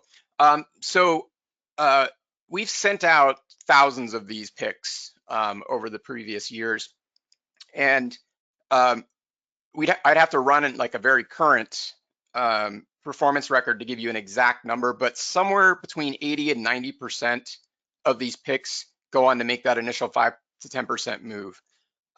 So this is a pick service. So we give you the profit target levels in terms of the management for the successful trades. You determine your risk tolerance, right? So it's up to you where you want to, how you want to define your risk in these positions, how many shares or contracts you want to trade, etc. So yeah, a high percentage of these make very significant percentage moves. Hopefully that helps. Padma's asking, saying just logged in. Oh, good. Welcome, Padma. How many trades per week? Again, the trades per week is based on market conditions. It's probably somewhere on average of 5 a week. Sometimes that might be more in the 3 to 5 range, sometimes 5 to 10. It really just depends. We don't force feed picks just for the sake of sending them out. We want to give you the very best of the best. But I would expect somewhere around 5 per week on average, again, based on market conditions. Let's see. I see some comments about the Fed leaving rates unchanged. Yep, that's no surprise. I don't see any other questions other than some basic questions regarding the discount. Yeah, so the 88% discount or $49 a month is grandfathered. So as long as you want to remain a member, you always have access to that 88% discount. No contracts, no commitments. You can cancel anytime, and we do offer a 30-day money-back guarantee if you decide for any reason that this doesn't fit into your trading arsenal. We have hundreds of members who use our relative strength picks on a weekly basis and stay with us for many years. And I'm confident you guys will be one of those, and looking forward to receiving your success stories. One of the reasons I love to do this is hear the success of our members. So yeah, Pauline, yes, you can cancel anytime. That's totally up to you.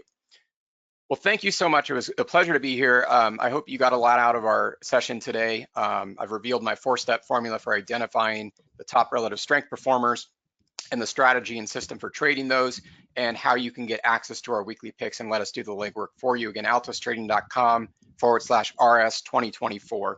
I'm just going to check real quick and then pass it back over. We have 16 of the 20 seats taken. So there are 4 spots left at the 88% discount. If you guys want to get in on that 88% discount, there are 4 opportunities left to do that. Once again, thank you guys so much. Thanks for having me here, and I'll pass it back to you. Thank you, Jeff. That was some very valuable information. Ladies and gentlemen, if you are struggling with the current market volatility, Mr. Jeff Tompkins has a solution by identifying which industries and sectors are outperforming and exactly which stocks within those industries and sectors to buy for potentially large gains. You can learn more by clicking on the link in the chat box. Jeff, I loved your presentation. I know your audience learned a lot about how important relative strength is when choosing which tickers to trade. So thanks again for joining us today. Yeah, we appreciate it, man. And that's a really incredible offer. So I try to take it myself, but there's only 4 slots. I don't want to take from the audience. Thanks. Thank you. Yep. Well, ladies and gentlemen, that brings us to our last 2 presentations of the day. Up next is a seasoned trading professional with over 14 years of experience in trading the markets. Over the years, he has tenaciously studied charts, strategy, and trade plan development. And since his own enrollment into NeuroStreet's coaching and training, he has found his way to consistent, profitable trading for several years.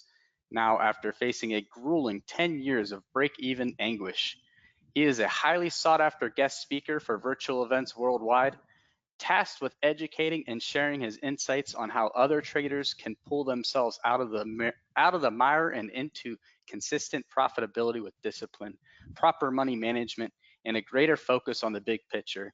Here to present Stop Sabotaging Your Trading Accounts and Start Making Real Money Trading in as little as 6 weeks is Mr. Jim Simmons of NeuroStreet Trading Academy. Welcome back to Traders Corner, Mr. Simmons. Oh, I think you're on mute. Oh, I am still on mute. Can you hear me now? Yeah, you're good. And Okay. we can see your screen. Yeah. Awesome. Well, thanks guys for having us back. Always a pleasure to be here. And thank you traders for hanging out and being part of this event as well. Feel free to ask any questions as we go. I'll try to keep an eye on the chat box and the questions and so on. Let me see if I can pop this little thing out of this. There we go. Now I can see everything. But yeah, feel free to ask any questions. Happy to answer any questions along the way. And of course, we are recording this event as well. So if you need it, let us know.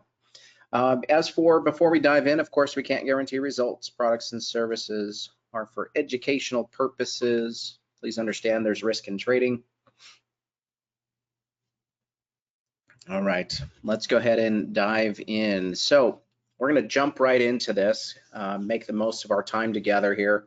How many of you are sick of bombing your prop firm evaluations? Give me a yes in the chat box if that is you, and you would say, you know what, I am sick and tired of losing on my prop firm evals. Yeah, see some yeses coming in. How many of you wish you could stop losing your funded accounts? Just sick of it. You've been there, you've done that, had the funded account, and then lost it. And good to see you here, Ron, and some familiar names. How many of you wish you could just make some money, scale some accounts with some funded accounts? Yeah, it's a lot of yeses coming in. How many of you have never traded with a prop firm before, but you're kind of curious and want to see what this whole thing is about, right? So it's good to get a show of hands just to see where everybody's at and to kind of reiterate the whole priority for this event and for our academy is that we help traders get funded and stay funded with prop firms and funding companies. That is our priority. That is what we do. And we don't just say that we do it. It's important that we lead with actual examples, right? Anybody can say that they specialize in something, but until they can show that traders are actually getting there, well, it's tough to really hang your hat on something and to promote it that way. And so we surveyed a handful of our traders, and they happened to tell us how much they've been making in this program on their funded accounts. John, 12,000, 1,000, 15,000, 3,000, 10,000, 10,000, right? And some of our students that are in our program make way more than that.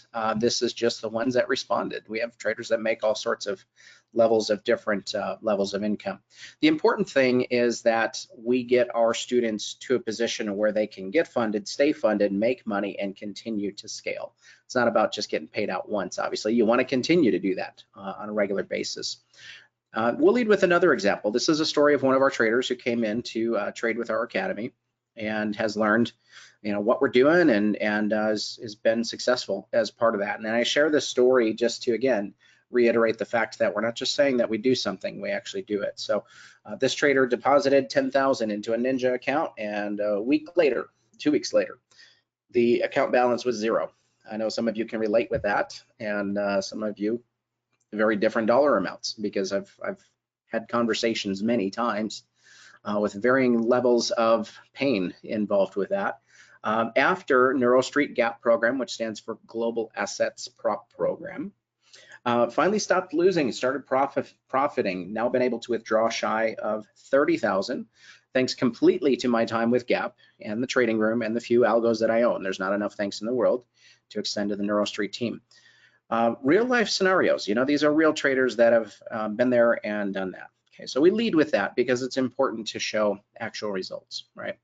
So at this point, another fun question: how many of you wish I'd launch into a long, drawn-out sales presentation?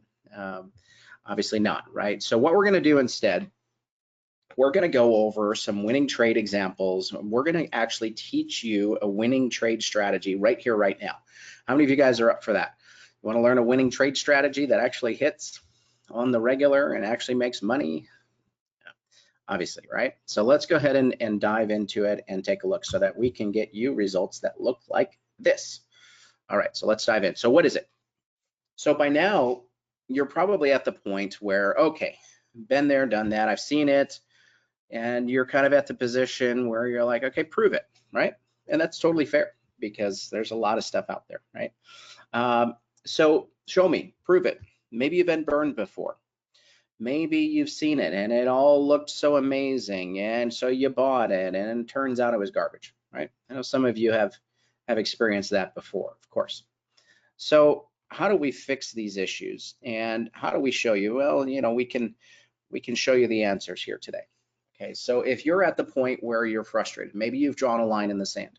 Maybe you've said, I'm going to come to this event and this is kind of my last ditch effort with trading. Maybe that's you here today. Maybe you're just kind of frustrated, but you're still absolutely committed to making it in trading. If you are here and you're frustrated, we want to help you. Okay, and we have the answer. And so if you're still looking for the answer, we've got something that will absolutely work for you. Okay. So what we're going to teach you is the VWAP touch and go. How many of you are familiar with VWAP? Volume weighted average price, right? Pretty simple, pretty straightforward. Think of it like it's a it's a moving average, but it's based on volume. That's kind of a simple way to describe it. Okay, so this trade plan hitting roughly 70 to 75% win rate on these trades.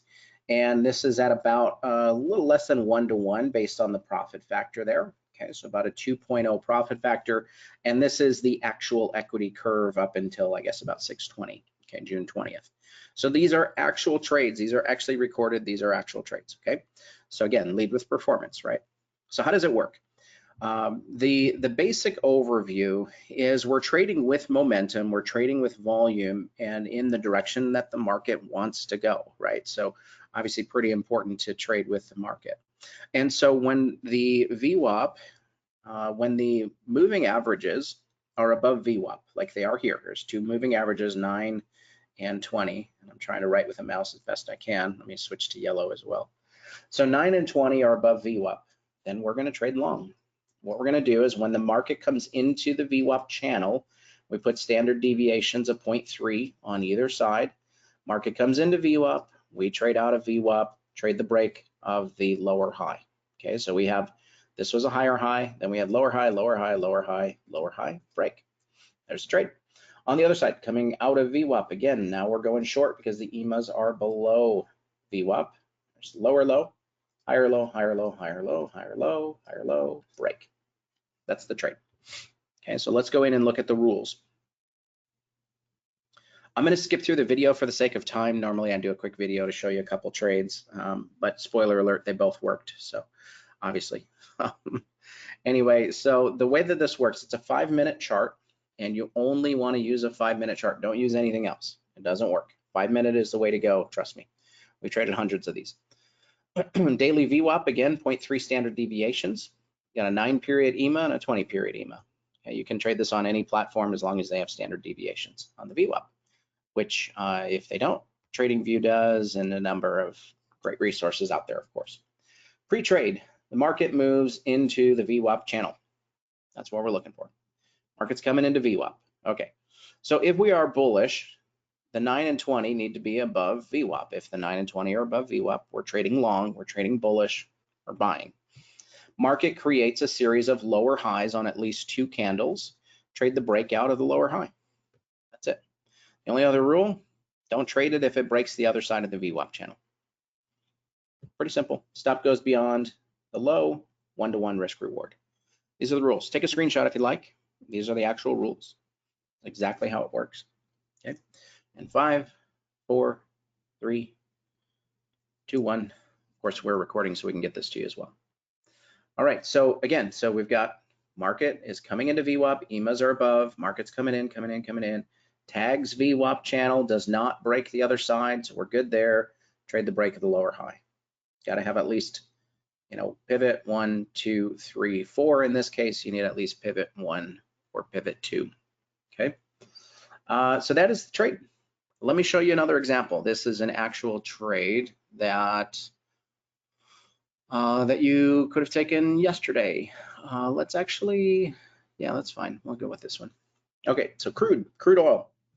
Here, this purple thing is the VWAP. These are different EMAs, but on this particular chart, but 9 and 20 would obviously both be down. Either way, I think this is an 8, so if that gives you some insight. Anyway, here's the channel is kind of this, you know, this edge of this, if you can see it. I don't know if you can see it too well. Let's turn on the actual edges so you can see it better. So we'll turn these on real quick. There we go. Now we can see it better. So market came into VWAP, right? Pivot, lower high, break, coming out of VWAP. There's a trade there. Now it's up to you if you want to be a little bit more strict with it and say you need at least 2 lower highs, that kind of thing, before you trade it. Most of us not trading at 5 in the morning, but even if you are, there's clearly a response coming out of the VWAP channel there. We can, you know, keep going back, and we'll just assume we are not sure if the EMAs were below yet at that point, but certainly they were here. Okay, so there's your lower low, higher low, higher low, higher low, break right there. Okay, so the entry would be right here, and you would enter on the break of the candle. Stop goes above the high. There's the trade. Pretty simple. Trade to 1-to-1, which is this green line. That's the trade. You can trade 2-to-1 if you want. Keep going if you want. It looks like they gave, you know, plenty more opportunity on that. So that is the trade strategy. So I always like to come in with something that I can actually give as a gift, and something that you can start trading literally tomorrow. And it's simple enough to learn, right? So how many of you, I do this just to keep you engaged here and to keep us focused, but how many of you wish someone could show you how to fix all of your trading challenges? How many of you came to this event and that was your intention? I want to fix some trading problems.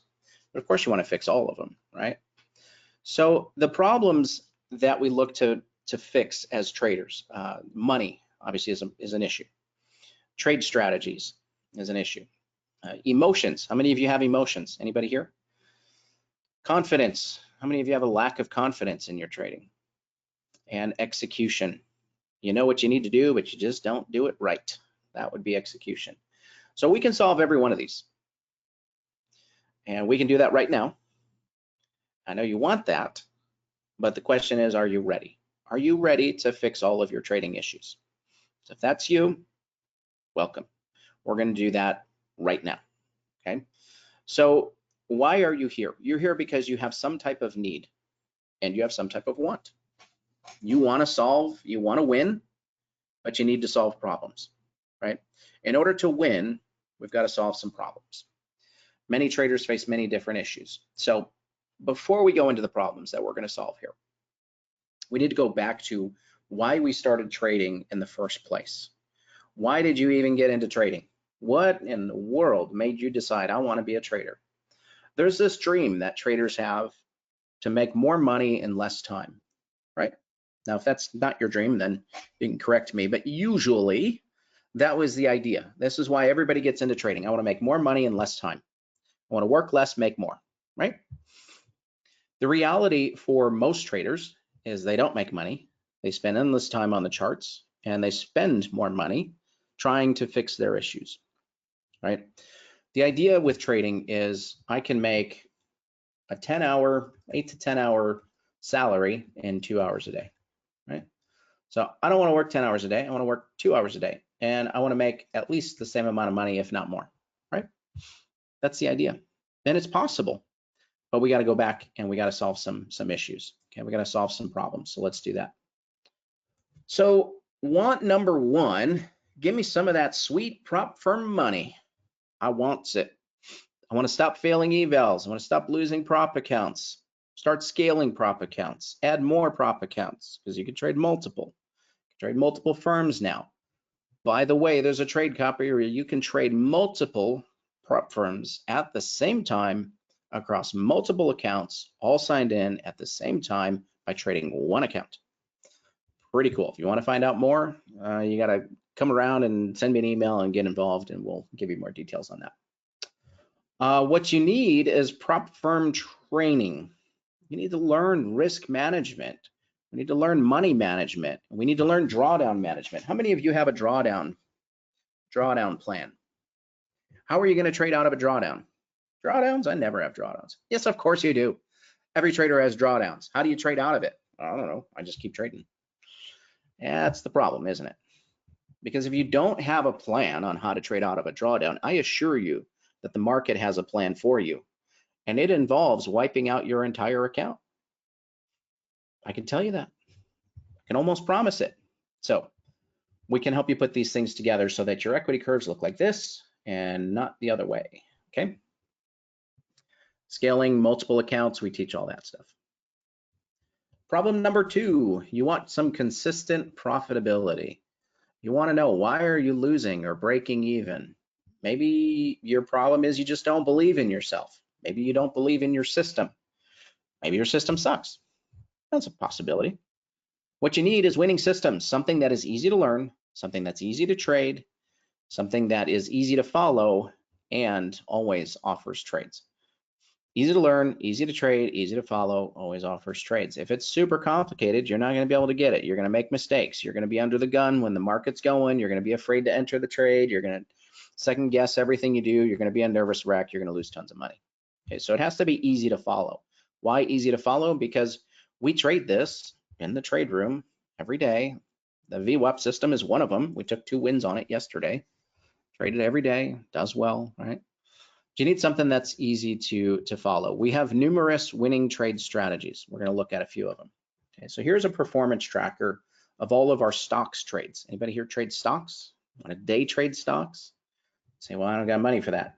Great, we'll get you in touch with a prop firm. The prop firm's job is to provide trading accounts for traders. The trader's job is to make money for themselves and the prop firm. It's a win-win, okay? So these are our 2 main strategies. They hit about 73 to 74% win rates across 1,146 trades, just a few, okay?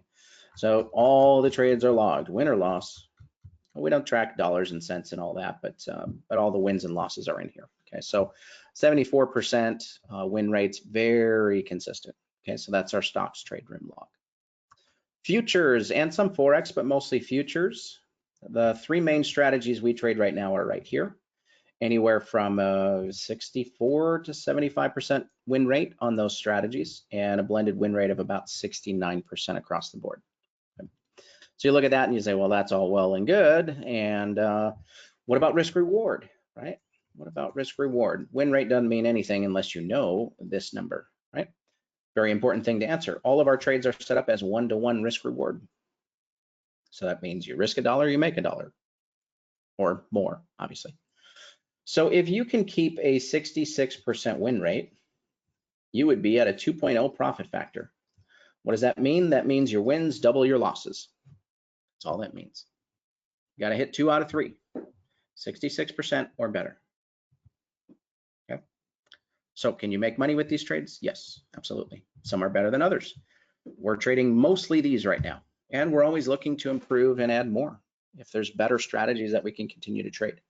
The point is, we have over a dozen different winning strategies. We track all the results. We do this for transparency's sake, to show you that we actually do trade the markets. We actually trade them in front of our students. And oh, by the way, I have images of every trade that we've taken for just about the last year at least in here. All the trades are broken down. So everything's in here. So it's easy to say, well, I took this trade and I took that trade and look at my log and isn't it wonderful? Okay, show me the actual trade. All right, here's an actual trade with an actual fill, and that's actually the trade that we just looked at on crude. We took that trade yesterday. There's the fill, there's the target. Okay, so we do actually trade these, and we trade them together in front of our students, and we call out the trades, stops, targets, everything. We do this all together, okay? So we're not just saying we're trading. This is real stuff here, okay? So just important to show you that, you know, all of this is real performance. We've got, again, about a dozen different systems, okay? Problem number 3, emotions. Maybe you got some negative emotions and you want to remove your negative emotions. Well, emotions are emotions. You can't have the good without the bad.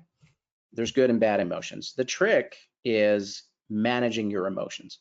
The trick is getting you to, and anyone, to be able to balance the highs and the lows. Don't get too excited if you take a win, and don't get too down if you take a loss. Bottom line, you really have no control over it anyway. The only thing we can control as traders is preparation and execution. How do we get into the market? Did we follow our trade plan? Did we manage the risk? Did we prep appropriately for the day? Are we prepared in the sense that we're not tired? We're not, you know, feeling angry from yesterday's trading, that we've been able to get back to balance, right? It's all important about getting into the positive, right mindset to be able to trade successfully. We have a saying that I use, which is, there's a difference between the engineer and the technician. The engineer's job is to design and implement. The technician's job is to execute. So as a trader, you have 2 jobs. You're an engineer and a technician.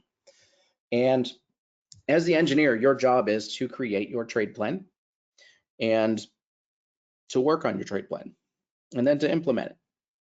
Your job as a trader is to execute the trade plan.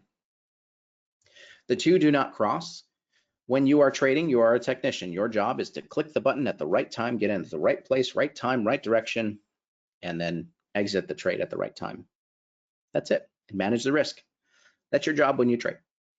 When you're not trading, then you can be the engineer. The two do not cross. You're not creating a trade plan on the fly as you go, questioning the rules, breaking the rules as you're actively trading. Your job is to execute the plan.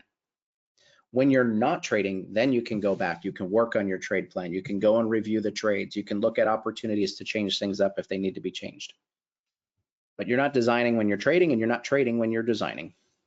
Okay, so that's one way that you can help manage your emotions and realize, you know, if you're taking losses, well, that engineer, man, he didn't do such a good job because, you know, we're taking losses. All right, problem number 4, improved confidence. You want to have confidence in your trades before you enter them. You want to have confidence in your trades during the trade. You want to have confidence in your ability to execute the trade plan, right? That's what we're after here. What you need is you need to follow some trades. Follow something that is working. I would almost say that it's almost impossible to have any sort of confidence in something that you haven't seen done. Can we agree on that? Like, until you've seen it done, how are you really going to even believe that it's possible? You know, and it's interesting, some of the prop companies out there, and they'll send you a thing. Well, Johnny in New York made 20 grand this month. Well, good for him. Prove it. What did he make last month? What did he make this month? Right? I get it. We can be cynical or second guess some of those things, but you have, excuse me, you have to see someone trading the trade plan in front of you to see that it actually works. And then you'll kind of start to latch on, and then you'll kind of start to learn it, and then you'll practice it, and then you'll get better. And as you get better, you can actually start getting confident with something and start building some consistency. All right, so following our trades eliminates second guessing, because we show you exactly where to get in and out and when. And it eliminates revenge trading, and it eliminates fear of missing out. Because if nobody's taking the trade, how could you feel like you're missing out? Because nobody else is trading, so easy going. You don't have to revenge trade, because at the end of the day, you have a green dollar sign on your trade report. Better than a red dollar sign. No need to revenge trade. You got money on the table. No need to self-sabotage. You got money on the table. We're going to take the guesswork out. The guesswork removed. All right, we're good. Step 5. Execution. How do we solve for flawless execution? You want more disciplined decision making. What you need is rules. Rules help us, again, engineer, technician. The rules help us know what to do, where to do it, and when and how. That's what our rules are for. If you do not have rules, good luck. Even if you have rules, you probably break them from time to time. What do you think is going to happen if you don't have rules? How can you possibly measure if you are getting better as a trader and that your performance is improved unless you are actually keeping track of things and you have a defined process on how to get in and out of trades? If you don't have a defined process, how many of you ever heard somebody say, well, I just trade based on my gut? Well, that's not good. What happens if you ate some funny fish the day before? Good luck learning what that gut's telling you to do today. You need rules. The rules help you understand exactly what you need to do every day. Again, technician, you got your rules, execute the trade plan. So we have strategy cheat sheets, again, over a dozen different winning setups. All of the rules are broken down, and they are all rules-based. There's no guesswork on, is this a pullback or not? Is this a break of structure or not? Is this an order block or not? Is this supply and demand or not? Is the market up or not? Are we trending up or down? Are we going sideways? No more guesswork. We have rules around all of this stuff so that when it comes time to trade, you can focus on trading. You don't have to second guess your trades anymore. Okay. So now we're going to move into a phase where we answer some questions. What are the questions? What is your program? How does it work? Does it work? Will it work for me? What does it cost? What's your promise? And how do I get started? Okay, so that's what we're going to answer now. So question 1, hopefully we've shown you by now that it works, but just in case you haven't gotten it yet, we'll show you some more examples of a trader who got funded and another trader who got funded in 11 days in the trade room. And this guy saying, first time I've ever been funded, fantastic. And this one saying, NeuroStreet gives solid guidance and great training, worth every penny. Okay, so yes, it absolutely works. It absolutely works.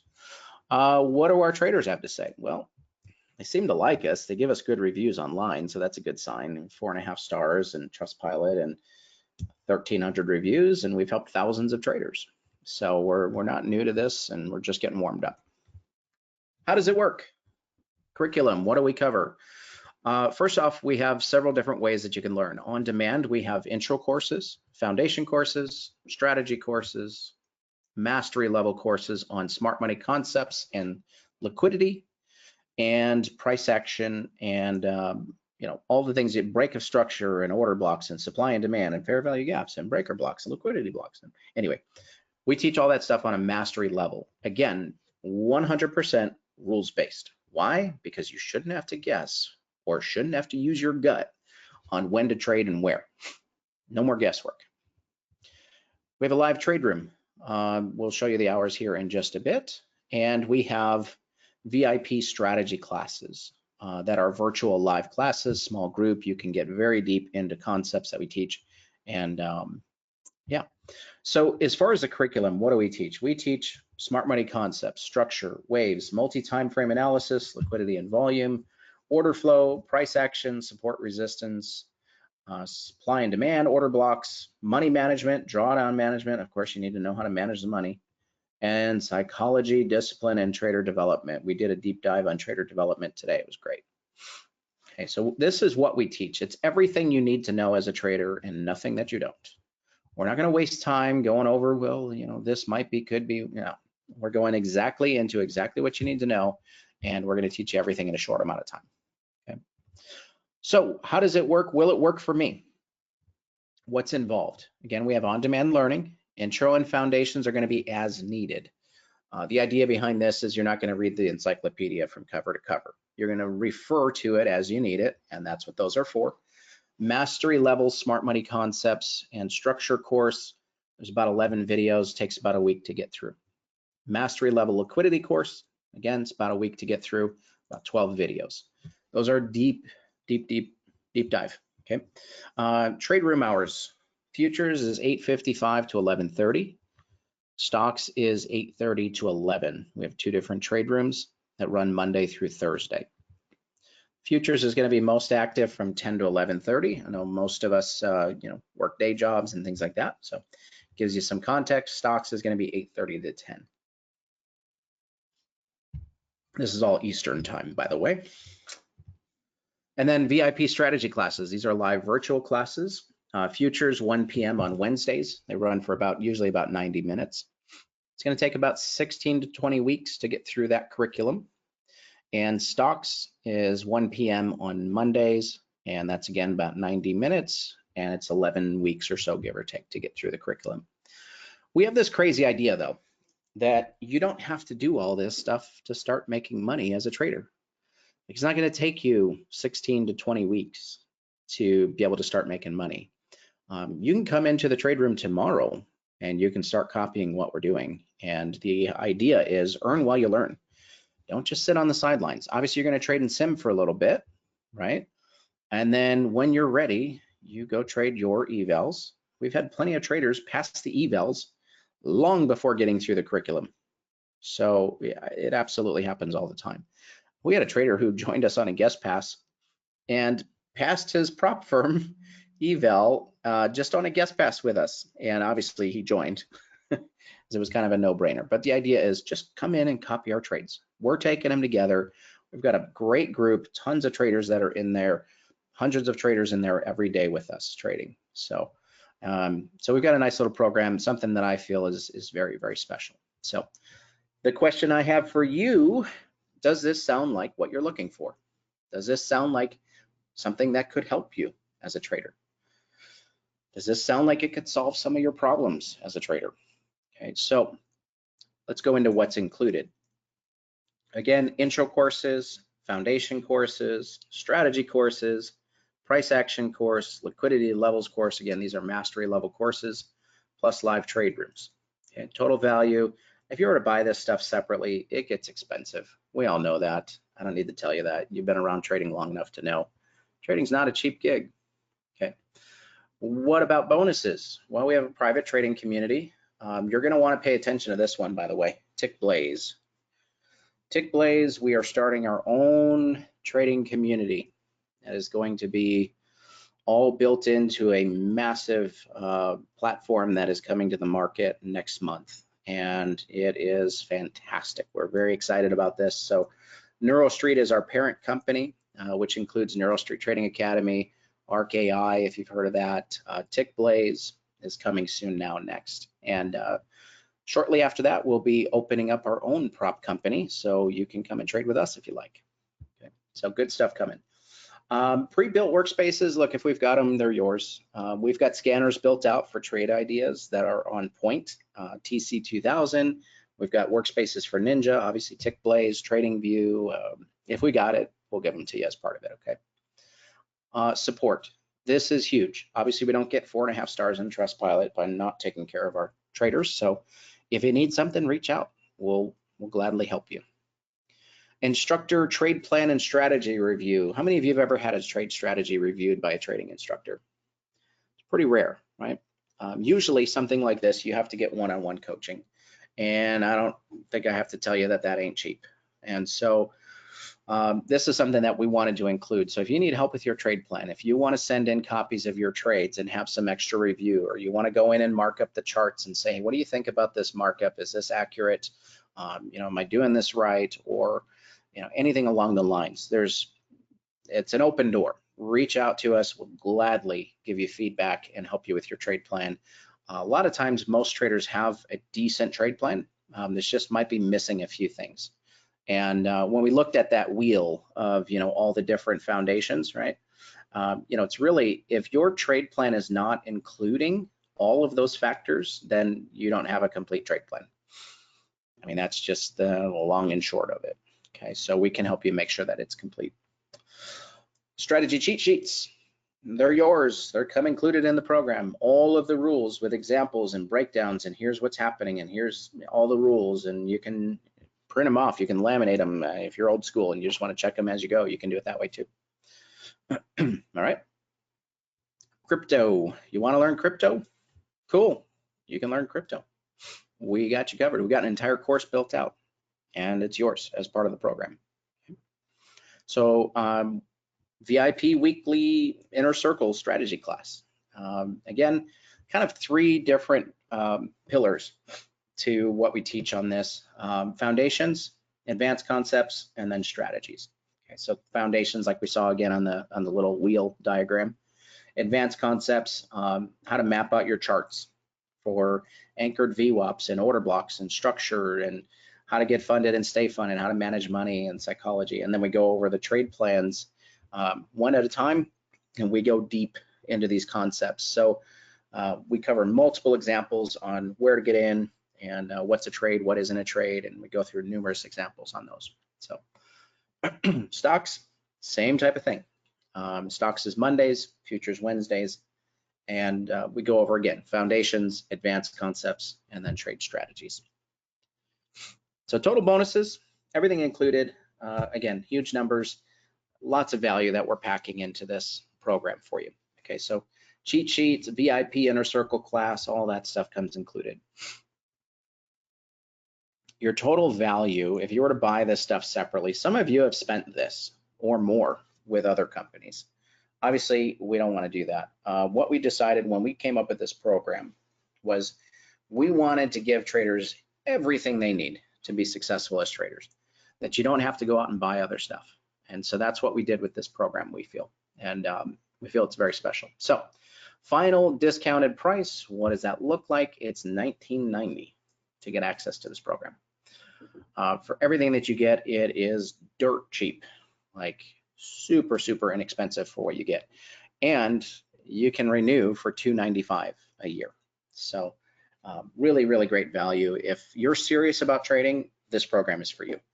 If you're still tinkering around and still looking at tons of YouTube videos and trying to figure it out, look, just let me help you. Just stop.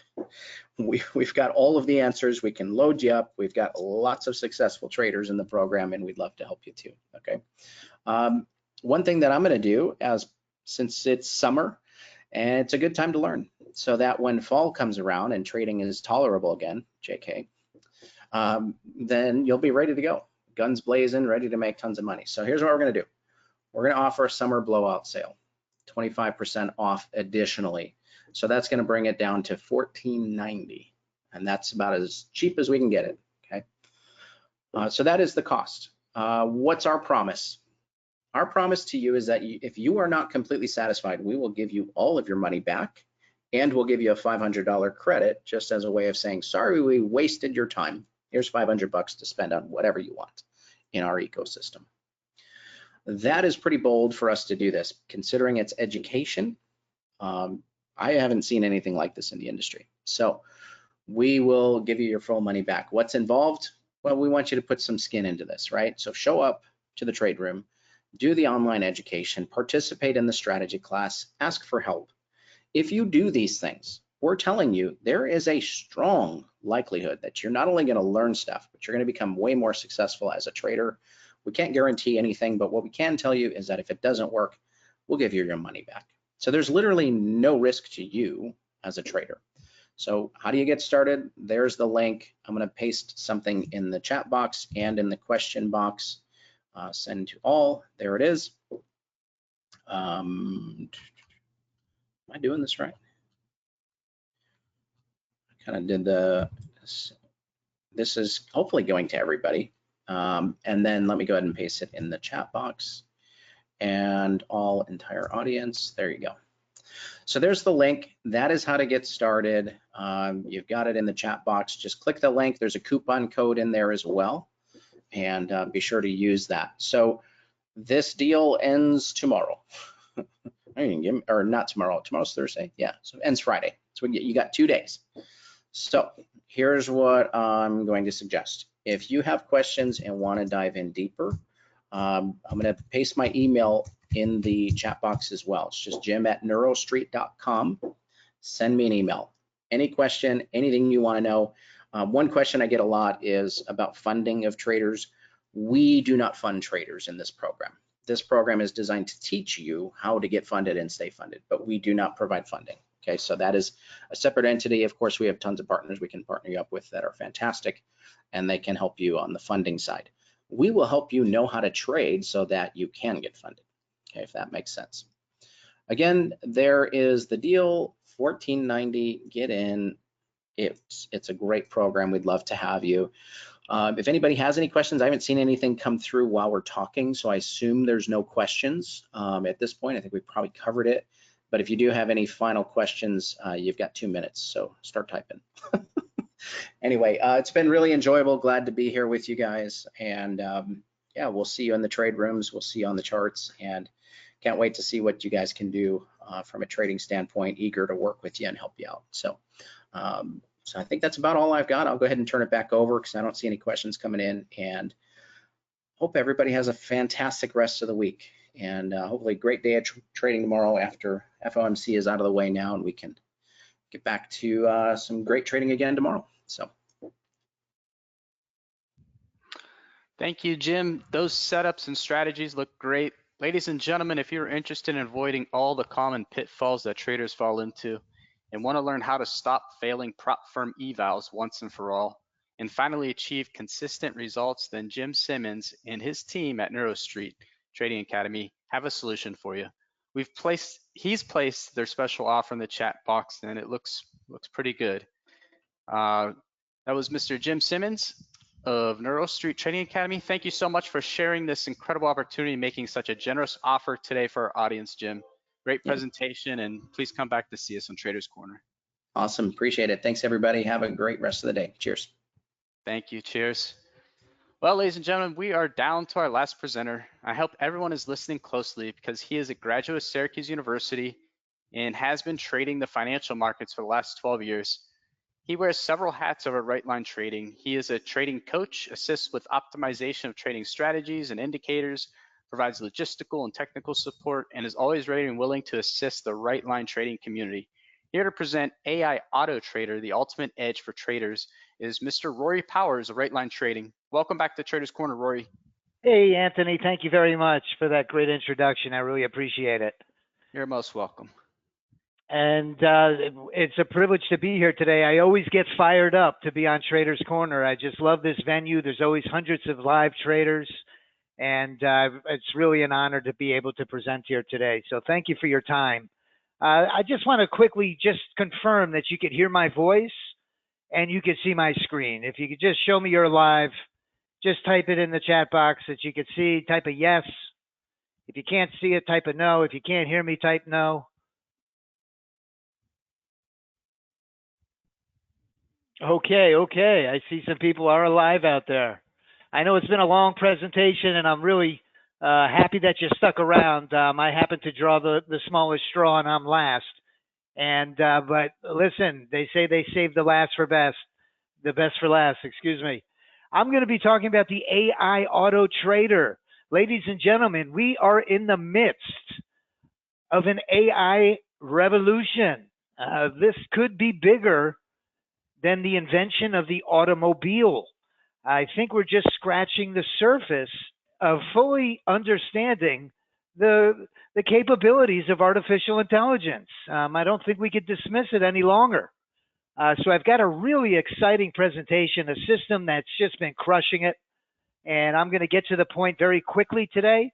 I know it's been a long day, and I'm not going to keep you any longer than I need to. So let's get on with it. Let's get the alphabets of the federal government out of the way.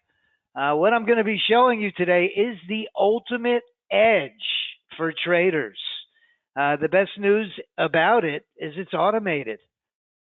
And just to get the CFTC out of the way, it's important to know that I am not a licensed financial advisor. If you're not familiar with the risks associated with trading, please consult with a licensed financial advisor.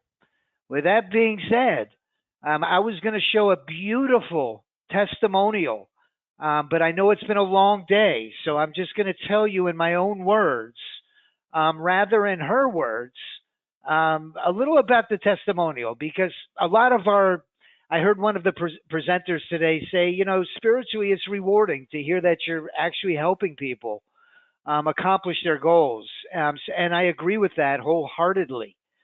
To know that you're making an impact in someone's life and improving it and bettering it, it's really spiritually rewarding. And I get that reward when we get testimonials like Marcy. Marcy, her story is incredible. You know, she was brand new, a new trader to the futures. She came from the Forex world, so she did trade some, but she had no idea what a prop account was, what trading futures was. She was completely green, but she was very eager to learn, and she's very intelligent. She's a business owner. And she was very willing to listen and learn, and she wanted to absorb as much information as possible. I could tell you that for a fact. But listen, what she was able to accomplish is really worth mentioning. She bought 40 evaluations with Apex, as you can see here in this image. Out of the 40, she got 10 funded accounts. 10 funded accounts, 50,000 each. So 500,000 total in Apex accounts in her first month trading the AI auto trader. All she did was follow the instructions that was provided to her. She didn't come with any bad habits, and she is realizing tremendous success following our step-to-step guidance. And she's just one of many traders that is experiencing a tremendous amount of success. And I just want to take a really fast minute to recognize the members of our team. Our team here at Right Line Trading, like Jim, we've been around for a long time with NeuroStreet. I'm referring to Jim with NeuroStreet. We've been around for over a dozen years, and we're not new to this. What distinguishes Right Line Trading from a number of our competitors is that we have professional traders that are actually trading the system on the right edge of the chart in front of a live audience. You know, we're not Monday morning quarterbacks that send you an email and say how much we made yesterday, or this tremendous profit we made last week. We're trading it in real time. And I think that that's really what distinguishes us from our competitors. But our number one mandate, I like to call it our mission.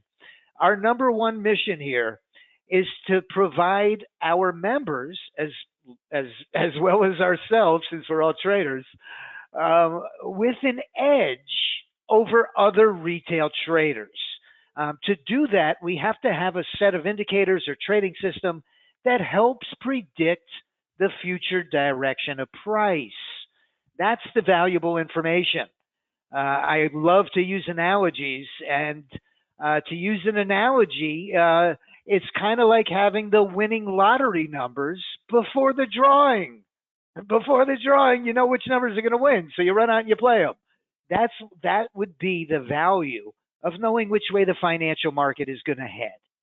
Along the way, over the last dozen or 14 years or so, we've built quite a community of traders that all share with one another their experience, their strength, their hope, their, what's working, what's not. And it's very valuable information. I always say there's power in numbers, and to be part of a community is very important. So really quickly, we have two professional futures traders in Craig Emery and our professional prop trader, David Kushner, who trades 12 funded accounts with incredible consistency. Excuse me. We also have our professional options trader, David Wise. I love this guy. David Wise wins 90% of his trades, not just for a week or two, for years. I've been following him for years. And usually when I say this, there's always somebody in the audience or somebody that's listening that says, well, why don't you take a hike and put David on? He's a much better trader than I am. But listen, this guy's like the Pete Rose of options trading. He's always on base, old Charlie Hustle. He's getting single after single, and he's always moving the ball. And he really gives all the credit to our trading system. It provides him with an edge over the other retail traders. Behind the desks here, it's important to know that it's not just me pulling the switches and flipping the levers. I'm part of an extremely educated group of professionals, and I just want to recognize them real quick. Our college student who's getting his degree in computer science is Brock Miller. A UCLA graduate who has a master's in engineering and software development is Mr. Charles Sider, a master's from UCLA. We have Sergio Luque Rodriguez. I've got that Spanish drawl. I live down in South Florida. And if you don't speak Spanish, you're not talking to many people.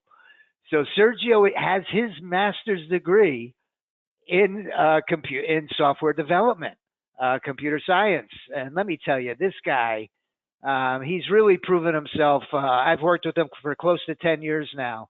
Let me tell you, bringing complex algorithmic equations, mathematical modeling, and now artificial intelligence, he's able to bring all of this to life through his coding on NinjaTrader 8. The team is led by Mr. Mark Miller, a military guy. When I first met him, I liked him right off the bat. If anybody makes that sacrifice, serves their country, I have a ton of respect for you. My hat's off to any veterans that are listening here today. Mark Miller has his MBA from Cal State with the U.S. Army, a U.S. Army vet. And interesting, he, in his, previous to purchasing Right Line Trading, was in robotics. He has a degree in engineering. And I always like to bring the Bible verse into it. It's almost like Romans 8:28, where everything works together for the good. When he bought the company, he bought it from Mark Sachs, who is a genius, who built the foundation of the system, which was the multi-time frame fractal indicators that are all based on mathematical modeling.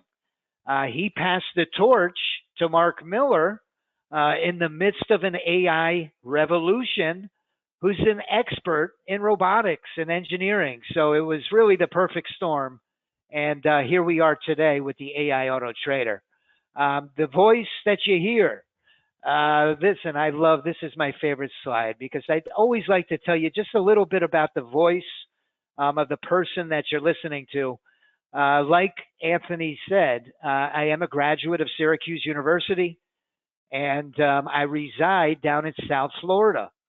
And my pride and joy, what I'm most proud of, is this beautiful dolphin that I caught. Just kidding. Is my beautiful wife and 2 children. My wife, let me tell you, in the Bible, in the verses of the Bible, they describe a good woman. I think it might be in Corinthians, but she fits that description. I just can't tell you how blessed I was. She's the mother, a phenomenal mother to our 2 daughters. I have a 1-year-old and I have a 5-year-old who's starting kindergarten. Thank God. This year. So those are really my pride and joy. They own my heart. I was kidding about the fish, but I am an avid saltwater fisherman. I've been trading the financial markets for close to a dozen years. And one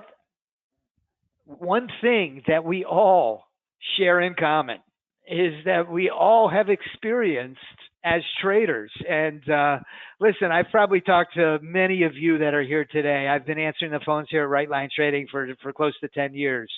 And it's really an honor and a privilege to get to know each and every one of you. And it's important that you know, if you're listening, that we all share in the same struggles, okay? You're not unique. If you're having trouble with consistency, I'm referring to, you're not unique. We're all unique as individuals. However, our trading journey is similar in a lot of regards. One of them that stands out the most in my many conversations, and it's in the thousands, is the emotional, they call them emotional errors that we make as traders. I don't think you can really say they're errors. I think inherently, genetically, that we inherited these personality traits from our parents. I hate to blame it on my old man, but it's true. Listen, I was on Traders Corner. I think it was a month ago, and there was a nice guy. His name was Christopher McMillan, and Christopher McMillan brought to everybody's attention. He had done a study on this that there's really about 12 major personality traits that humans have a variation of a mixture of these 12 traits. Some are analytical, some are emotional, and there's about 12 of them. And we all have a small percentage or a bigger percentage of, there's a mixture of them. Well, it come to find out that what he learned was 10 or 11 out of the 12 personality traits just don't lend well to being a consistent, profitable trader. So we're starting off, on a unlevel trading, on an unlevel playing field, because we have these, we'll call them emotional or personality traits that just don't lend well to being good traders. So let me put it into perspective. For myself, I'm somebody that likes to watch the P&L. NinjaTrader has a beautiful chart trader on the side of their chart.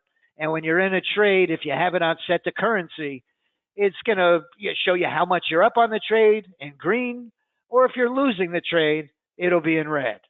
Well, when I see those green numbers start going up real quick, I get excited. But the first thing that I want to do is I want to drag my stop up.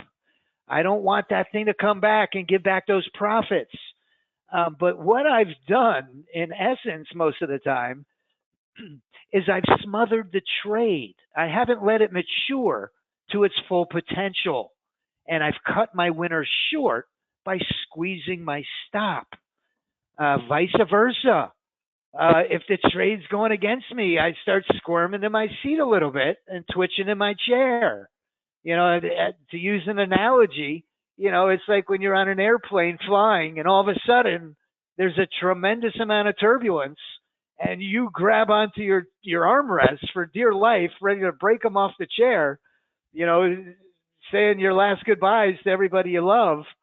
And the captain comes over the loudspeaker and he says, "Hi, I want to welcome you to American Airlines. We're at 20,000 feet. And if you look over your right window," and he's calm and cool as a cucumber. You know, this is what I mean when I say these emotional trades. Some people can put themselves in a zone like David Wise, where if a trade's going his way or against him, he's relying on the technicals 100%. He's not making his decisions based on emotion. There's very few of us that can put ourselves in the zone and be able to make split-second decisions in a fast-moving market consistently. You know, I liken Michael Jordan when he used to play basketball. He would put himself in the zone. He'd have the world championship on the line and 50,000 people in the stands and millions across the country watching him on TV. And this guy was like a ballerina. He could hit the free throws and slam dunks and spin around. And he would say the basket looked tremendous to him. And he was just throwing the ball through the hoop. For them, it's effortlessly. Unfortunately, most of us do not have that talent, that capability. And that was the genesis of the AI auto trader. Because let it be known, when that opening bell rings, God only knows which way the future direction of price is going to go. So we've narrowed it down to two things that we believe will create trading success. Number one, we have to have the proper tool set. Listen, if you're a carpenter and you're going to hang a door, you're not going to bring a butter knife with you. You're going to bring the tool set that's going to get the job done the most efficiently and the fastest way possible. So you have to have the proper tool set.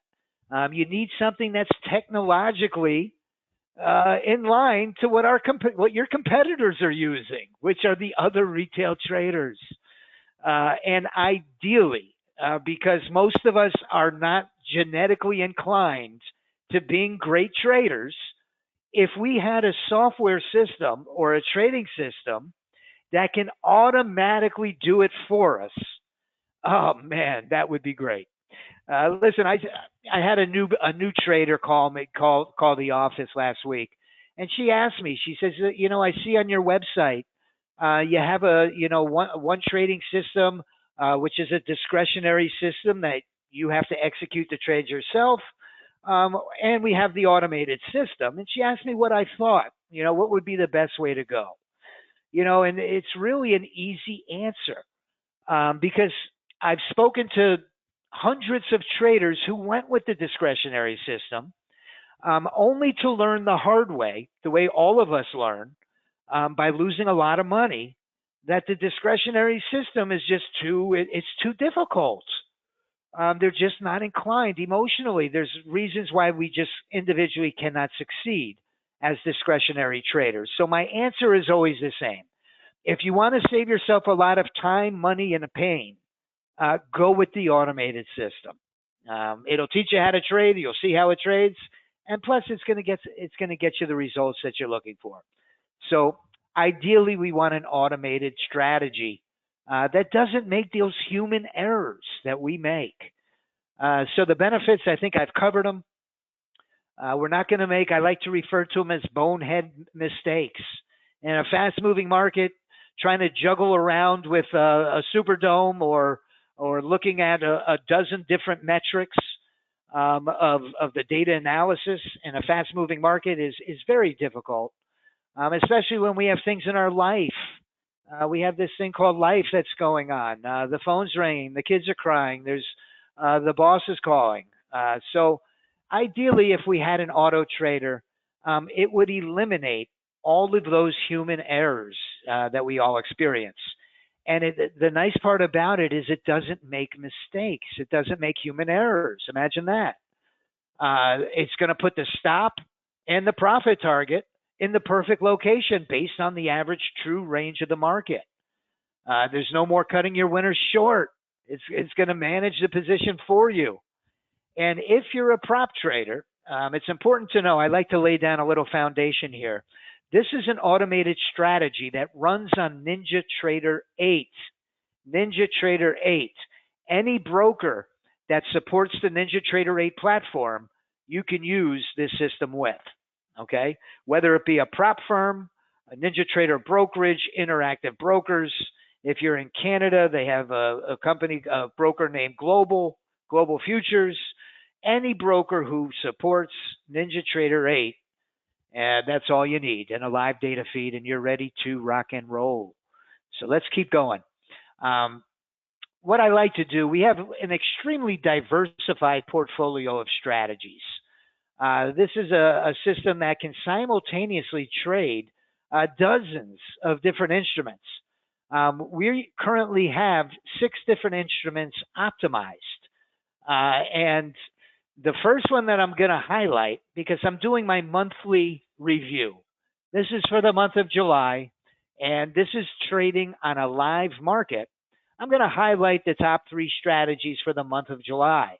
And if you've seen my presentation before, these are repetitive. Month after month after month, we have certain strategies that are very consistent.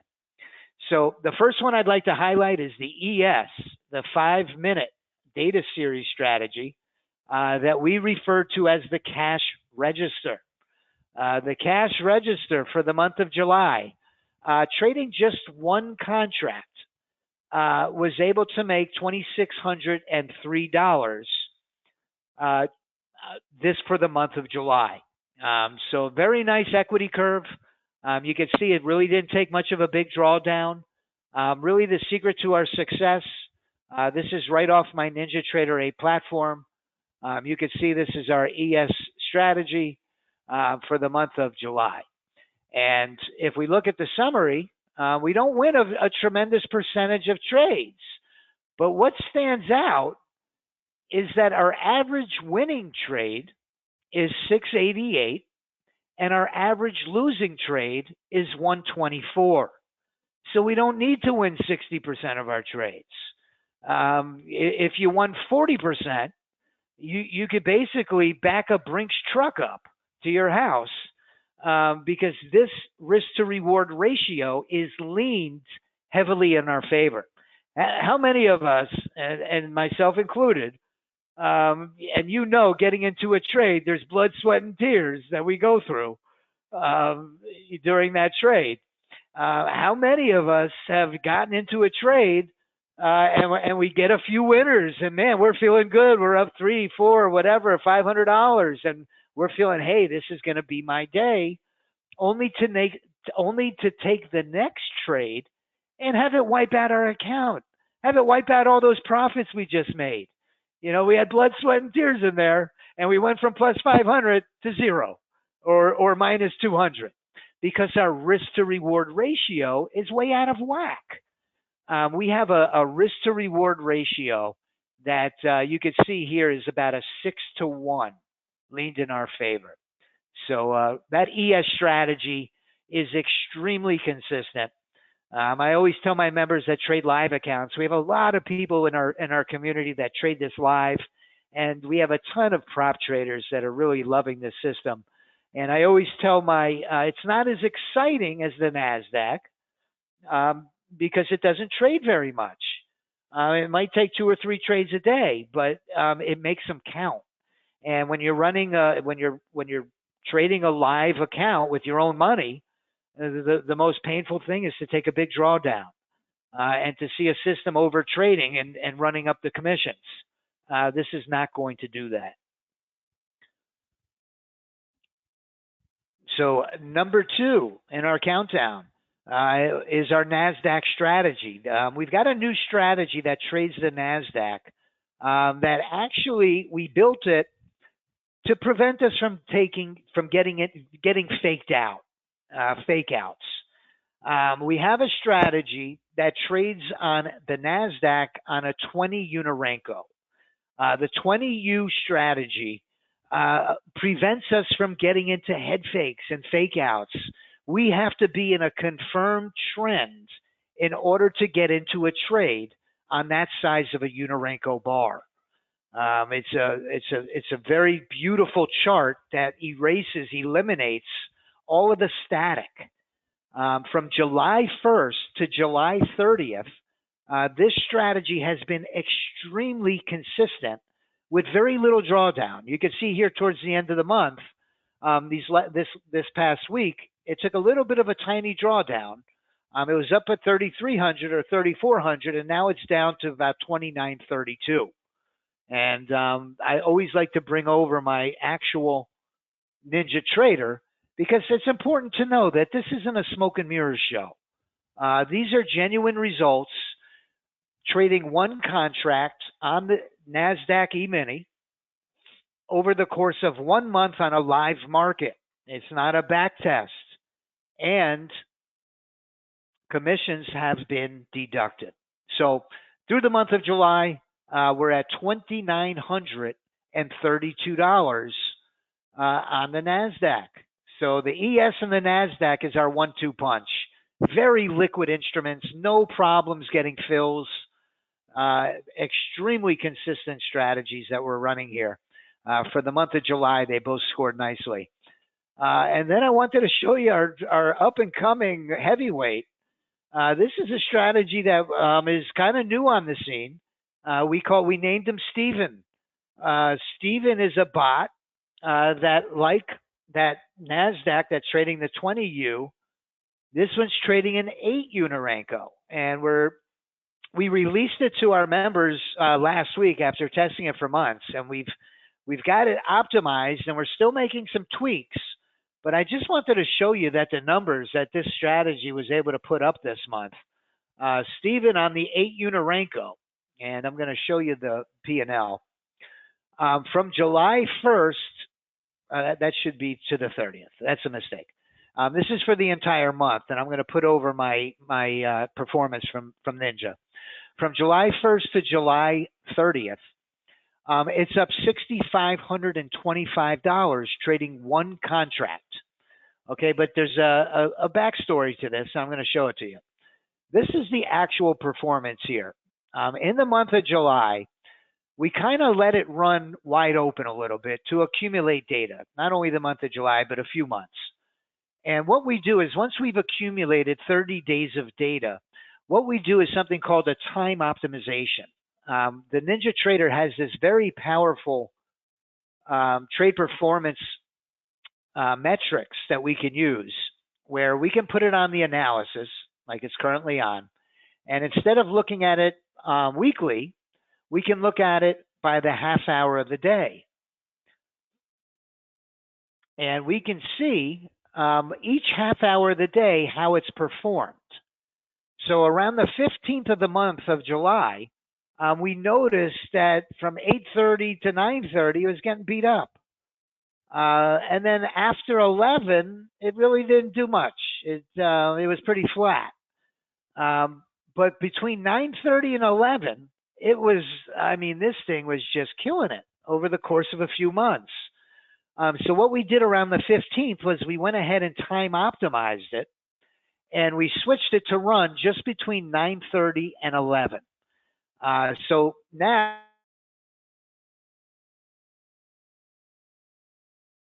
if we factor in the entire month on our trade performance, you see that it's at $6,500 that it's run up, and that's after commissions. After commissions. So it's a really exciting strategy to watch. Let me just scroll down. Okay. So last but certainly not least, I wanted to touch cumulative. If we look at the cumulative of all three of those, it was the ES Signal B, Steven, and the NQ20U.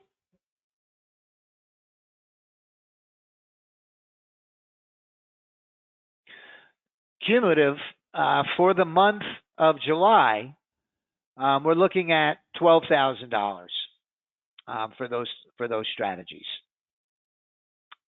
$12,000, and that's running those two NASDAQ strategies and one E-mini on one contract. Now, I wanted to take a minute to explain our prop trading templates. Prop trading has come onto the scene like gangbusters. It's opened up the floodgates for traders to get in, putting none of their own capital at risk. So instead of dropping 5 or 10 grand with their broker and going at it on the market, now for a very nominal fee, maybe $30, $40, you get a $50,000 account where you pass an evaluation, then you get a funded account, and if you get some consistency and a strategy that works, you can get payouts without risking any of your own capital. Well, I like to refer to this system as prop trading on steroids, because I'll tell you, I've never seen anything like it. We've got what we call our prop trading one-day pass templates. And listen, I've talked to so many members that have taken these evaluations and they just pull the hair out of their head. You know, the rules are tough. You can't have a big drawdown. You have to be consistent. And we had a lot of members that were really having a hard time pass it on a discretionary basis.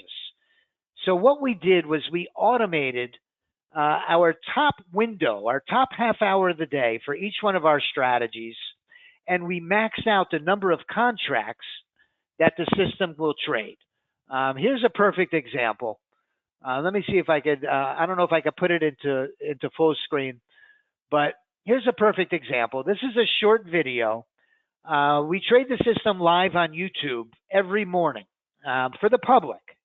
It's very important for the ownership, Mark Miller, that we be very transparent. He's brought those core military values to the forefront of transparency, honesty, integrity.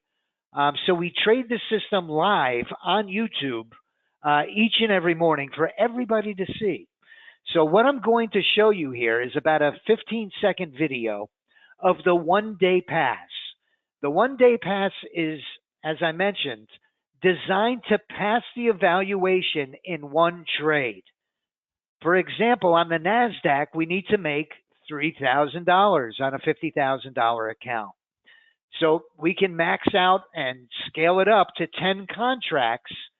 And if we get 62 ticks on the NASDAQ trading 10 contracts, we pass our evaluation. Well, we've found that we have a window. It's right around, I believe it's like I showed you that time optimized window. Well, we set these templates to the times that it does the best. All of our decisions are based on the data. So here we go. This is the one-day pass. Mark trades it on a trade copier across 6 evaluation accounts at the same time. So it takes the trade. He needs 62 ticks. He's trading 10 contracts. Once we get close, the stop is going to pop up into what we call our profit window. And once it gets in the profit window like it just did, you're guaranteed to make $2,000 on the trade. So you're either going to make $2,000 or $3,000 and pass the eval. So you can see he had 1, 2, 3, 4, 5, 6 accounts that made $3,000 each, or $18,000. So on that trade, he was able to pass 6 evaluations with one trade of 60 ticks on the NASDAQ, which is, you know, listen, the NASDAQ, we've seen what it could do. You know, it could run 200 ticks in a minute. So 60 ticks is, you know, a hiccup. And this is, you know, an example. This is his actual Rhythmic Trader Pro. If you're a prop trader, you know, this guy, you know, keeps 20 PA accounts, and he leverages every trade he takes using our custom templates for prop traders. And I wanted to highlight the number one-day pass for the month of July. It's really the percentage profitable is what we go by. And over the course of the month, and the NASDAQ on the 2-minute and the NASDAQ on the 30 range gave it a real run for the Russell, a real run for the money. But we trade this Russell from 8:30 to 9:30, the hour before the market opens. And let me tell you something, this thing is just unbelievable. It's very uncanny. Let's go to the ODP. The ODP on the what I mean by ODP is 1 day pass. The 1 day pass for prop traders has a 50% profitable rate. So statistically, through the month of July, for every 2 evaluations that you traded using this strategy, you got a PA account. It had a 50% profitable rate. So 1 out of 2, and you're going to get the funded accounts. So this 1 day pass, and we've got a really nice diversification of different strategies and times they trade. Crude oil, we found crude oil about 11 a.m. does extremely well. The NASDAQ, the E-mini, they all have a window of really high percentage profitability. So those are that's the top 3 for the month of July. You know, a lot of people ask me, you know, what's been the game changer? And, you know, we've been around for a long time. We've had strategies in the past that just get stale. You know, that's the biggest knock with automated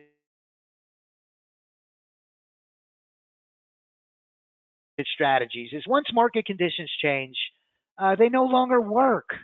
If it's a choppy market, oh, I get beat to death and it doesn't make any money. Or if it's this type of market or that type of market, it's no good. It just can trade one type of market.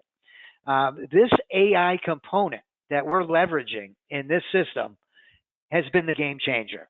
What we have is an advanced machine learning algorithm, and I don't want to make it more complex than it really is, but it actually runs. We have a special tool that we install on your computer.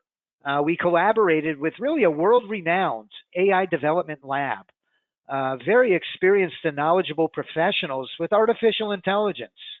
And they built us this machine learning closed loop system that's really been the game changer that optimizes the positioning of your stop and your profit targets. So if we're in a choppy ranging market, we're not going to be going for a home run. We'd be crazy. It's going to move our stop and profit targets way in. And now if we're in a trending market, it's going to pick up on it dynamically while you're trading. No hands by you, no user input. It's going to dynamically change the inputs of your strategy based on the average true range of the market. And that has really been a huge game changer. And now we've stepped it up to the next level, and we've integrated the next phase of our artificial intelligence, which is our machine learning and pattern recognition. Pattern recognition, listen, the charts has, you know, candlestick patterns that form consistently, day after day. You'll see the same formations. A lot of these formations will cause the market to either continue in the direction they're going, or they're very commonly they'll be used for reversals to maybe get out of a trade. So we use these pattern recognitions to identify these candlestick patterns to exit trades and enter trades based on this machine learning closed loop system that we've developed. And all of this is running on your home, on your computer, on your local computer. Okay, there is no lag time with logging into some cloud-based black box system. So I want to very briefly go over my special offer because Traders Corner, we love you. And thank you everybody for being here today. We got just a ton of people out there in the audience today. So we are going to make a very special deal, a very special offer. Excuse me. The special offer, if you're not very inclined with NinjaTrader, if you're not a technologically inclined, if computers just aren't your thing, don't worry about it. I mentioned in the very beginning, we have a team of experts that are going to do a white glove installation, not only a white glove installation, but ongoing tech support throughout the lifetime of your membership. And so they're going to do a screen share with you, install the entire system, so you don't have to worry about anything to do with tech. We're going to include, which is normally a $1,499 value, we're going to include our prop trading templates. If you decide to come aboard and take us up on our special offer, you're going to get the full Monty. What I mean by the full Monty is you're going to receive all of the chart templates for discretionary trading. You're going to receive the full portfolio of automated strategy templates, and you're also going to receive the prop trading templates, all of the one-day passes and the PA account templates. Once we pass our evaluations, we're going to transition to a much more conservative strategy. So don't worry. We've got you covered when it comes to that as well. So you can see here in my image, Mark has just been extremely consistent with the payouts. A genuine concern, is always, somebody always asks, hey, can we use this on a prop account? The answer is yes. The answer is yes. You'll also receive our 2-module masterclass series. The tutorial videos will go through each and every one of the conditions so you understand the strategy completely. And it's also going to show you, for those that are technically inclined and like to get under the hood, in module number 2, we're going to show you how to build your own strategy on any instrument and any you want to trade. You'll also be a member of our YouTube community that has the ability to join us each and every morning at 9:30 a.m. Eastern to trade the system live. We trade it live. Mark and I switch off. Mark Miller, man, he is so exciting to watch. Let me tell you, I love watching him. But, our styles are different, and everybody's style is different. But the most important thing is you're going to see how we're able to monetize this system, and you'll be able to copy us. So here it is. The prices are, we've got a small, medium, and large. As I mentioned, you will receive the full Monty. You're going to receive everything. Our small is the monthly subscription. Normally it's $7.99. For this special offer, and my associate Brock is going to put the link in the chat box, I hope. And the coupon code, very important. If you click on that link, you'll want to put in a coupon code, which is save $200. That'll knock off $200 off the monthly rate, and it'll come to $5.99 a month. $5.99 is the monthly rate. Our medium is the annual. The annual is normally $33.99. During this special offer, we're going to knock off $1,000 with coupon code save $1000. It knocks the price down to $23.99. So if it's $23.99 in a one-time payment, but if you break it down over 12 months, it's about $200 a month. $200 a month, you'll have the complete system, and you'll trade with us for the full year. And the large, and which I consider to be the best value, and by all, if you have the means, normally the lifetime license is $59.98. We're going to run it on sale through the end of the day Friday at $29.99. It's a 50% discount. With that lifetime option, you want to use coupon code lifetime at checkout, and that'll bring the price down to $29.99. It's really hard to put a value on this. And what I always like to show is the money that our members are making. And somebody that's really stood out to me was Simon. Simon just this week in our Discord chat is what I'm showing. He made yesterday, which was the 29th, on Tuesday, he made $16,433 over 7 accounts yesterday. Okay, and those were in his Apex accounts. So in a single trading session, we have members that are able to pull in profits of $16,000. So it's hard to put a price tag. I know the numbers seem high, and with the inflation and everything, I know everybody's struggling a little bit. But if you have something that gives you the ability each and every trading session to bring home the bacon the way it did for Simon yesterday and the way that it's been doing for us consistently, listen, we could only dream to be able to put up numbers like this across 6 different instruments, completely hands-free.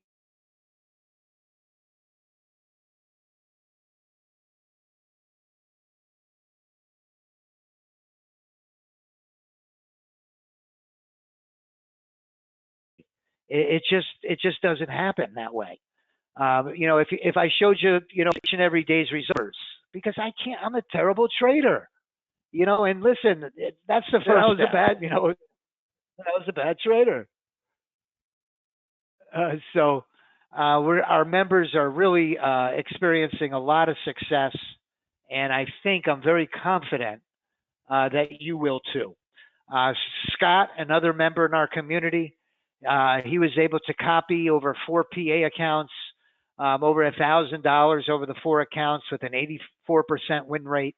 That was back on July 11th. This was Simon that I just highlighted. Suzanne has 5 PA accounts now. Marcy has 10 evals, 10 PA accounts. Stephen Aldridge is up to 5. So our members are really experiencing a lot of success. And I hope that you'll take me up on my special offer that we're running over through the end of the day Friday. And I just want to end with this. And I'll take a quick look at the questions. Oh, I'm out of time. So I just want to end with this. First, I want to say thank you. It really is always a privilege and an honor to be able to participate on Traders Corner, and I appreciate your time. Listen, it's important to know I've gone to bed at night talking to myself over blowing trading accounts. And if you've had some potholes and disappointments and setbacks on your trading journey, there is hope. There is hope. The system that I've showed you today is a complete powerhouse of a trading system. You're going to get the full system, and this can be the turning point in your trading career. So I want to again thank you. I hope that you have a blessed rest of the day, and I really appreciate your time. Thanks again, Anthony, for having us on Traders Corner. Oh, thanks, Roy. We really appreciate it. Those strategies look amazing. Congratulations to you and your team over at Right Line Trading on developing such a sophisticated system. Ladies and gentlemen, if you struggle with human error, over trading, inconsistent results, and blowing out your proper live accounts, then Mr. Rory Powers at Right Line Trading has a solution for you to get funded and stay funded. You can learn more by clicking on the link in the chat box. Thanks again, Rory, for making such a generous offer for our audience. Thanks for having me again. Thank you. Yeah, thank you. We appreciate it, man. Well, ladies and gentlemen, that concludes our online trading summit. The staff at Traders Corner wants to thank you all for joining us today. It's been an informational packed event, and we hope you all enjoy the rest of your week and enjoy some profit taking. The replay will be on our YouTube channel, which I'll place in the chat box again. And have a nice evening, and thanks again for being here today. We appreciate having you here, and we wish you all the best in your trading. So have a blessed evening and a green Friday. Go make that money. We appreciate it.